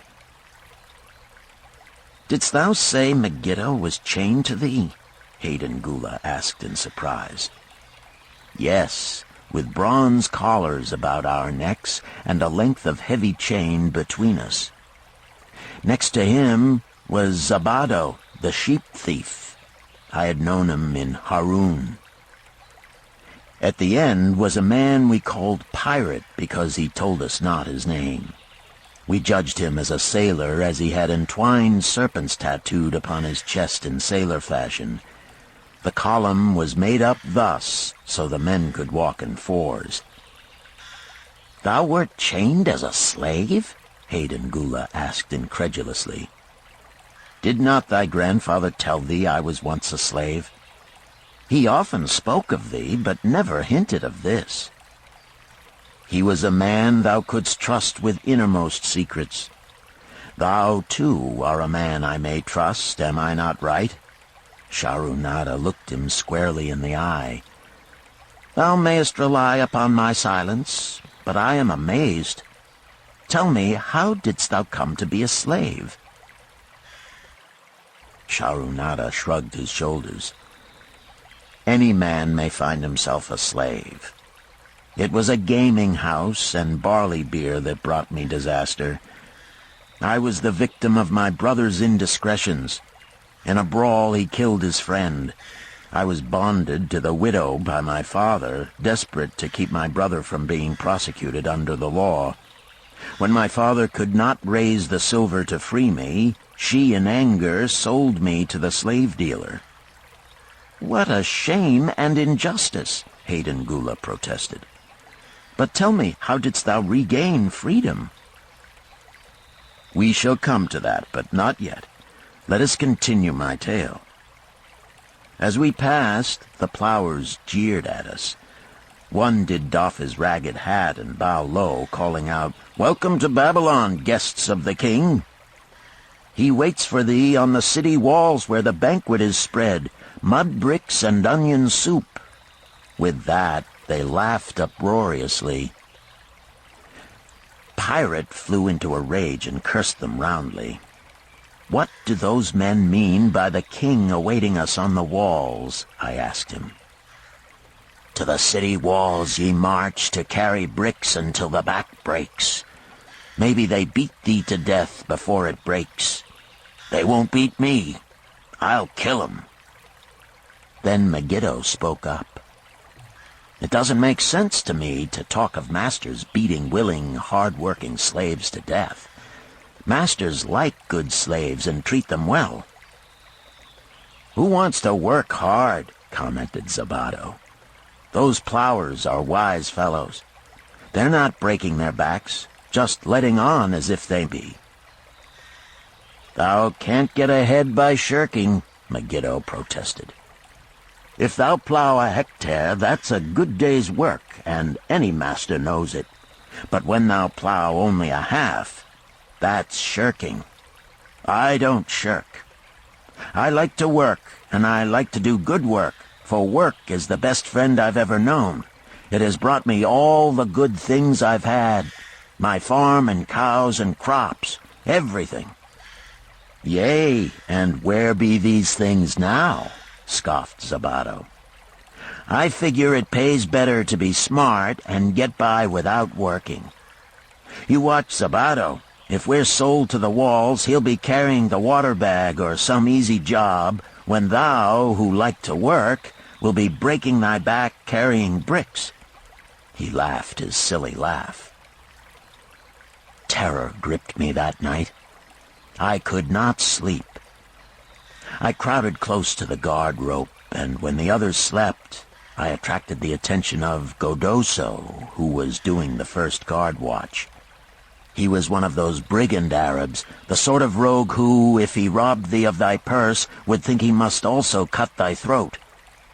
"Tell me, Godoso," I whispered, "when we get to Babylon, will we be sold to the walls?" "Why want to know?" he questioned cautiously. "Canst thou not understand?" I pleaded. "I am young. I want to live. I don't want to be worked or beaten to death on the walls. Is there any chance for me to get a good master?" He whispered back, "I tell something. Thou good fellow, give Godoso no trouble. Most times we go first to slave market. Listen now. When buyers come, tell 'em you good worker, like to work hard for good master, make 'em want to buy. You not make 'em buy, next day you carry brick. Mighty hard work." After he walked away, I lay in the warm sand looking up at the stars and thinking about work. What Megiddo had said about it being his best friend made me wonder if it would be my best friend. Certainly it would be if it helped me out of this. When Megiddo awoke, I whispered my good news to him. It was our one ray of hope as we marched toward Babylon. Late in the afternoon, we approached the walls and could see the lines of men, like black ants, climbing up and down the steep diagonal paths. As we drew closer, we were amazed at the thousands of men working. Some were digging in the moat, others mixed the dirt into mud bricks. The greatest number were carrying the bricks in large baskets up those steep trails to the masons. Overseers cursed the laggards and cracked bullock whips over the backs of those who failed to keep in line. Poor, worn-out fellows were seen to stagger and fall beneath their heavy baskets, unable to rise again. If the lash failed to bring them to their feet, they were pushed to the side of the paths and left writhing in agony. Soon they would be dragged down to join other craven bodies beside the roadway to await unsanctified graves. As I beheld the ghastly sight, I shuddered. So this was what awaited my father's son if he failed at the slave market. Godoso had been right. We were taken through the gates of the city to the slave prison, and next morning marched to the pens in the market. Here the rest of the men huddled in fear, and only the whips of our guard could keep them moving so the buyers could examine them. Megiddo and myself eagerly talked to every man who permitted us to address him. The slave dealer brought soldiers from the king's guard who shackled Pirate and brutally beat him when he protested. As they led him away, I felt sorry for him. Megiddo felt that we would soon part. When no buyers were near, he talked to me earnestly to impress upon me how valuable work would be to me in the future. Some men hate it. They make it their enemy. Better to treat it like a friend. Make thyself like it. Don't mind because it is hard. If thou thinkest about what a good house thou build, then who cares if the beams are heavy and it is far from the well to carry the water for the plaster? Promise me, boy, if thou get a master, work for him as hard as thou canst. If he does not appreciate all thou do, never mind. Remember, work well done does good to the man who does it. It makes him a better man. He stopped as a burly farmer came to the enclosure and looked at us critically. Megiddo asked about his farm and crops, soon convincing him that he would be a valuable man. After violent bargaining with the slave dealer, the farmer drew a fat purse from beneath his robe, and soon Megiddo had followed his new master out of sight. A few other men were sold during the morning. At noon, Godoso confided to me that the dealer was disgusted and would not stay over another night, but would take all who remained at sundown to the king's buyer. I was becoming desperate when a fat, good-natured man walked up to the wall and inquired if there was a baker among us. I approached him, saying, "Why should a good baker like thyself seek another baker of inferior ways? Would it not be easier to teach a willing man like myself thy skilled ways? Look at me. I am young, strong, and like to work. Give me a chance, and I will do my best to earn gold and silver for thy purse." He was impressed by my willingness, and began bargaining with the dealer, who had never noticed me since he had bought me, but now waxed eloquent on my abilities, good health, and good disposition. I felt like a fat ox being sold to a butcher. At last, much to my joy, the deal was closed. I followed my new master away, thinking I was the luckiest man in Babylon. My new home was much to my liking. Narrated, my master, taught me how to grind the barley in the stone bowl that stood in the courtyard, how to build the fire in the oven, and then how to grind very fine the sesame flour for the honey cakes. I had a couch in the shed where his grain was stored. The old slave housekeeper, Swasti, fed me well and was pleased at the way I helped her with the heavy tasks. Here was the chance I had longed for to make myself valuable to my master, and, I hoped, to find a way to earn my freedom. I asked Narrated to show me how to knead the bread and to bake. This he did, much pleased at my willingness. Later, when I could do this well, I asked him to show me how to make the honey cakes, and soon I was doing all the baking. My master was glad to be idle, but Swasti shook her head in disapproval. "No work to do is bad for any man," she declared. I felt it was time for me to think of a way by which I might start to earn coins to buy my freedom. As the baking was finished at noon, I thought Narrated would approve if I found profitable employment for the afternoons and might share my earnings with me. Then the thought came to me, why not bake more of the honey cakes and peddle them to hungry men upon the streets of the city? I presented my plan to Narrated this way. "If I can use my afternoons after the baking is finished to earn for thee coins, would it be only fair for thee to share my earnings with me, that I might have money of my own to spend for those things which every man desires and needs?" Fair enough," he admitted. When I told him of my plan to peddle our honey cakes, he was well pleased. "Here is what we will do," he suggested. "Thou sellest them at 2 for a penny, then half of the pennies will be mine to pay for the flour and the honey and the wood to bake them. Of the rest I shall take half, and thou shalt keep half." I was much pleased by this generous offer that I might keep for myself 1/4 of my sales. That night I worked late to make a tray upon which to display them. Narrated gave me one of his worn robes that I might look well, and Swasti helped me patch it and wash it clean. The next day I baked an extra supply of honey cakes. They looked brown and tempting upon the tray as I went along the street, loudly calling my wares. At first no one seemed interested, and I became discouraged. I kept on, and later in the afternoon, as men became hungry, the cakes began to sell, and soon my tray was empty. Narrated was well pleased with my success and gladly paid me my share. I was delighted to own pennies. Megiddo had been right when he said a master appreciated good work from his slaves.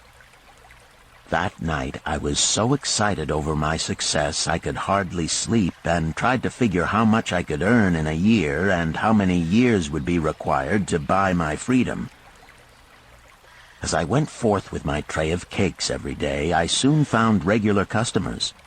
One of these was none other than thy grandfather, Arid Gula.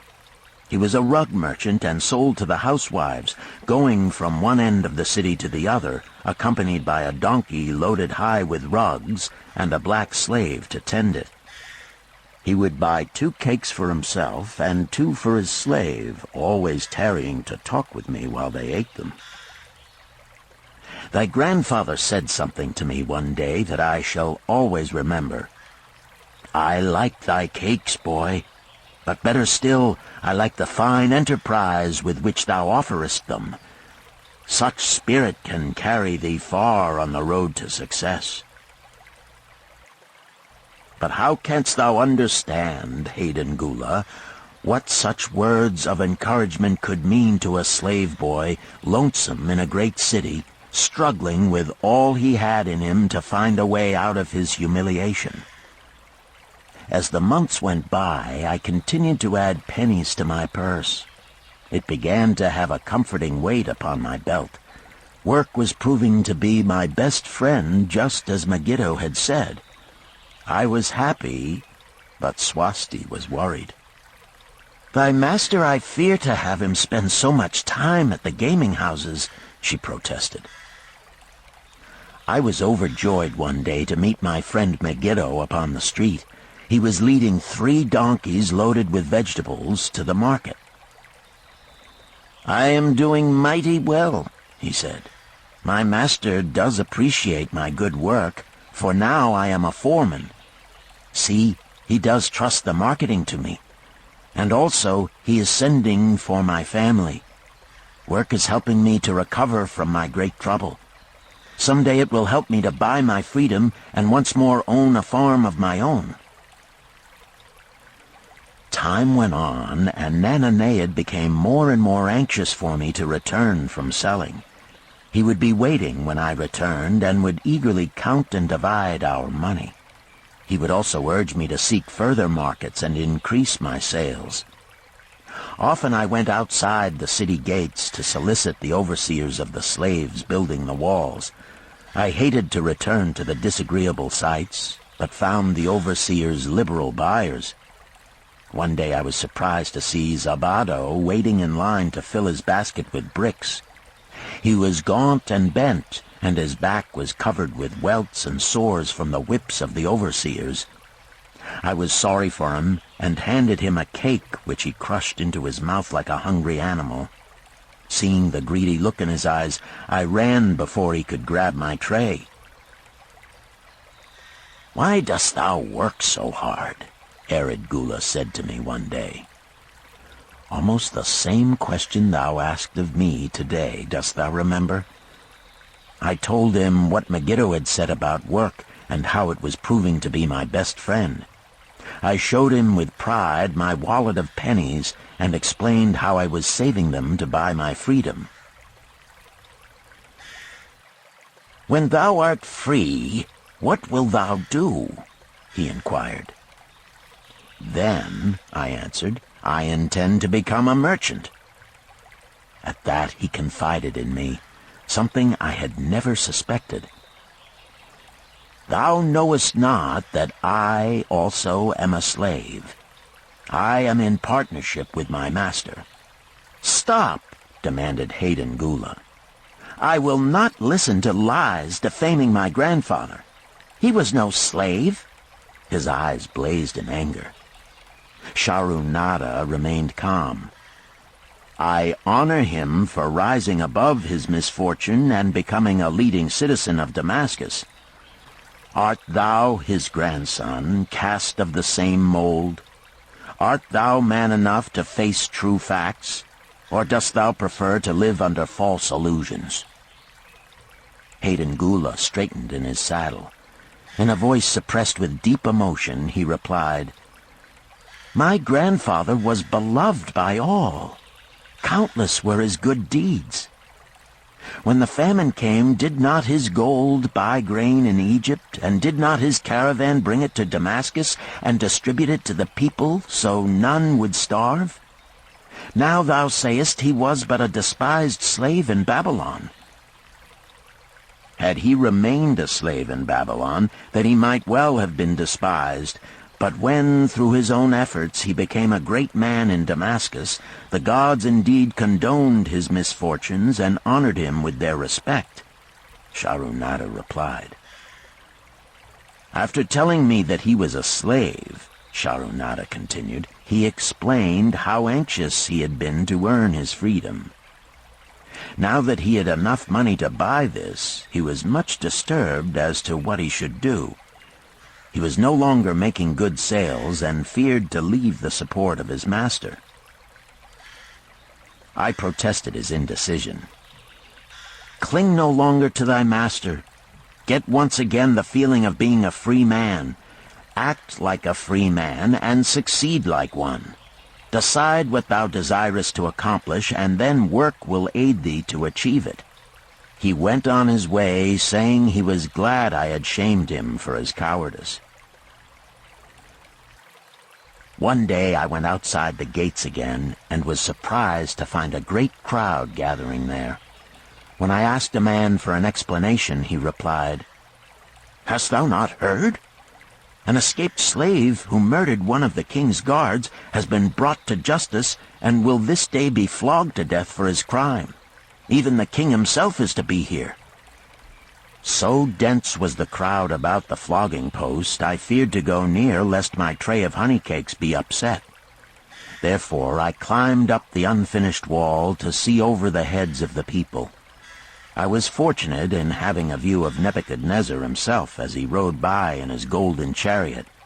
Never had I beheld such grandeur, such robes and hangings of gold cloth and velvet. I could not see the flogging, though I could hear the shrieks of the poor slave. I wondered how one so noble as our handsome king could endure to see such suffering, yet when I saw he was laughing and joking with his nobles, I knew he was cruel and understood why such inhuman tasks were demanded of the slaves building the walls. After the slave was dead, his body was hung upon a pole by a rope attached to his leg so all might see. As the crowd began to thin, I went close. On the hairy chest, I saw tattooed 2 entwined serpents. It was Pirate. The next time I met Arid Gula, he was a changed man. Full of enthusiasm, he greeted me. "Behold, the slave thou knewest is now a free man." There was magic in thy words. Already my sales and my profits are increasing. My wife is overjoyed. She was a free woman, the niece of my master. She much desires that we move to a strange city where no man shall know I was once a slave. Thus our children shall be above reproach for their father's misfortune. Work has become my best helper. It has enabled me to recapture my confidence and my skill to sell. I was overjoyed that I had been able, even in a small way, to repay him for the encouragement he had given me. One evening Swasti came to me in deep distress. "Thy master is in trouble. I fear for him. Some months ago he lost much at the gaming tables. He pays not the farmer for his grain, nor his honey. He pays not the moneylender. They are angry and threaten him." "Why should we worry over his folly? We are not his keepers," I replied thoughtlessly. "Foolish youth, thou understandest not. To the moneylender didst he give thy title to secure a loan? Under the law he can claim thee and sell thee. I know not what to do. He is a good master. Why, oh, why should such trouble come upon him?" Not were Swasti's fears groundless. While I was doing the baking next morning, the moneylender returned with a man he called Sasi. This man looked me over and said I would do. The moneylender waited not for my master to return, but told Swasti to tell him he had taken me. With only the robe on my back and the purse of pennies hanging safely from my belt, I was hurried away from the unfinished baking. I was whirled away from my dearest hopes as the hurricane snatches the tree from the forest and casts it into the surging sea. Again, a gaming house and barley beer had caused me disaster. Sasi was a blunt, gruff man. As he led me across the city, I told him of the good work I had been doing for narrated, and said I hoped to do good work for him. His reply offered no encouragement. "I like not this work. My master likes it not. The king has told him to send me to build a section of the Grand Canal. Master tells Sasi to buy more slaves, work hard, and finish quick. Bah! How can any man finish a big job quick?" Picture a desert with not a tree, just low shrubs and a sun burning with such fury the water in our barrels became so hot we could scarcely drink it.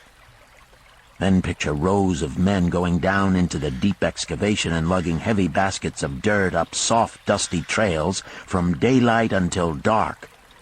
Picture food served in open troughs from which we helped ourselves like swine. We had no tents, no straw for beds. That was the situation in which I found myself. I buried my wallet in a marked spot, wondering if I would ever dig it up again. At first I worked with good will, but as the months dragged on I felt my spirit breaking. Then the heat fever took hold of my weary body. I lost my appetite and could scarcely eat the mutton and vegetables. At night I would toss in unhappy wakefulness. In my misery I wondered if Zabado had not the best plan, to shirk and keep his back from being broken in work. Then I recalled my last sight of him and knew his plan was not good. I thought of Pirate with his bitterness and wondered if it might be just as well to fight and kill. The memory of his bleeding body reminded me that his plan was also useless. Then I remembered my last sight of Megiddo. His hands were deeply calloused from hard work, but his heart was light and there was happiness on his face. His was the best plan. Yet I was just as willing to work as Megiddo. He could not have worked harder than I. Why did not my work bring me happiness and success? Was it work that brought Megiddo happiness, or was happiness and success merely in the laps of the gods? Was I to work the rest of my life without gaining my desires, without happiness and success? All of these questions were jumbled in my mind, and I had not an answer. Indeed, I was sorely confused. Several days later, when it seemed that I was at the end of my endurance and my questions still unanswered, Sasi sent for me. A messenger had come from my master to take me back to Babylon. I dug up my precious wallet, wrapped myself in the tattered remnants of my robe, and was on my way. As we rode, the same thoughts of a hurricane whirling me hither and thither kept racing through my feverish brain. I seemed to be living the weird words of a chant from my native town of Harun. Besetting a man like a whirlwind, driving him like a storm, whose course no one can follow, whose destiny no one can foretell. Was I destined to be ever thus punished for I knew not what? What new miseries and disappointments awaited me? When we rode to the courtyard of my master's house, imagine my surprise when I saw Arid Gula awaiting me. He helped me down and hugged me like a long-lost brother.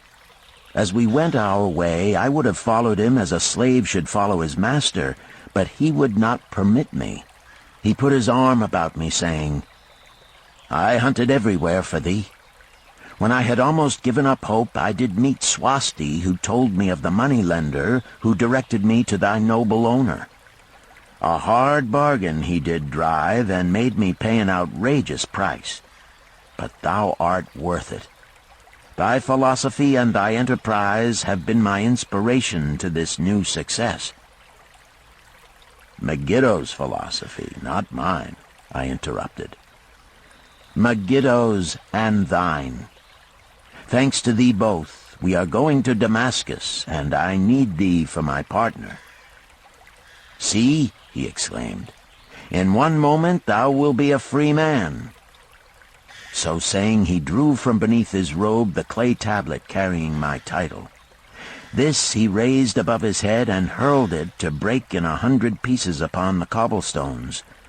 With glee he stamped upon the fragments until they were but dust. Tears of gratitude filled my eyes. I knew I was the luckiest man in Babylon. Work, thou see, by this, in the time of my greatest distress, didst prove to be my best friend.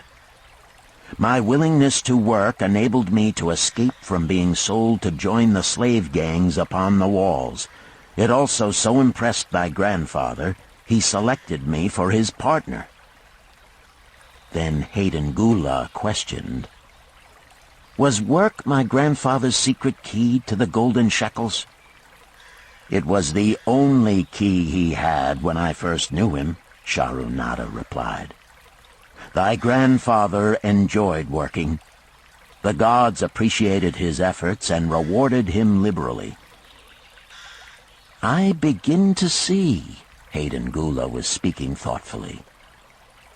Work attracted as many friends who admired his industry and the success it brought. Work brought him the honors he enjoyed so much in Damascus. Work brought him all those things I have approved. And I thought work was fit only for slaves. Life is rich with many pleasures for men to enjoy, Sharunada commented. Each has its place. I am glad that work is not reserved for slaves. Were that the case, I would be deprived of my greatest pleasure. Many things do I enjoy, but nothing takes the place of work. Sharunada and Hayden Gula rode in the shadows of the towering walls up to the massive bronze gates of Babylon. At their approach, the gate guards jumped to attention and respectfully saluted an honored citizen. With head held high, Sharunada led the long caravan through the gates and up the streets of the city. I have always hoped to be a man like my grandfather, Hayden Gula confided to him. Never before did I realize just what kind of man he was. This thou hast shown me. Now that I understand, I do admire him all the more and feel more determined to be like him. I fear I can never repay thee for giving me the true key to his success. From this day forth I shall use his key. I shall start humbly as he started, which befits my true station far better than jewels and fine robes. So saying, Hayden Gula pulled the jeweled baubles from his ears and the rings from his fingers.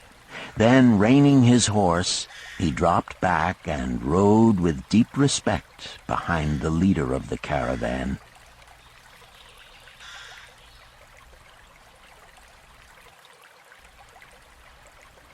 Chapter 11. An Historical Sketch of Babylon. In the pages of history there lives no city more glamorous than Babylon. Its very name conjures visions of wealth and splendor. Its treasures of gold and jewels were fabulous. One naturally pictures such a wealthy city as located in a suitable setting of tropical luxury, surrounded by rich natural resources of forests and mines. Such was not the case. It was located beside the Euphrates River in a flat, arid valley. It had no forests, no mines, not even stone for building. It was not even located upon a natural trade route.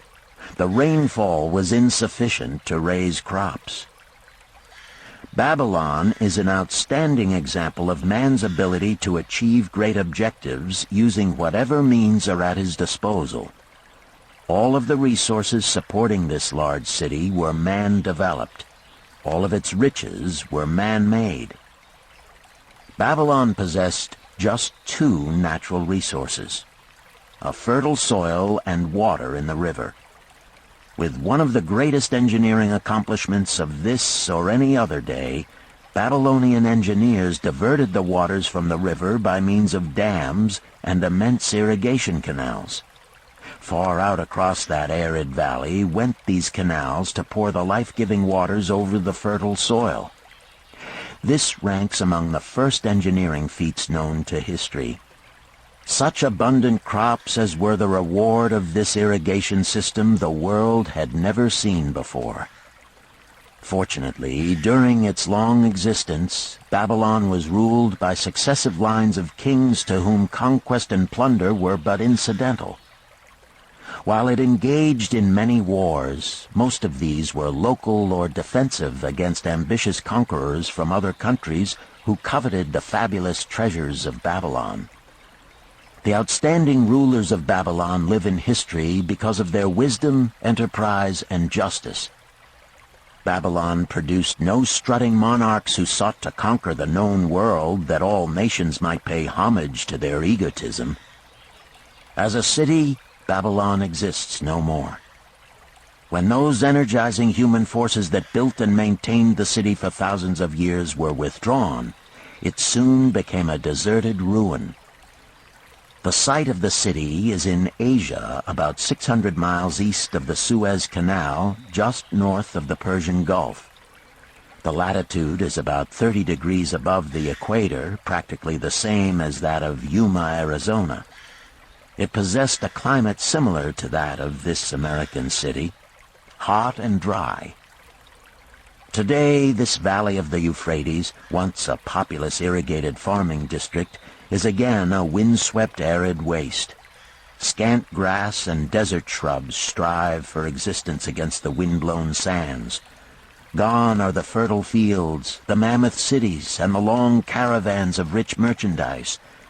Nomadic bands of Arabs, securing a scant living by tending small herds, are the only inhabitants. Such it has been since about the beginning of the Christian era. Dotting this valley are earthen hills. For centuries they were considered by travelers to be nothing else. The attention of archaeologists were finally attracted to them because of broken pieces of pottery and brick washed down by the occasional rainstorms. Expeditions, financed by European and American museums, were sent here to excavate and see what could be found. Picks and shovels soon proved these hills to be ancient cities. City graves, they might well be called. Babylon was one of these. Over it for something like 20 centuries, the winds had scattered the desert dust. Built originally of brick, all exposed walls had disintegrated and gone back to earth once more.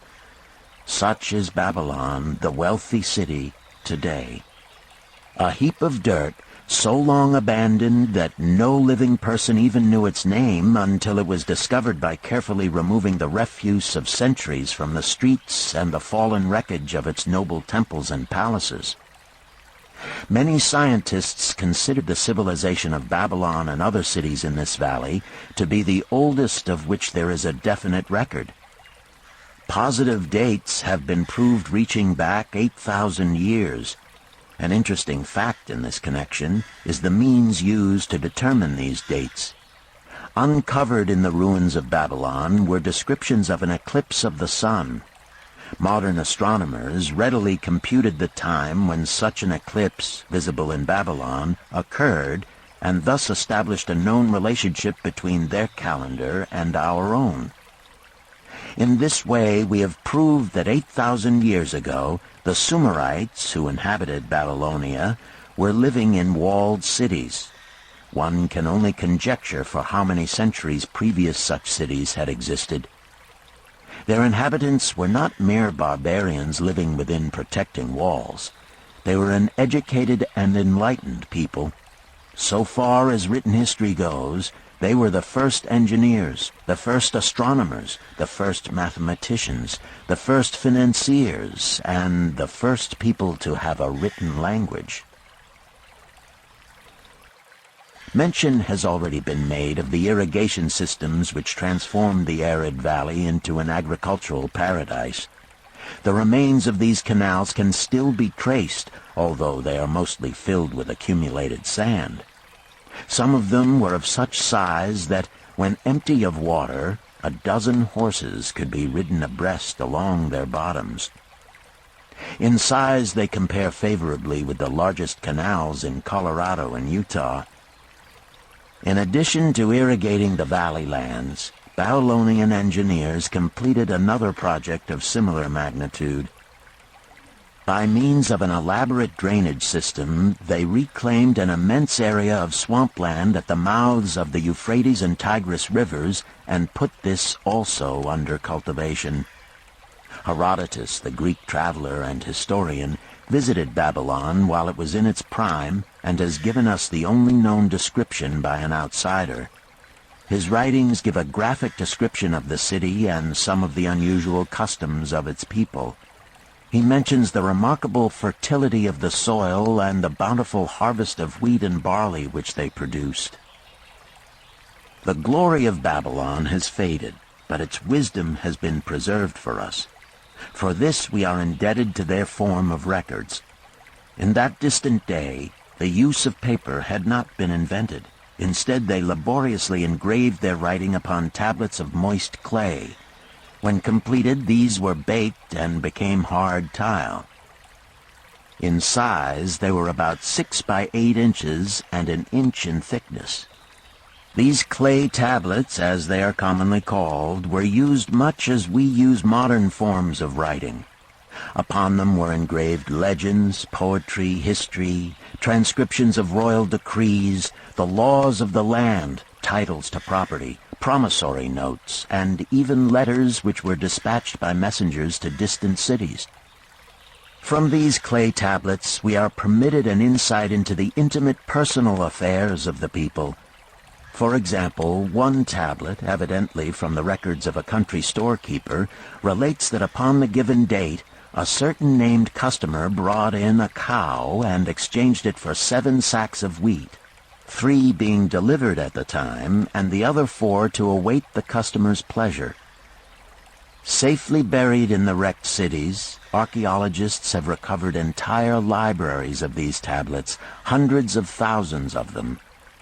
One of the outstanding wonders of Babylon was the immense walls surrounding the city. The ancients ranked them with the Great Pyramid of Egypt as belonging to the 7 wonders of the world.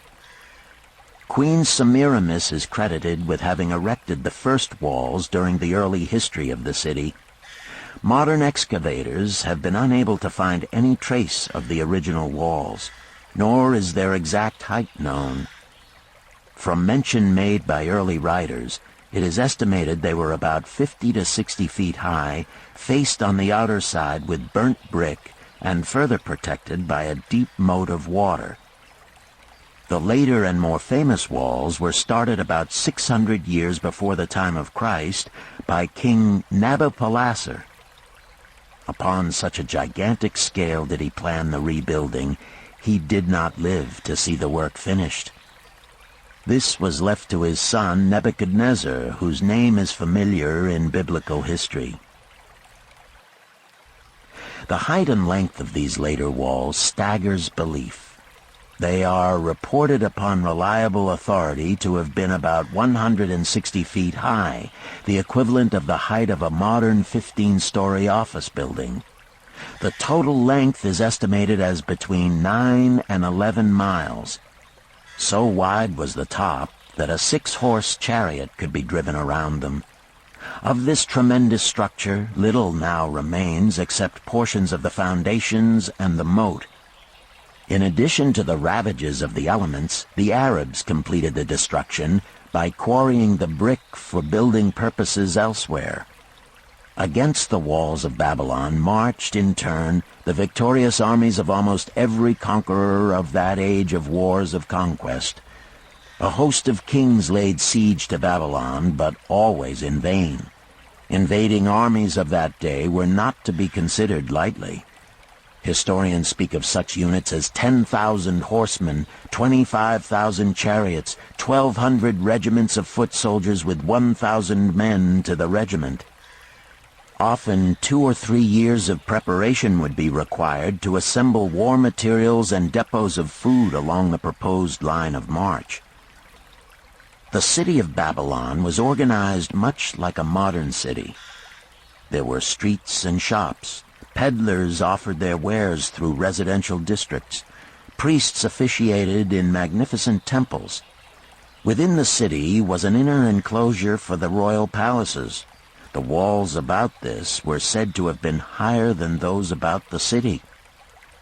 The Babylonians were skilled in the arts. These included sculpture, painting, weaving, gold working, and the manufacture of metal weapons and agricultural implements. Their jewelers created most artistic jewelry. Many samples have been recovered from the graves of its wealthy citizens and are now on exhibition in the leading museums of the world.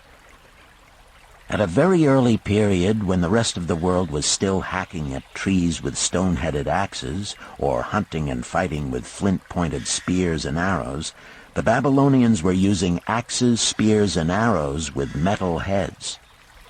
The Babylonians were clever financiers and traders. So far as we know, they were the original inventors of money as a means of exchange, of promissory notes, and written titles to property. Babylon was never entered by hostile armies until about 540 years before the birth of Christ. Even then, the walls were not captured. The story of the fall of Babylon is most unusual. Cyrus, one of the great conquerors of that period, intended to attack the city and hoped to take its impregnable walls. Advisors of Nabonidus, the king of Babylon, persuaded him to go forth to meet Cyrus and give him battle without waiting for the city to be besieged. In the succeeding defeat to the Babylonian army, it fled away from the city. Cyrus thereupon entered the open gates and took possession without resistance. Thereafter, the power and prestige of the city gradually waned until, in the course of a few hundred years, it was eventually abandoned, deserted, left for the winds and storms to level once again to that desert earth from which its grandeur had originally been built. Babylon had fallen, never to rise again, but to it civilization owes much. The eons of time have crumbled to dust the proud walls of its temples, but the wisdom of Babylon endures.